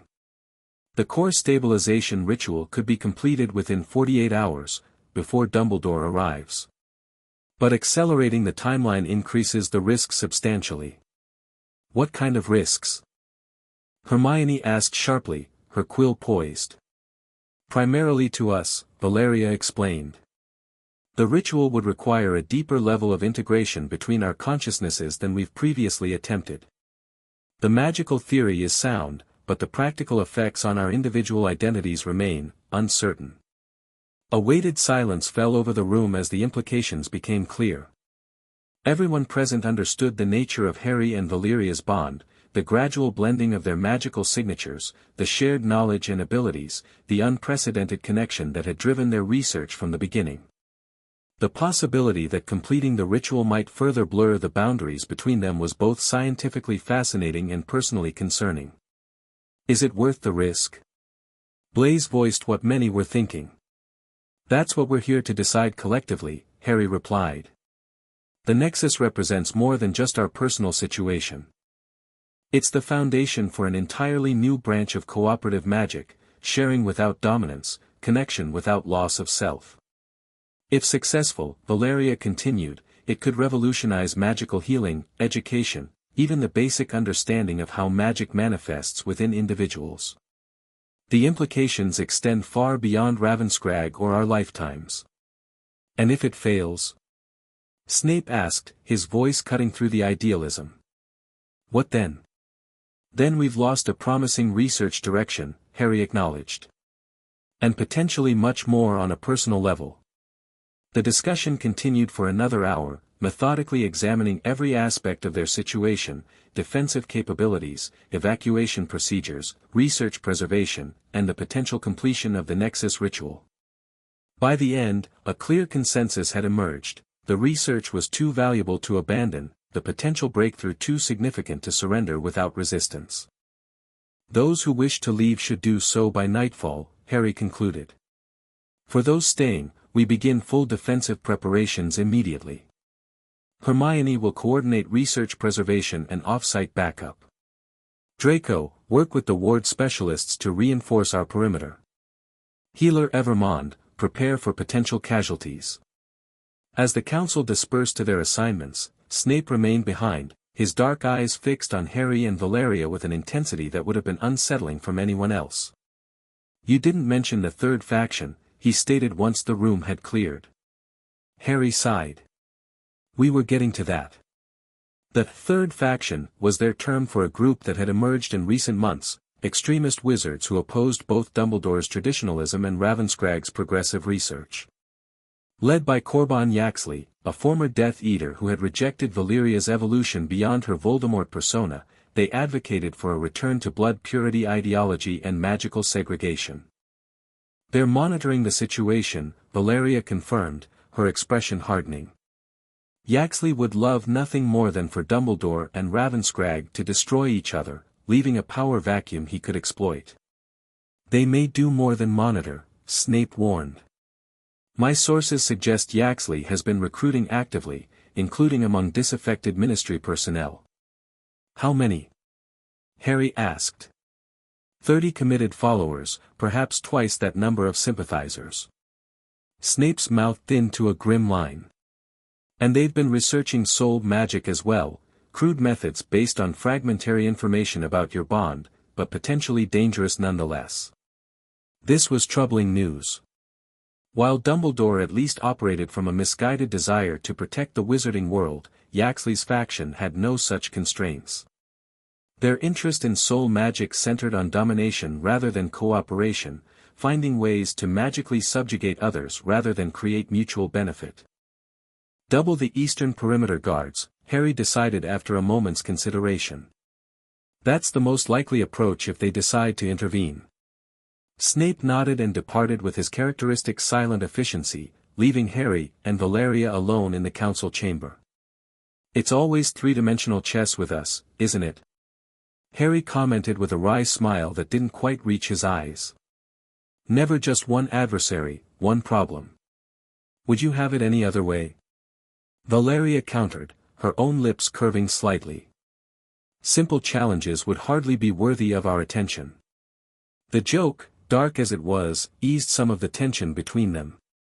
For all the gravity of their situation, their relationship had evolved to include these moments of sardonic humor, a coping mechanism for the constant pressure of leadership and research.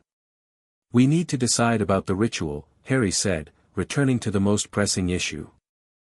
If we're going to attempt it before Dumbledore arrives, preparations must begin immediately. Valeria was silent for a long moment, her gaze distant as she assessed the variables with characteristic thoroughness. Through their bond, Harry could sense her weighing the magical calculations against more personal considerations. The risk to our individual identities is real, she finally said. More so for you than for me. I've experienced soul fragmentation before, my consciousness adapted. You haven't. But you're not the same person you were then, Harry pointed out. Your soul has been healing through our connection, becoming more integrated rather than more fractured. This was true. The years of their bond had gradually restored aspects of Valeria's humanity that had been damaged by her creation of Horcruxes decades earlier.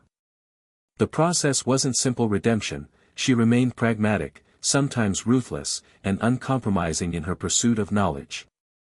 But the sadistic cruelty and megalomaniacal ambitions of Voldemort had faded, replaced by more nuanced goals and a capacity for connection she had once sacrificed.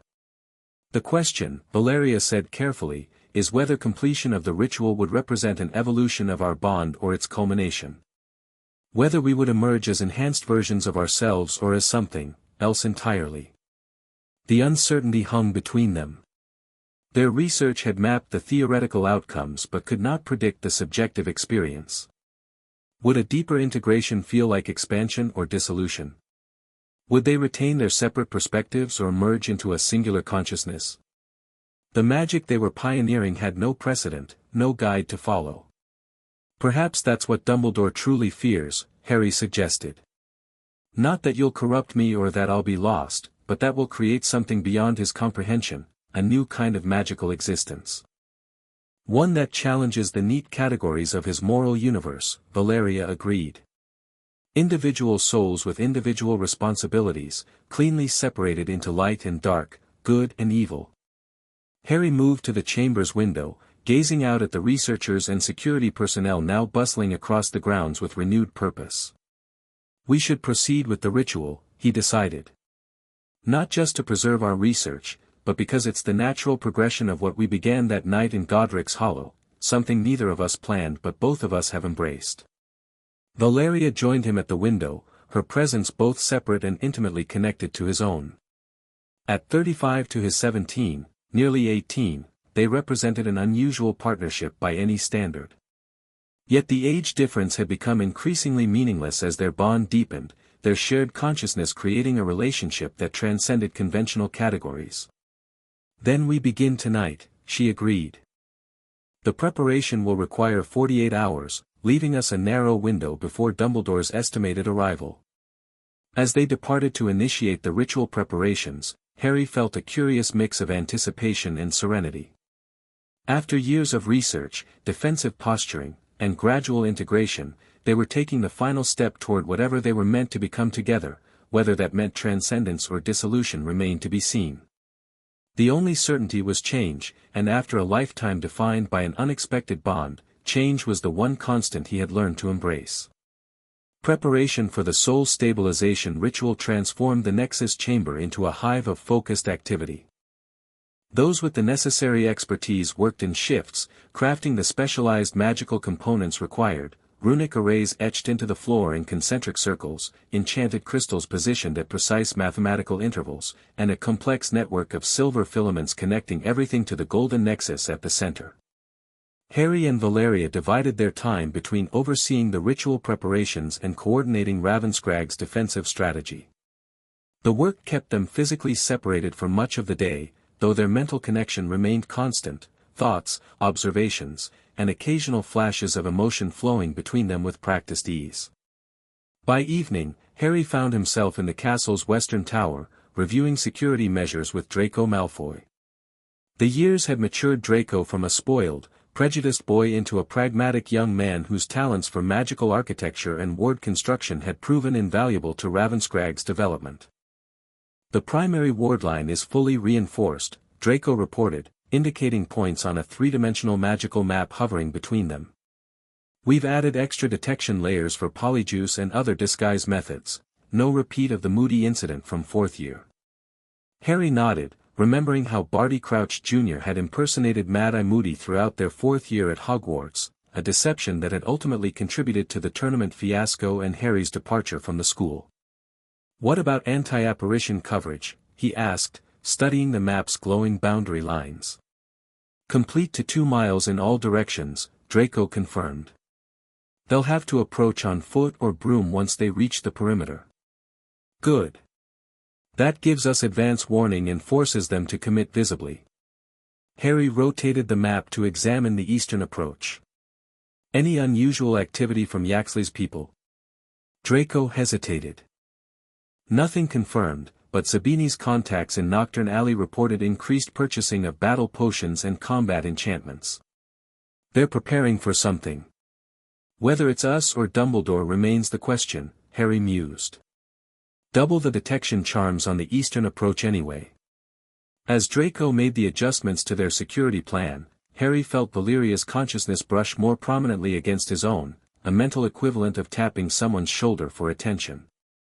Update on the ritual preparations? He inquired silently. Proceeding on schedule, she replied. But we need to discuss a complication. My quarters, 20 minutes. I'll be there, Harry confirmed, returning his focus to Draco and the security arrangements. When they finished, Harry made his way through the castle corridors, noting the increased activity as researchers secured their work and security personnel moved with heightened vigilance. Despite the tension, there was remarkably little panic. These were people accustomed to working under pressure, many of whom had chosen Ravenscrag precisely because it offered freedom from ministry restrictions and traditional magical limitations. Valeria's private quarters occupied a section of the east tower adjacent to Harry's own rooms. The arrangement reflected both their close partnership and their maintained individuality, connected spaces with a shared study area between them.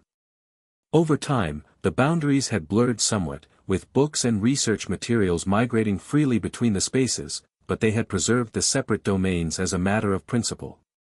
He found her in the shared study, examining a complex diagram hovering in the air, a three-dimensional representation of their magical signatures as mapped by the Nexus.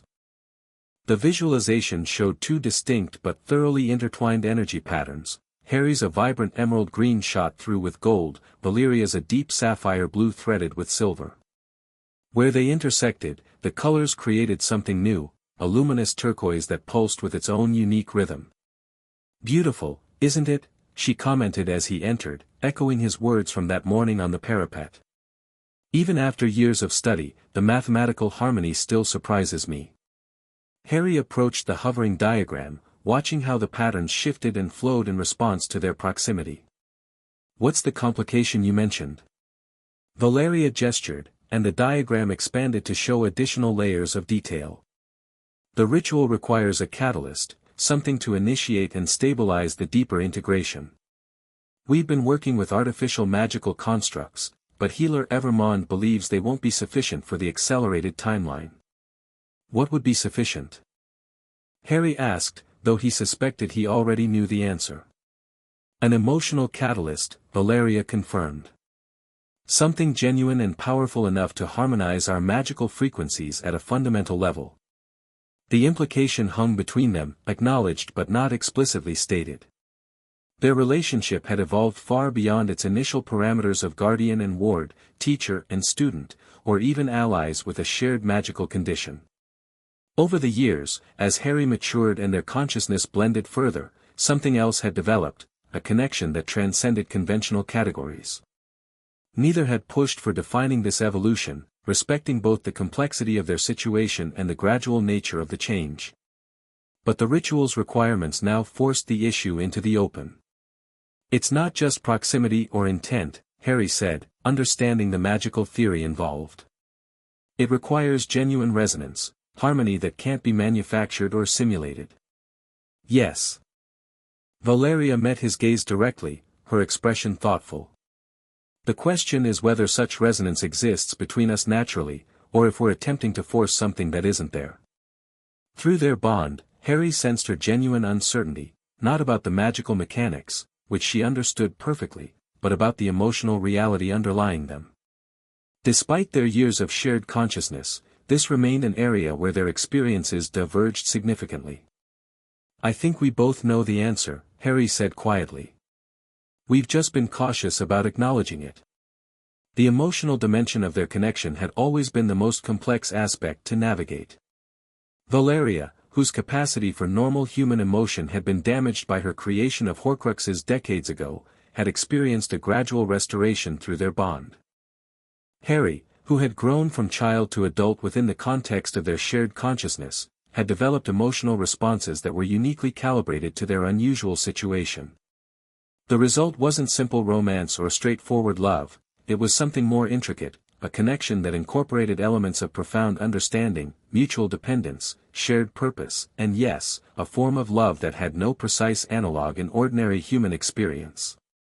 The age difference has always been a concern, Valeria noted, addressing one of the unspoken issues directly. Both the literal years between us and the experiential gap. The age difference became increasingly meaningless as our consciousness merged, Harry countered.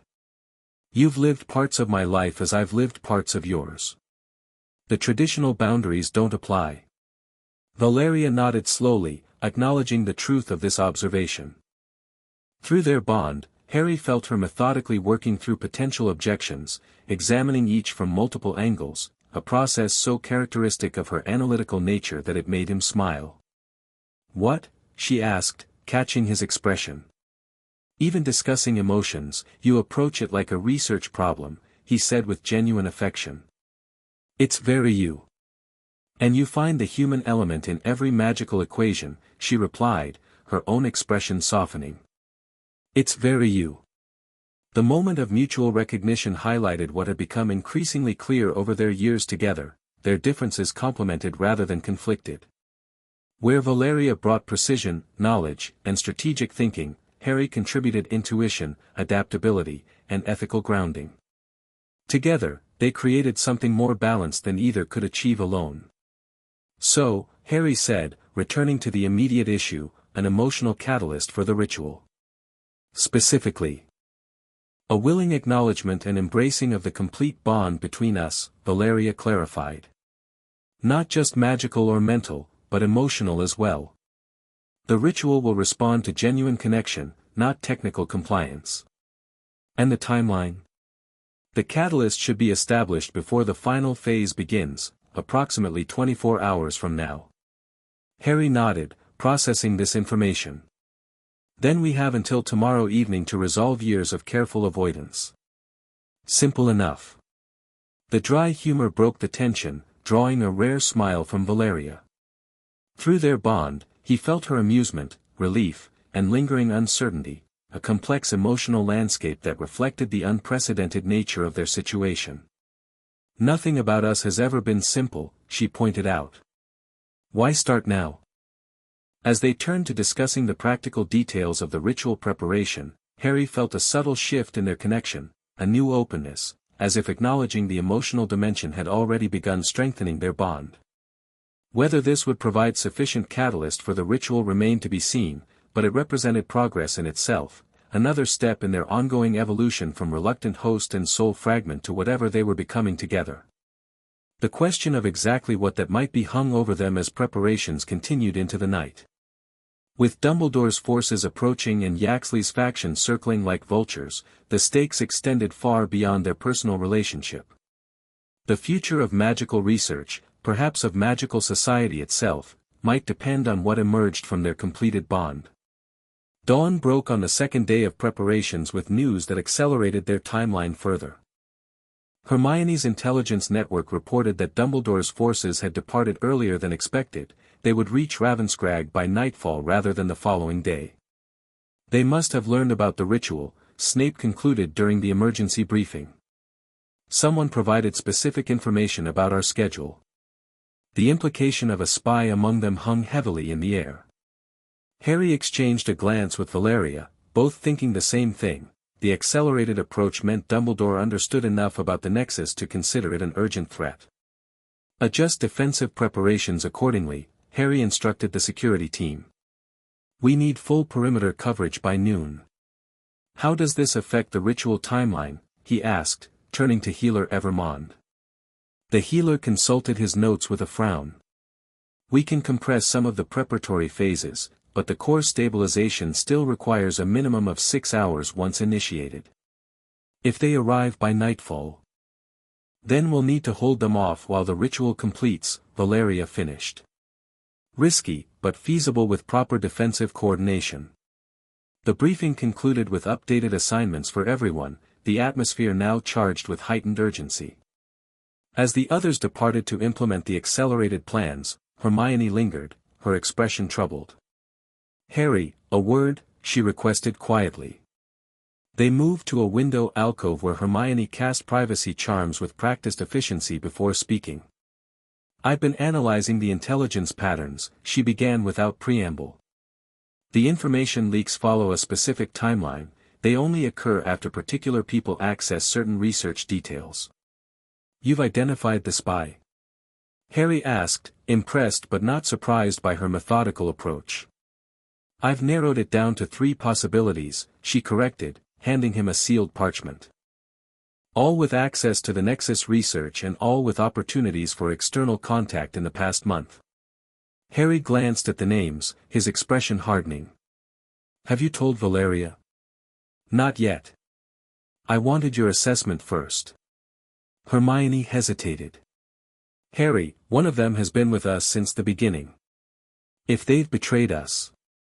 Then they had their reasons, he finished.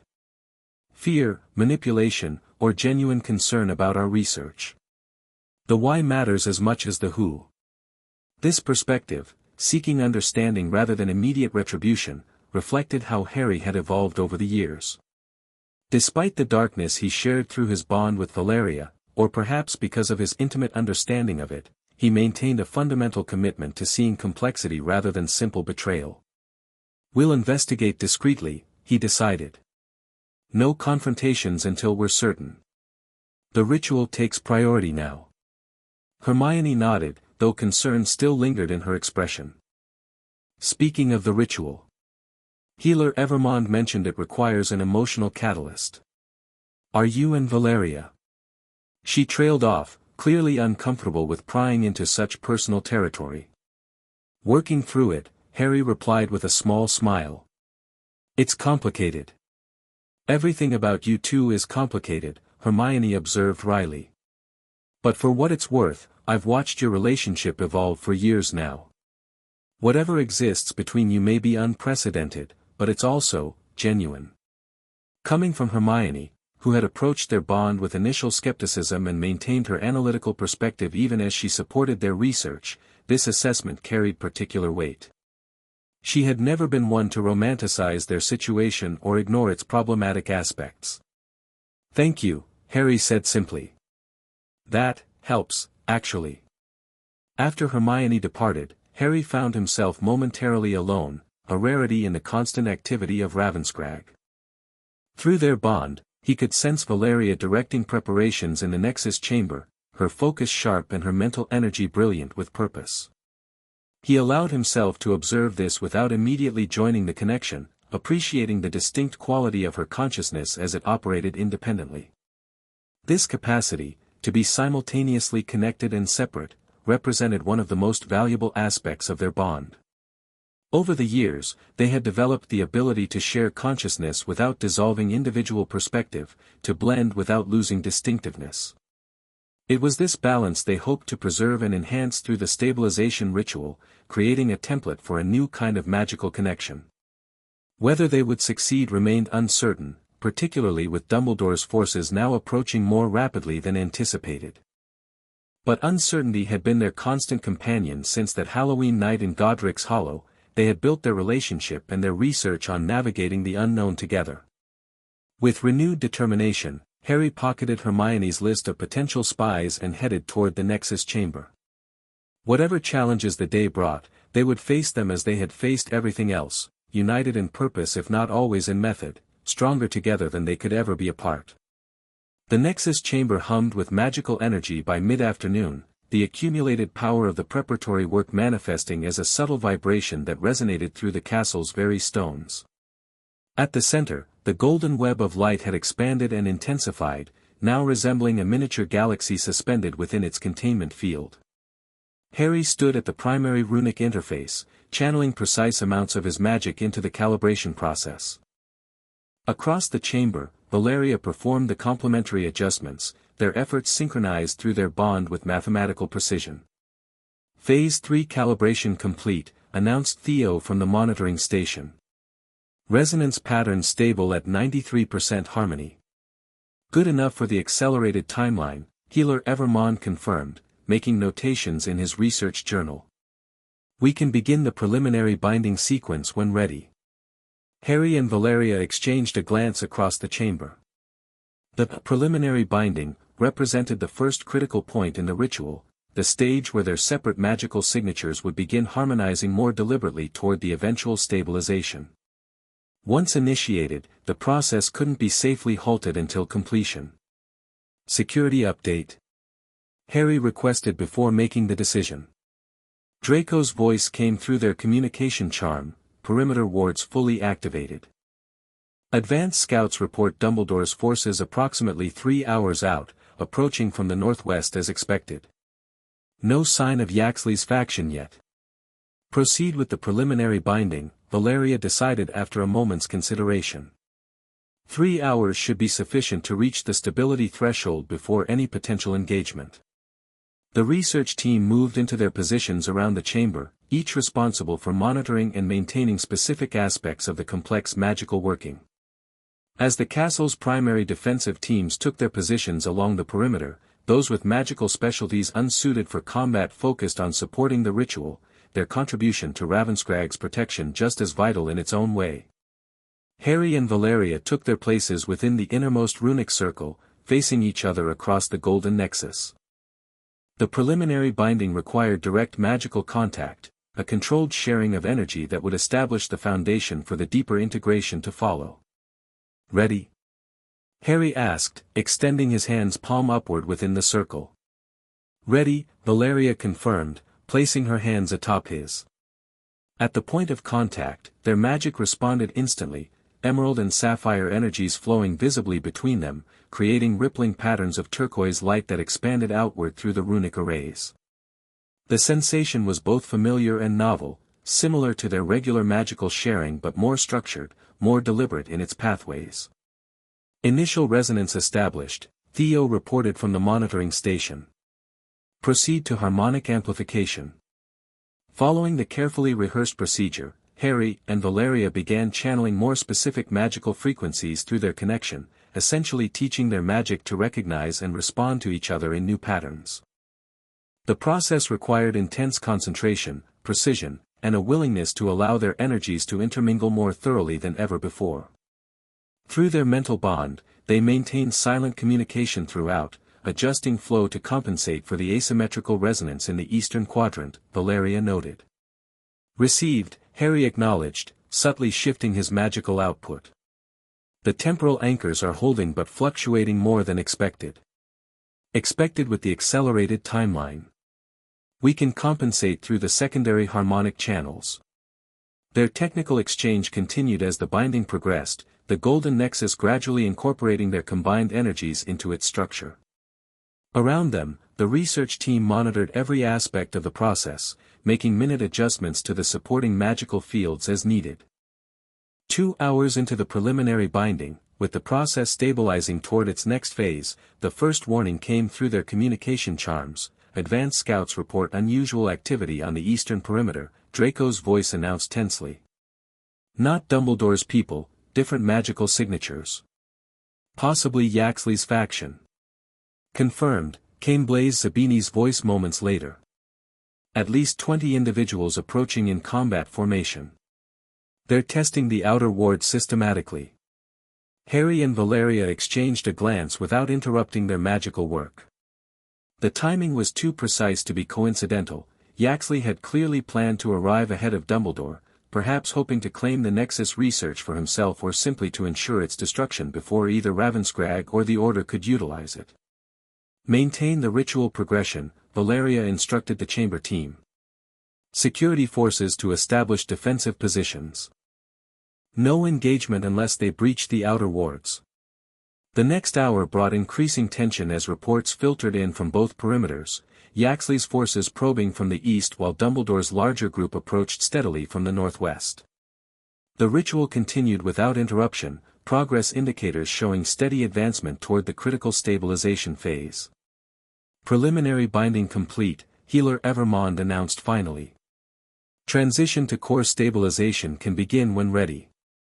This was the moment of decision. Once the core stabilization began, Harry and Valeria would be essentially locked within the ritual until completion, unable to respond to external threats directly. Their consciousness would be focused entirely on managing the magical integration process. Security assessment. Harry requested through their communication charm. Outer wards holding against Yaxley's probes, Draco reported. Dumbledore's forces approximately 40 minutes out. They're moving more cautiously than expected, possibly aware of Yaxley's presence as well. A three-way confrontation complicated matters significantly. While Ravenscragg's defenders might benefit from the divided attention of their adversaries, the unpredictability increased the risk to the ritual itself. if either faction breached the castle defenses while the stabilization was in progress. We proceed, Valeria decided through their bond. The defensive teams are prepared, and the ritual cannot be delayed further without compromising the entire framework. Agreed, Harry confirmed after a moment's consideration. But we should establish emergency protocols in case the chamber itself is threatened during stabilization. They quickly outlined contingency measures with the research team, emergency containment procedures, priority research to preserve if evacuation became necessary, and last resort defensive measures to protect the nexus itself. Remember, Harry addressed the chamber team, the ritual takes priority over everything except human life. If the situation becomes untenable, preserve yourselves and as much research as possible. The knowledge is more important than any single iteration of the experiment. With these final instructions given, Harry and Valeria moved to the center of the chamber where a smaller, more intricate runic circle had been prepared for the core stabilization phase. This innermost working space would contain their consciousness during the deepest part of the integration, protecting both them and others from the potentially volatile magical energies involved. As they took their positions, facing each other within the circle, Healer Evermond approached with the final component of the ritual, twin crystal phials containing a luminous silver-blue potion. The stabilization catalyst, he explained, presenting the phials. It will enhance your natural magical resonance and create a protective buffer during the integration. Once consumed, the process will begin immediately and cannot be halted until completion. Harry accepted his phial, feeling the magical energy emanating from the potion, a complex brew that had taken weeks to prepare, incorporating rare ingredients specifically attuned to their unique magical signatures. How long? Valeria asked, examining her own phial. Approximately 4 hours for the full stabilization, the healer replied. During which your consciousness will be primarily focused inward, though you should maintain peripheral awareness of your surroundings. 4 hours, during which Dumbledore's and Yaxley's forces would almost certainly engage with Ravenscraig's defenses. The timing was far from ideal, but they had run out of alternatives. Either they completed the ritual now, or they abandoned years of research and preparation.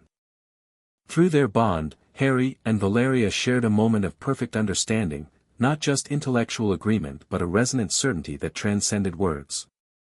Whatever happened outside during those 4 hours, the work they were about to complete represented their true purpose, the culmination of a journey that had begun unexpectedly but had become increasingly deliberate over time. Activate final containment measures, Valeria instructed the research team. Inform security leaders that will be unavailable for direct communication until the ritual completes.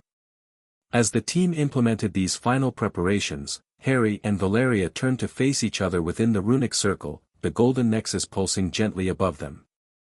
The moment had arrived to address what they had acknowledged but not fully explored, the emotional catalyst required for the deepest levels of the stabilization. Before we begin, Harry said quietly, ensuring only Valeria could hear him, we should discuss what Healer Evermond mentioned about the emotional resonance. Yes, she agreed, her usually composed expression showing rare vulnerability. The ritual requires complete honesty between us, not just intellectual or magical, but emotional as well. For two people who had shared consciousness for years, this level of direct emotional acknowledgement felt strangely more intimate than their mental connection. Perhaps because emotions, unlike thoughts, couldn't be fully translated into words, they had to be experienced, embraced, accepted in their raw form. What exists between us, Harry began carefully, has never fit any conventional definition. It started as an accident of magic, became a deliberate partnership, and has evolved into something unique. Something neither of us anticipated, Valeria agreed. When I examined you that night in Godric's Hollow, I was looking for a threat to neutralize. Instead, I found a possibility I couldn't have imagined. And I grew up with a piece of someone else's soul intertwined with mine, Harry continued. Learning to distinguish between what was me and what was you, only to discover that the boundary wasn't as clear or as important as I initially thought. Through their bond, emotions flowed more freely now, memories of their years together carrying all the complex feelings associated with them. The early years of Harry's childhood, when Valeria had been more mentor than partner. The Hogwarts period, with its constant balancing of separate lives. The flight from Dumbledore's intervention and the establishment of Ravenscrag. Each phase had shifted their relationship, gradually transforming it from its unusual beginning into something unprecedented but undeniably genuine. "The question before us now," Valeria said, her voice steady despite the emotional currents flowing between them, "is whether what we become together is something we choose to embrace fully. Not just as a magical necessity or research objective, but as a personal reality." "I think we made that choice long ago," Harry replied. "We've just been cautious about naming it." The truth of this observation resonated through their bond. Year by year, choice by choice, they had moved toward this moment, not driven by prophecy or magical accident, but by deliberate decisions to explore what their unique connection could become. "Then let us name it now," Valeria said, extending her hand to bridge the small distance between them. "I choose this bond, not just the magic of it, but everything it encompasses. I choose you, Harry Potter, as my partner in whatever we become together." The simple declaration carried the weight of everything unsaid between them over the years, the gradual evolution from guardian and ward to equals, the complex blend of intellectual respect and emotional connection, the way they had shaped each other through their shared consciousness until something new had emerged that belonged to neither alone. "And I choose you, Valeria Riddle," Harry responded, taking her offered hand. "Not despite our past but including it. Everything that brought us here, the darkness and the light, the conflicts and the harmony. I choose all of it, because it's made us what we are together." As their hands joined, the magical resonance between them intensified visibly, emerald and sapphire energies swirling together more harmoniously than ever before. The emotional acknowledgement had indeed catalyzed something within their bond, creating new pathways for their magic to integrate. Without further words, they raised their crystal phials in unison and consumed the stabilization catalyst. The effect was immediate, a rush of magical energy that swept through their connected consciousness like a tidal wave, drawing them deeper into the bond than they had ever gone before. The nexus above them responded, its golden light expanding to envelop them completely as the core stabilization ritual began in earnest. Around the chamber, the research team observed with a mixture of scientific fascination and respectful awe as the unprecedented magical working unfolded before them. Within the golden light, Harry and Valeria experienced a gradual dissolution of the remaining barriers between their consciousness, not an obliteration of identity, but a transcendence of separation. Memories flowed freely between them, no longer distinguished as mine or yours, but simply as ours. Magical knowledge and capability merged and expanded, creating new possibilities neither had accessed individually. Most significantly, their emotional landscapes intertwined with surprising harmony. Valeria's analytical depth and hard-earned wisdom complemented Harry's intuitive understanding and capacity for connection. Where their perspectives had once required translation to be shared, they now experienced a direct resonance that transcended the limitations of language. Time lost meaning within the ritual space, the external world receding to a distant awareness as they navigated the profound integration occurring within their shared consciousness.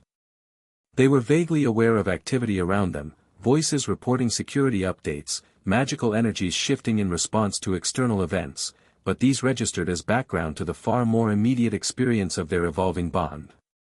How long this state continued, neither could have said with certainty. The expected 4 hours might have been minutes or days from their perspective within the golden light. What mattered was the progression toward stability, each phase of the ritual building upon the previous, creating a sustainable framework for their unprecedented connection. When awareness of their physical surroundings finally began to return more clearly, it came with the realization that something had changed in the chamber around them. The background voices seemed more urgent, the magical energies more chaotic. Through their gradually clearing perception, they recognized signs of conflict, defensive spells being cast, warning charms activated, the distinct sensation of the castle's wards under assault. Reached the inner courtyard. Draco's voice penetrated their ritual-focused consciousness. Dumbledore's leading them personally. Yaxley's forces engaged on the eastern wall but haven't breached. How long until they reach the Nexus chamber? Hermione's voice, tense but controlled. 20 minutes at most. The secondary wards are holding but weakening. These fragments of conversation registered as the golden light surrounding Harry and Valeria began to thin, the final phase of the stabilization ritual approaching completion. Through their now thoroughly integrated consciousness, they assessed the situation with perfect synchronicity. Dumbledore had penetrated Ravenscragg's outer defenses more quickly than anticipated and was approaching the Nexus chamber directly. The ritual is nearly complete, they observed together, the thought belonging to both simultaneously. Another 10 minutes for full stabilization. But Dumbledore will reach us before then, came the corresponding realization. If he interrupts the final phase. The danger was clear. Disruption during this critical period could destabilize the carefully constructed magical framework, potentially causing catastrophic feedback through their bonded consciousness. At best, years of research would be lost, at worst, they could suffer permanent magical or mental damage. As the golden light continued to recede, returning them gradually to full external awareness, Harry and Valeria made a unified decision. They would need to emerge from the ritual stance and defend the chamber personally, even before the stabilization fully completed. The risk was significant but necessary given the alternatives. They're regaining external focus, Healer Evermond's voice noted from nearby. Earlier than the protocol specified, they must be responding to the security breach. Is the stabilization sufficient? Theo asked urgently. 93% complete according to the monitoring charms, came the response. Not ideal, but potentially viable if they maintain internal harmony. The golden light dissipated enough for Harry and Valeria to see the chamber clearly again, the research team still at their stations but now visibly preparing defensive positions, the nexus above them pulsing with intensified energy, and beyond the chamber doors, the sounds of magical combat growing closer. With a final surge of will, they completed their emergence from the ritual trance, the remaining golden light absorbing into their bodies as the stabilization magic settled into its new configuration. The sensation was extraordinary, like awakening into a body both familiar and new, with magic that responded to their unified consciousness with unprecedented harmony. Status report, they requested simultaneously, their voices overlapping in perfect synchronicity. The research team exchanged startled glances at this demonstration of their enhanced integration, but Hermione recovered quickly. Dumbledore breached the outer defenses 30 minutes ago with approximately 40 Order members and Ministry allies, she summarized efficiently. They're advancing through the castle systematically. Yaxley's forces engaged from the east but appear to be focusing on Dumbledore rather than us directly, they're fighting each other in the East Wing. Casualties? Harry asked, the momentary speaking in unison effect fading as they adjusted to their new state of consciousness. Minor injuries only on our side so far, Healer Evermond reported. Our defensive strategy prioritized delaying tactics rather than direct engagement. The ritual status? Valeria inquired, her focus returning to the nexus still pulsing above them. Technically incomplete but functionally stable, Theo reported from the monitoring station. We achieved primary harmonic resonance, but the final anchor points haven't fully settled. You're in a viable steady state, but potentially more vulnerable to external magical disruption than the completed protocol would have provided. This assessment aligned with their internal experience. Their bond felt more complete and harmonious than ever before, but with subtle points of sensitivity that would require careful management until they fully stabilized. Before they could discuss further adjustments, a massive magical impact shook the castle, causing dust to sift down from the ancient ceiling. That was the tertiary ward line, Draco announced grimly through the communication charm. Dumbledore's broken through faster than we anticipated. He's approaching the Nexus chamber directly, 5 minutes at most. The moment of reckoning had arrived sooner than expected. Harry and Valeria exchanged a glance that communicated more than words could express, a complete understanding of what they faced and how they would meet it. Through their enhanced bond, strategies formed and aligned instantly, magical preparations synchronized without need for verbal coordination. Research team, initiate emergency preservation protocol Gamma, Valeria instructed calmly. Priority materials to the secure repository. Defensive team, fall back to position 3, Harry continued seamlessly. Non-essential personnel to evacuation points. This confrontation is ours to handle. As the chamber erupted into efficient activity, Harry and Valeria moved to the center of the room, directly beneath the pulsing nexus. Their magic responded to their unified purpose, emerald and sapphire energies swirling around them in perfectly balanced patterns, occasionally merging into that distinctive turquoise that represented their truest combined nature. "What's the plan?" Hermione asked, approaching them while supervising the securing of critical research materials. "We'll meet Dumbledore directly," Harry replied. "The confrontation is inevitable, and better controlled than chaotic. Our enhanced bond should be educational for him to witness," Valeria added with a hint of her old sardonic humor. "Perhaps seeing what we've actually created, rather than what he fears, will open possibilities for resolution." Hermione looked skeptical. "And if it doesn't? Then we demonstrate why forcing a confrontation was unwise," they answered together, their voices overlapping once more in that unsettling harmony. As the research team completed their emergency protocols and the defensive forces established their fallback positions, Harry and Valeria stood ready at the chamber's center, not in aggressive stance but in poised readiness, their combined magical presence filling the room with palpable energy. The massive doors to the Nexus chamber shuddered under a powerful spell, then burst open in a shower of ancient wood and metal. Through the dust and magical residue stepped Albus Dumbledore, his power manifesting as a shimmering aura of silver-white light. Behind him came members of the Order of the Phoenix, Minerva McGonagall, Kingsley Shacklebolt, Remus Lupin, and others Harry had once known at Hogwarts. For a long moment, silence held as the two sides regarded each other across the chamber. Dumbledore's blue eyes, no longer twinkling but sharp with purpose, moved from Harry to Valeria and then to the golden nexus pulsing above them. "Harry," he said finally, his voice grave but not unkind. "I see we are too late to prevent the ritual." "Too late to interrupt it," Harry corrected. "But perhaps just in time to understand it." "Understanding requires open minds, Dumbledore," Valeria added. "Something you've been notably lacking regarding our research." Dumbledore's gaze sharpened at the exchange, clearly noting the seamless way they alternated speaking, a subtle but clear indication of their enhanced integration. "What have you done, Harry?" he asked softly. "What has she convinced you to become?" The question carried genuine concern beneath its accusatory tone, the worry of a mentor who believed his former student had been led astray. But it also revealed the fundamental misunderstanding that had driven their conflict from the beginning, Dumbledore's inability to conceive of their bond as anything but corruption or control. "Nothing she convinced me of," Harry replied evenly.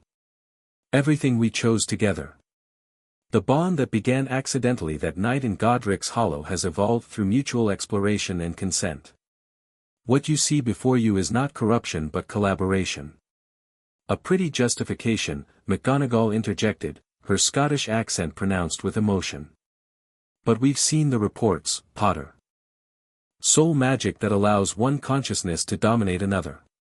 Mass-binding rituals. Magical experimentation beyond ministry regulations. You've seen lies and distortions," Valeria countered smoothly. "Filtered through the assumptions of those who cannot imagine magical cooperation beyond their rigid categories of light and dark. The Nexus," Harry continued, gesturing to the golden web above them, "is not a weapon or a means of control. It's a framework for understanding and replicating the beneficial aspects of our bond, shared knowledge, enhanced magical efficiency, cooperative rather than competitive advancement." "Show them," Hermione suggested suddenly from her position near the research stations. "Words won't convince them. Show them what the bond actually is." The suggestion was bold but logical. Through their enhanced connection, Harry and Valeria considered it instantly, weighing risks against potential benefits. The demonstration would require controlled manifestation of their combined consciousness, making visible the nature of their integration in a way outsiders could perceive. "If you truly wish to understand," they addressed Dumbledore together, their voices harmonizing in that distinctive overlapping pattern, then observe what we have actually created, not what you fear we might have done." Without waiting for a response, they extended their hands toward each other, not quite touching but creating a circuit for their magic to flow between them. The effect was immediate and visible, emerald and sapphire energies spiraling around and through them, occasionally merging into that luminous turquoise that represented their unique combined nature. As the magical display intensified, they carefully opened aspects of their consciousness to external perception, not full legitimacy access, which would be invasive and potentially dangerous, but a projected impression of their bonded state that observers could sense without direct mental contact. The impression conveyed the fundamental reality of their connection, two distinct consciousnesses that had learned to function in profound harmony without dissolving individual identity. The balance they had achieved wasn't domination or submission but genuine partnership, each contributing strengths, compensating for weaknesses, creating something greater than either could be alone. Most importantly, the demonstration revealed what their years of research had discovered, that such connections could exist without the accidental circumstances or dark magic that had initiated their own bond. The nexus represented a framework for consensual, beneficial magical partnership that could revolutionize healing, education, and cooperation throughout wizarding society. The impact on the observers was immediate and varied. Some order members recoiled instinctively from magic they didn't understand. Others, particularly those with academic backgrounds like McGonagall, showed reluctant fascination. Kingsley Shacklebolt's expression reflected professional assessment, weighing potential benefits against risks. Dumbledore himself remained outwardly impassive, though the intensity of his gaze suggested deep internal processing. For perhaps the first time, he was seeing beyond his preconceptions to what actually existed between Harry and Valeria. "Fascinating," he finally commented, his voice measured. "But even benevolent intentions can lead to dangerous outcomes, Harry. Soul magic has consequences beyond immediate applications. The temptation to control rather than cooperate would be immense for most wizards. Which is why our research includes ethical frameworks and consent protocols," Harry responded, the magical demonstration subsiding but not disappearing entirely. "We're not naive idealists, Dumbledore. We understand the potential for misuse. That's why the work has remained here, protected until properly developed." "And when did you plan to share this revolutionary magic with the wider world?" McGonagall asked skeptically. "After testing it on unwitting subjects. Every participant in our research is fully informed and consensual," Valeria stated firmly. "Unlike the Ministry's own classified magical experiments or Dumbledore's more questionable interventions in his students' lives." The barb struck home, causing a ripple of discomfort among the Order members. Dumbledore's methods had always included elements of manipulation and selective disclosure, justified by his greater vision for the wizarding world's safety. "Perhaps," Hermione interjected diplomatically, stepping forward with research documentation in hand, "we could discuss the actual protocols and findings rather than exchanging accusations. The data speaks for itself." This rational suggestion might have redirected the confrontation toward productive dialogue if not for a sudden, violent explosion that rocked the eastern wall of the chamber. Stone and magical energy erupted inward as a new group of combatants forced their way into the already tense standoff. "How touching," drawled Corban Yaxley, leading a group of approximately 15 wizards in battle-ready stance. The great Albus Dumbledore finally seeing reason? Or merely delaying while his forces surround the castle? The situation had just complexified dramatically. Yaxley's faction represented a third agenda, neither Dumbledore's misguided protectionism nor Ravenscraig's research goals, but a return to the blood purity ideology and magical supremacy that Valeria had abandoned years ago through her evolution with Harry. "Yaxley," Valeria acknowledged coldly. "Still fighting yesterday's war, I see." "Not yesterday's, Lady Voldemort," Yaxley replied with mocking emphasis on the old title. "Today's war, the one you abandoned when you chose to play magical researcher with Potter instead of fulfilling your destiny as our leader." "Her destiny evolved," Harry stated firmly. "As did her understanding of magic's true potential. Something you clearly haven't grasped." Yaxley's cold laugh echoed in the chamber. "Evolution. Weakness, more like." The Great Dark Lady, reduced to seeking Dumbledore's approval for her pet projects. The three-way standoff created dangerous instability in the chamber. Dumbledore's forces and Yaxley's group eyed each other with open hostility, while Harry and Valeria maintained their position at the center, the nexus pulsing with increasing intensity above them as it responded to the magical tensions filling the room. "We have no interest in conflict with either faction," Harry announced clearly, addressing both groups. "Our research threatens neither pureblood traditions nor ministry stability. It offers opportunities for all magical society, regardless of ideology." "Pretty words," Yaxley sneered. "But we've seen the applications you're developing. Soul magic that could eliminate blood status advantages by sharing magical capabilities. Techniques that could elevate Muggleborns to match ancient family power. You'd destroy our heritage in the name of progress. And create unprecedented magical vulnerabilities," Dumbledore added, surprisingly finding common ground with Yaxley despite their opposing ideologies. "Soul connections, once established, create dependencies and weaknesses that could be exploited. The potential for magical coercion is too great." Through their bond, Harry and Valeria shared a moment of perfect understanding. The two opposing forces, despite their different goals, both feared change to the established magical order. Dumbledore from a position of conservative protection, Yaxley from a desire to maintain traditional power structures. Neither could see beyond their limited perspectives to the possibilities the research offered. The Nexus is responding to the conflicting magical energies they observed together through their connection. Destabilizing at the anchor points that haven't fully settled. Indeed, the golden web above them had begun to pulse irregularly, its usually harmonious patterns showing distortion where different magical signatures in the room created interference patterns. The incomplete ritual left it vulnerable to exactly this kind of external disruption.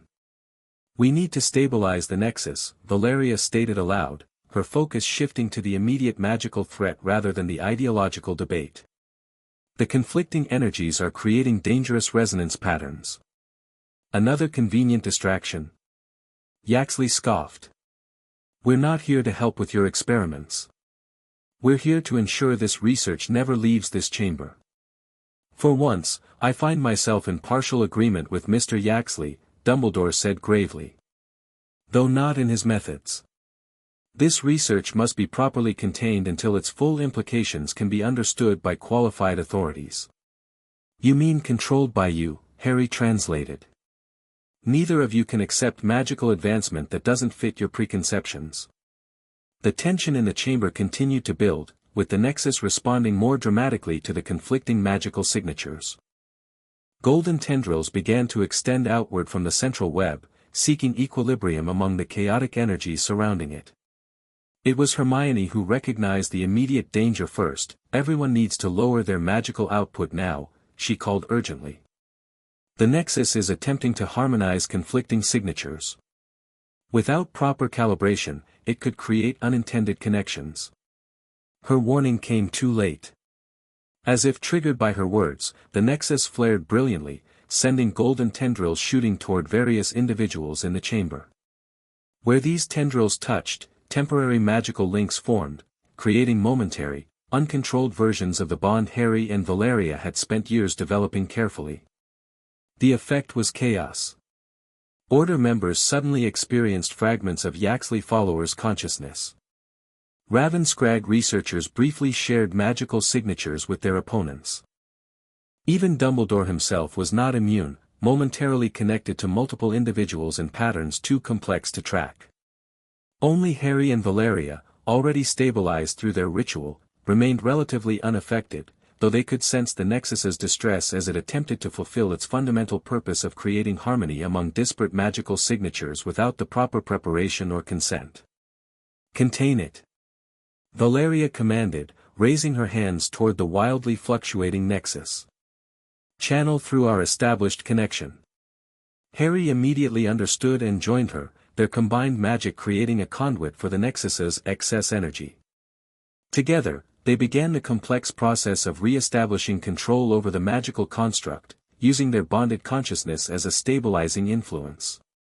Around them, the temporary connections created by the Nexus flared and faded, leaving their recipients disoriented and shaken. The experience of momentarily sharing consciousness with ideological opponents had a profound effect, brief but powerful glimpses into different perspectives, motivations, and fears. What was that? Kingsley Shacklebolt demanded, his usually composed demeanor visibly shaken.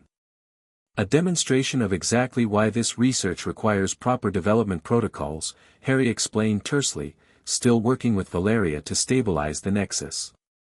Uncontrolled soul connections can be disorienting and potentially harmful. Our work focuses on creating safe, consensual, beneficial versions. As the chaos subsided and the nexus gradually returned to a more stable state under their guidance, a curious shift had occurred in the chamber. The brief, unintended connections had created a moment of forced empathy among the opposing factions, not enough to eliminate ideological differences, but sufficient to introduce doubt where certainty had previously reigned. Dumbledore was the first to recognize this opportunity. Despite his concerns about the research, his fundamental commitment to understanding prevailed over immediate judgment. Perhaps, he suggested carefully, we should take this unexpected event as an opportunity for actual dialogue. What we've just experienced demonstrates both the potential and the risks of your work more effectively than any explanation could have done. Yaxley, however, was less receptive to this momentary insight. Magical manipulation, he spat, though his followers looked less certain than before. Mental coercion disguised as connection. This proves exactly why this research must be destroyed. What it proves, Valeria countered, her voice carrying the weight of her decades of magical experience, is that understanding requires direct experience.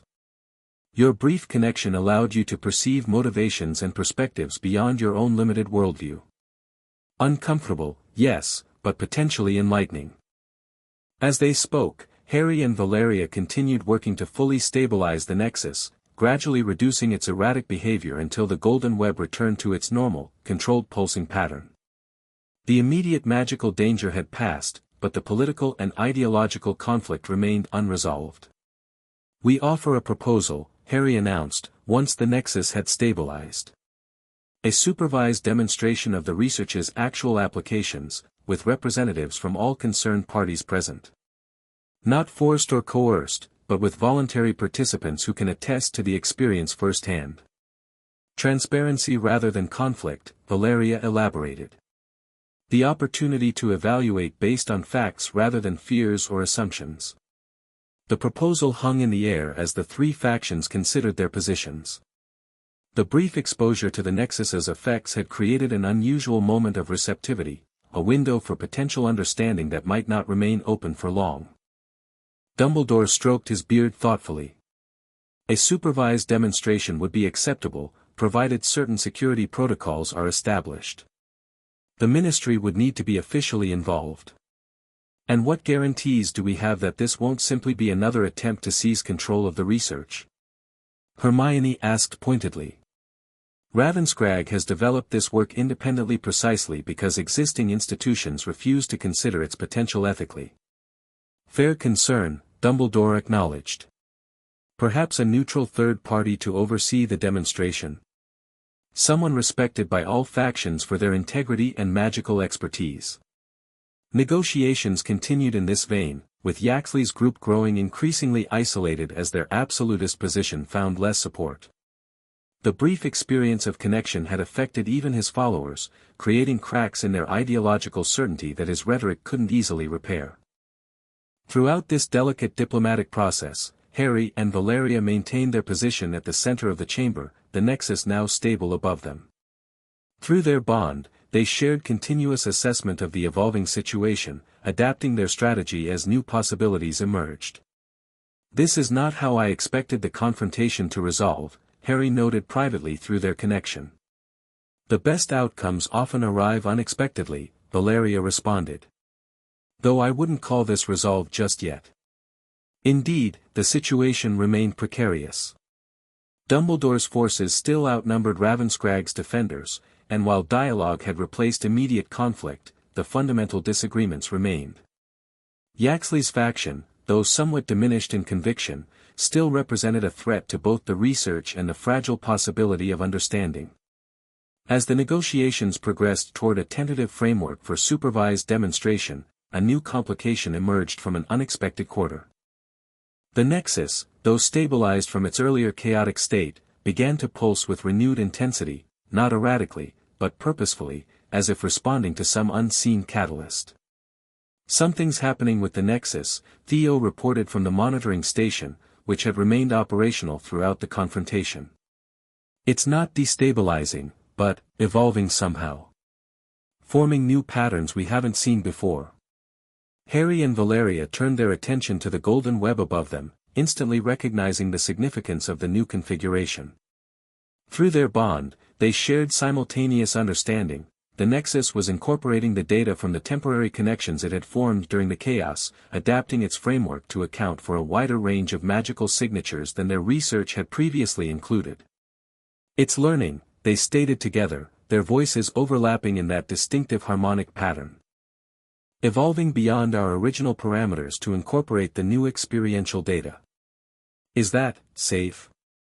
McGonagall asked, eyeing the pulsing construct with renewed concern. "It's unprecedented," Valeria acknowledged. "But consistent with the Nexus's fundamental nature as an adaptive magical framework. It seeks harmony among diverse magical signatures, that's its core function. And now it has encountered more diverse signatures than our research team alone could provide," Harry added. "It's refining its algorithms based on the expanded dataset." This development created both opportunity and risk.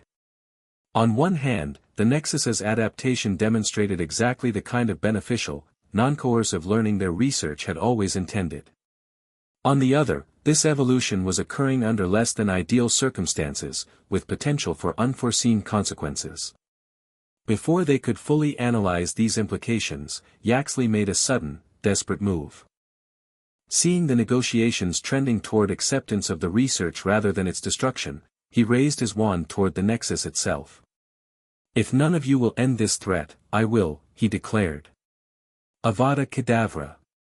The Killing Curse, one of the few spells with enough raw destructive power to potentially damage the Nexus, shot toward the golden web above them. In the split second before impact, Harry and Valeria reacted with perfect synchronicity, their enhanced bond allowing for response faster than conscious thought. Together, they cast a specialized shield charm they had developed through their research, one that didn't merely block magic but redirected and transformed it. The shield intercepted Yaxley's killing curse just before it reached the Nexus, converting its destructive energy into a harmless spiral of golden light that was absorbed back into their protective barrier. The display of magical control was unlike anything most present had witnessed, not just powerful, but precise and innovative in a way that transcended conventional spellcasting. It demonstrated in the most practical terms what their bond had created, not just shared power, but new magical possibilities that neither could have achieved alone. Yaxley's attack and its elegant neutralization shifted the chamber's dynamics once more. Dumbledore's forces moved to secure the would-be destroyer, while Ravenscragg's defenders maintained their protective positions around the Nexus. The brief return to conflict, however, had an unexpected consequence. The Nexus responded to the surge of protective magic from Harry and Valeria by accelerating its adaptive process. Golden tendrils extended from the central web again, but this time with deliberate, controlled patterns rather than chaotic dispersion. They reached toward Harry and Valeria first, connecting with their already established bond and drawing from it a template for more refined interactions. Then, more tentatively, the tendrils extended toward others in the chamber, not forcing connections but offering possibilities, pathways for potential understanding. "It's creating a demonstration framework," Hermione realized, watching the patterns with academic fascination. "Using Harry and Valeria's established bond as a reference point for potential connections among others. Can it be controlled?" Dumbledore asked, watching the golden tendrils approach various individuals with cautious interest. "Not controlled, exactly," Harry explained. "But it responds to consent. The tendrils only form actual connections if both parties are receptive. It's the foundational ethical principle of our research. Magical cooperation requires mutual willingness." As if to demonstrate this principle, a tendril approached Dumbledore himself, hovering before him like a question. After a moment's consideration, he gave a small nod of acceptance. The tendril made contact, creating not a full bond but a limited connection, enough to convey the essential nature of what Harry and Valeria had developed without overwhelming his individual consciousness. Others throughout the chamber made their own choices, some accepting the offered connection, others declining. Each who experienced even this limited demonstration gained direct insight into the research's actual nature rather than the distorted versions they had imagined. The demonstration continued for several minutes, creating a web of temporary, limited connections throughout the chamber. Unlike the earlier chaos, these connections were calibrated and controlled, offering insight without invasion, understanding without overwhelming individual identity.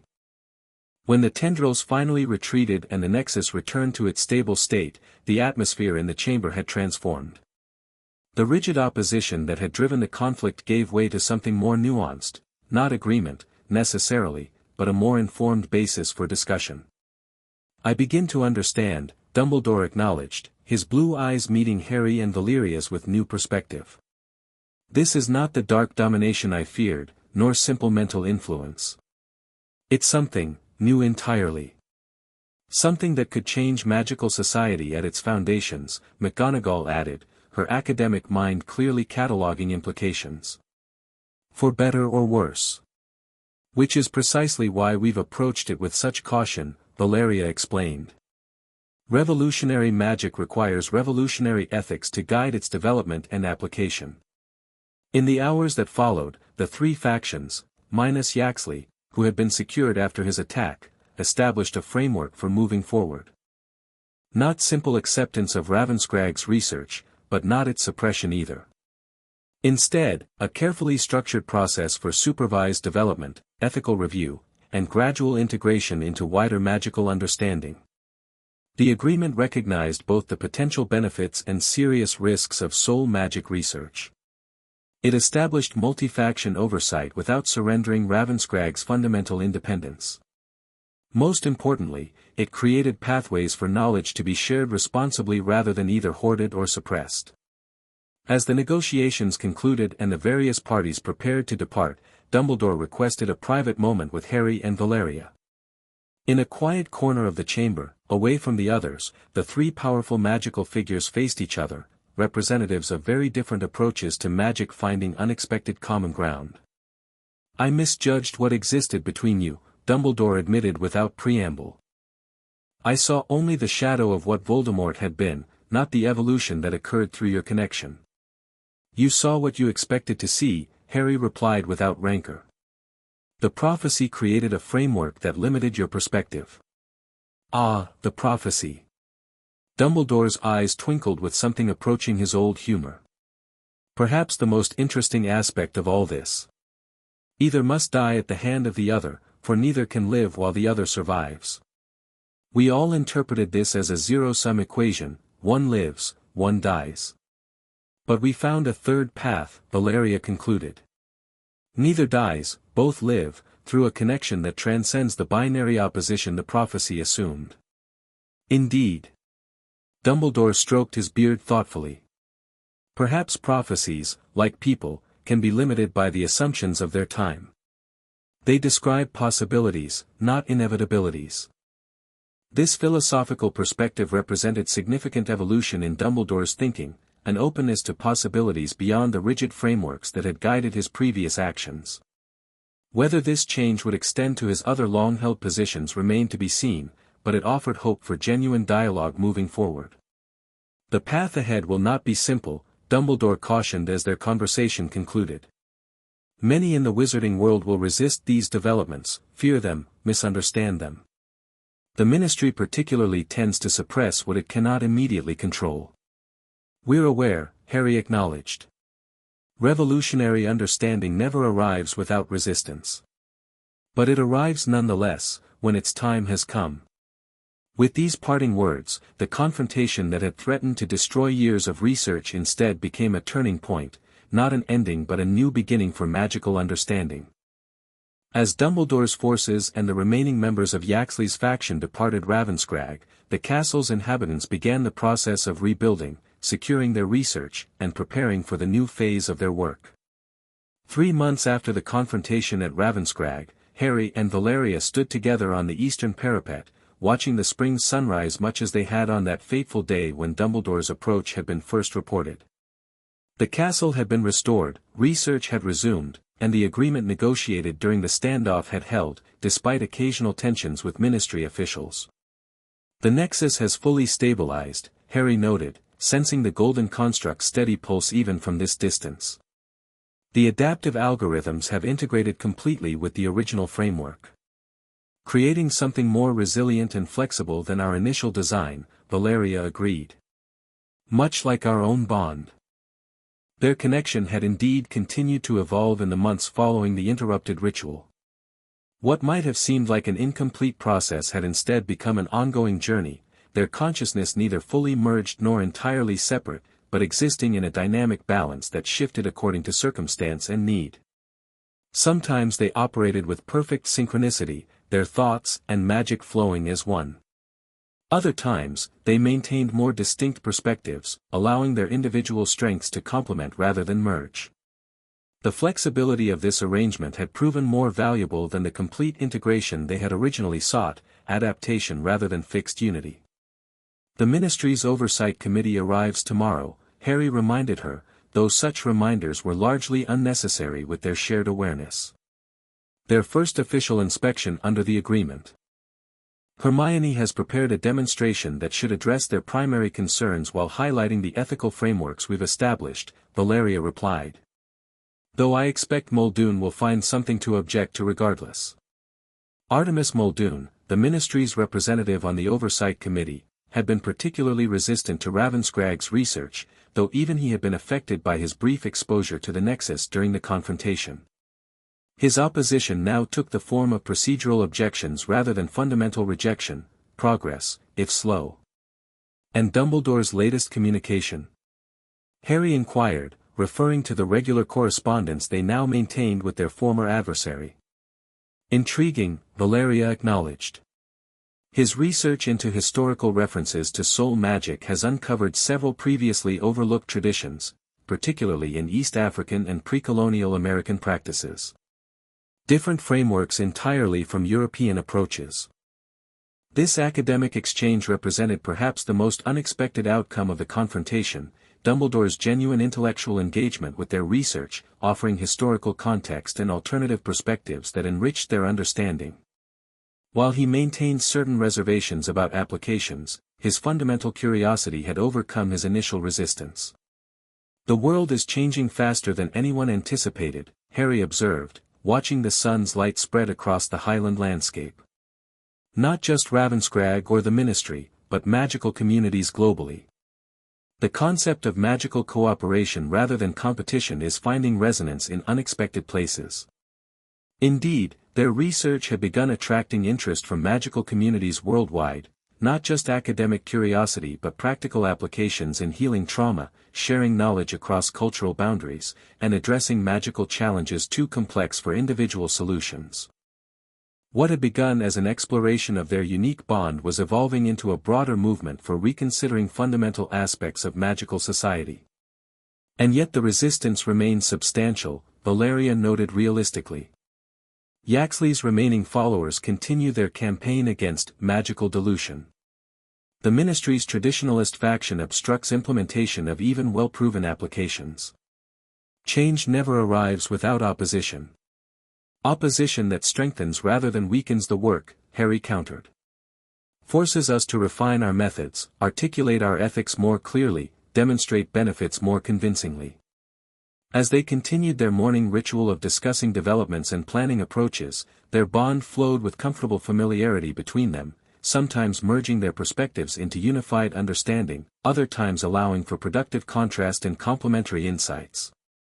The balance they had achieved represented not a final state but an ongoing evolution, adapting to new challenges and opportunities as they emerged. Their relationship, like their research, defied conventional categories. More than partners but not quite a single entity. Neither fully separate nor completely merged. Something unprecedented that created new possibilities for magical understanding, a living demonstration of the principles their work espoused. It's worth defending, Valeria said after a comfortable silence, echoing Harry's words from months earlier. Not just Ravenscrag, but the potential it represents. Worth building, Harry amended, turning from the view to face her directly. Defending preserves what exists. Building creates what might be. The distinction reflected their complementary perspectives, Valeria's protective instincts balanced by Harry's vision for growth and development. Neither approach complete without the other, both necessary for their work to thrive. As they left the parapet together, returning to the day's responsibilities, their magic harmonized in that distinctive pattern that had become their signature, emerald and sapphire energies occasionally merging into luminous turquoise, separate yet connected, distinct yet unified. A visible representation of what their unprecedented bond had created, not domination or submission, not light conquering dark or dark corrupting light, but integration that preserved the essential while transcending limitations. The prophecy that had shaped their initial encounter had spoken of neither being able to live while the other survived. Instead, they had discovered a more profound truth, that through genuine connection rather than opposition, both could not merely survive but truly live, creating something beyond what either could have become alone. United souls, not through conquest but through choice. The journey that had begun with a fractured bond in Godric's Hollow had led not to destruction but to creation, of new magic, new understanding, and new possibilities for the wizarding world and themselves. And that, perhaps, was the greatest magic of all. The end. Thank you for watching this video. Please be sure to subscribe to our channel and like this video.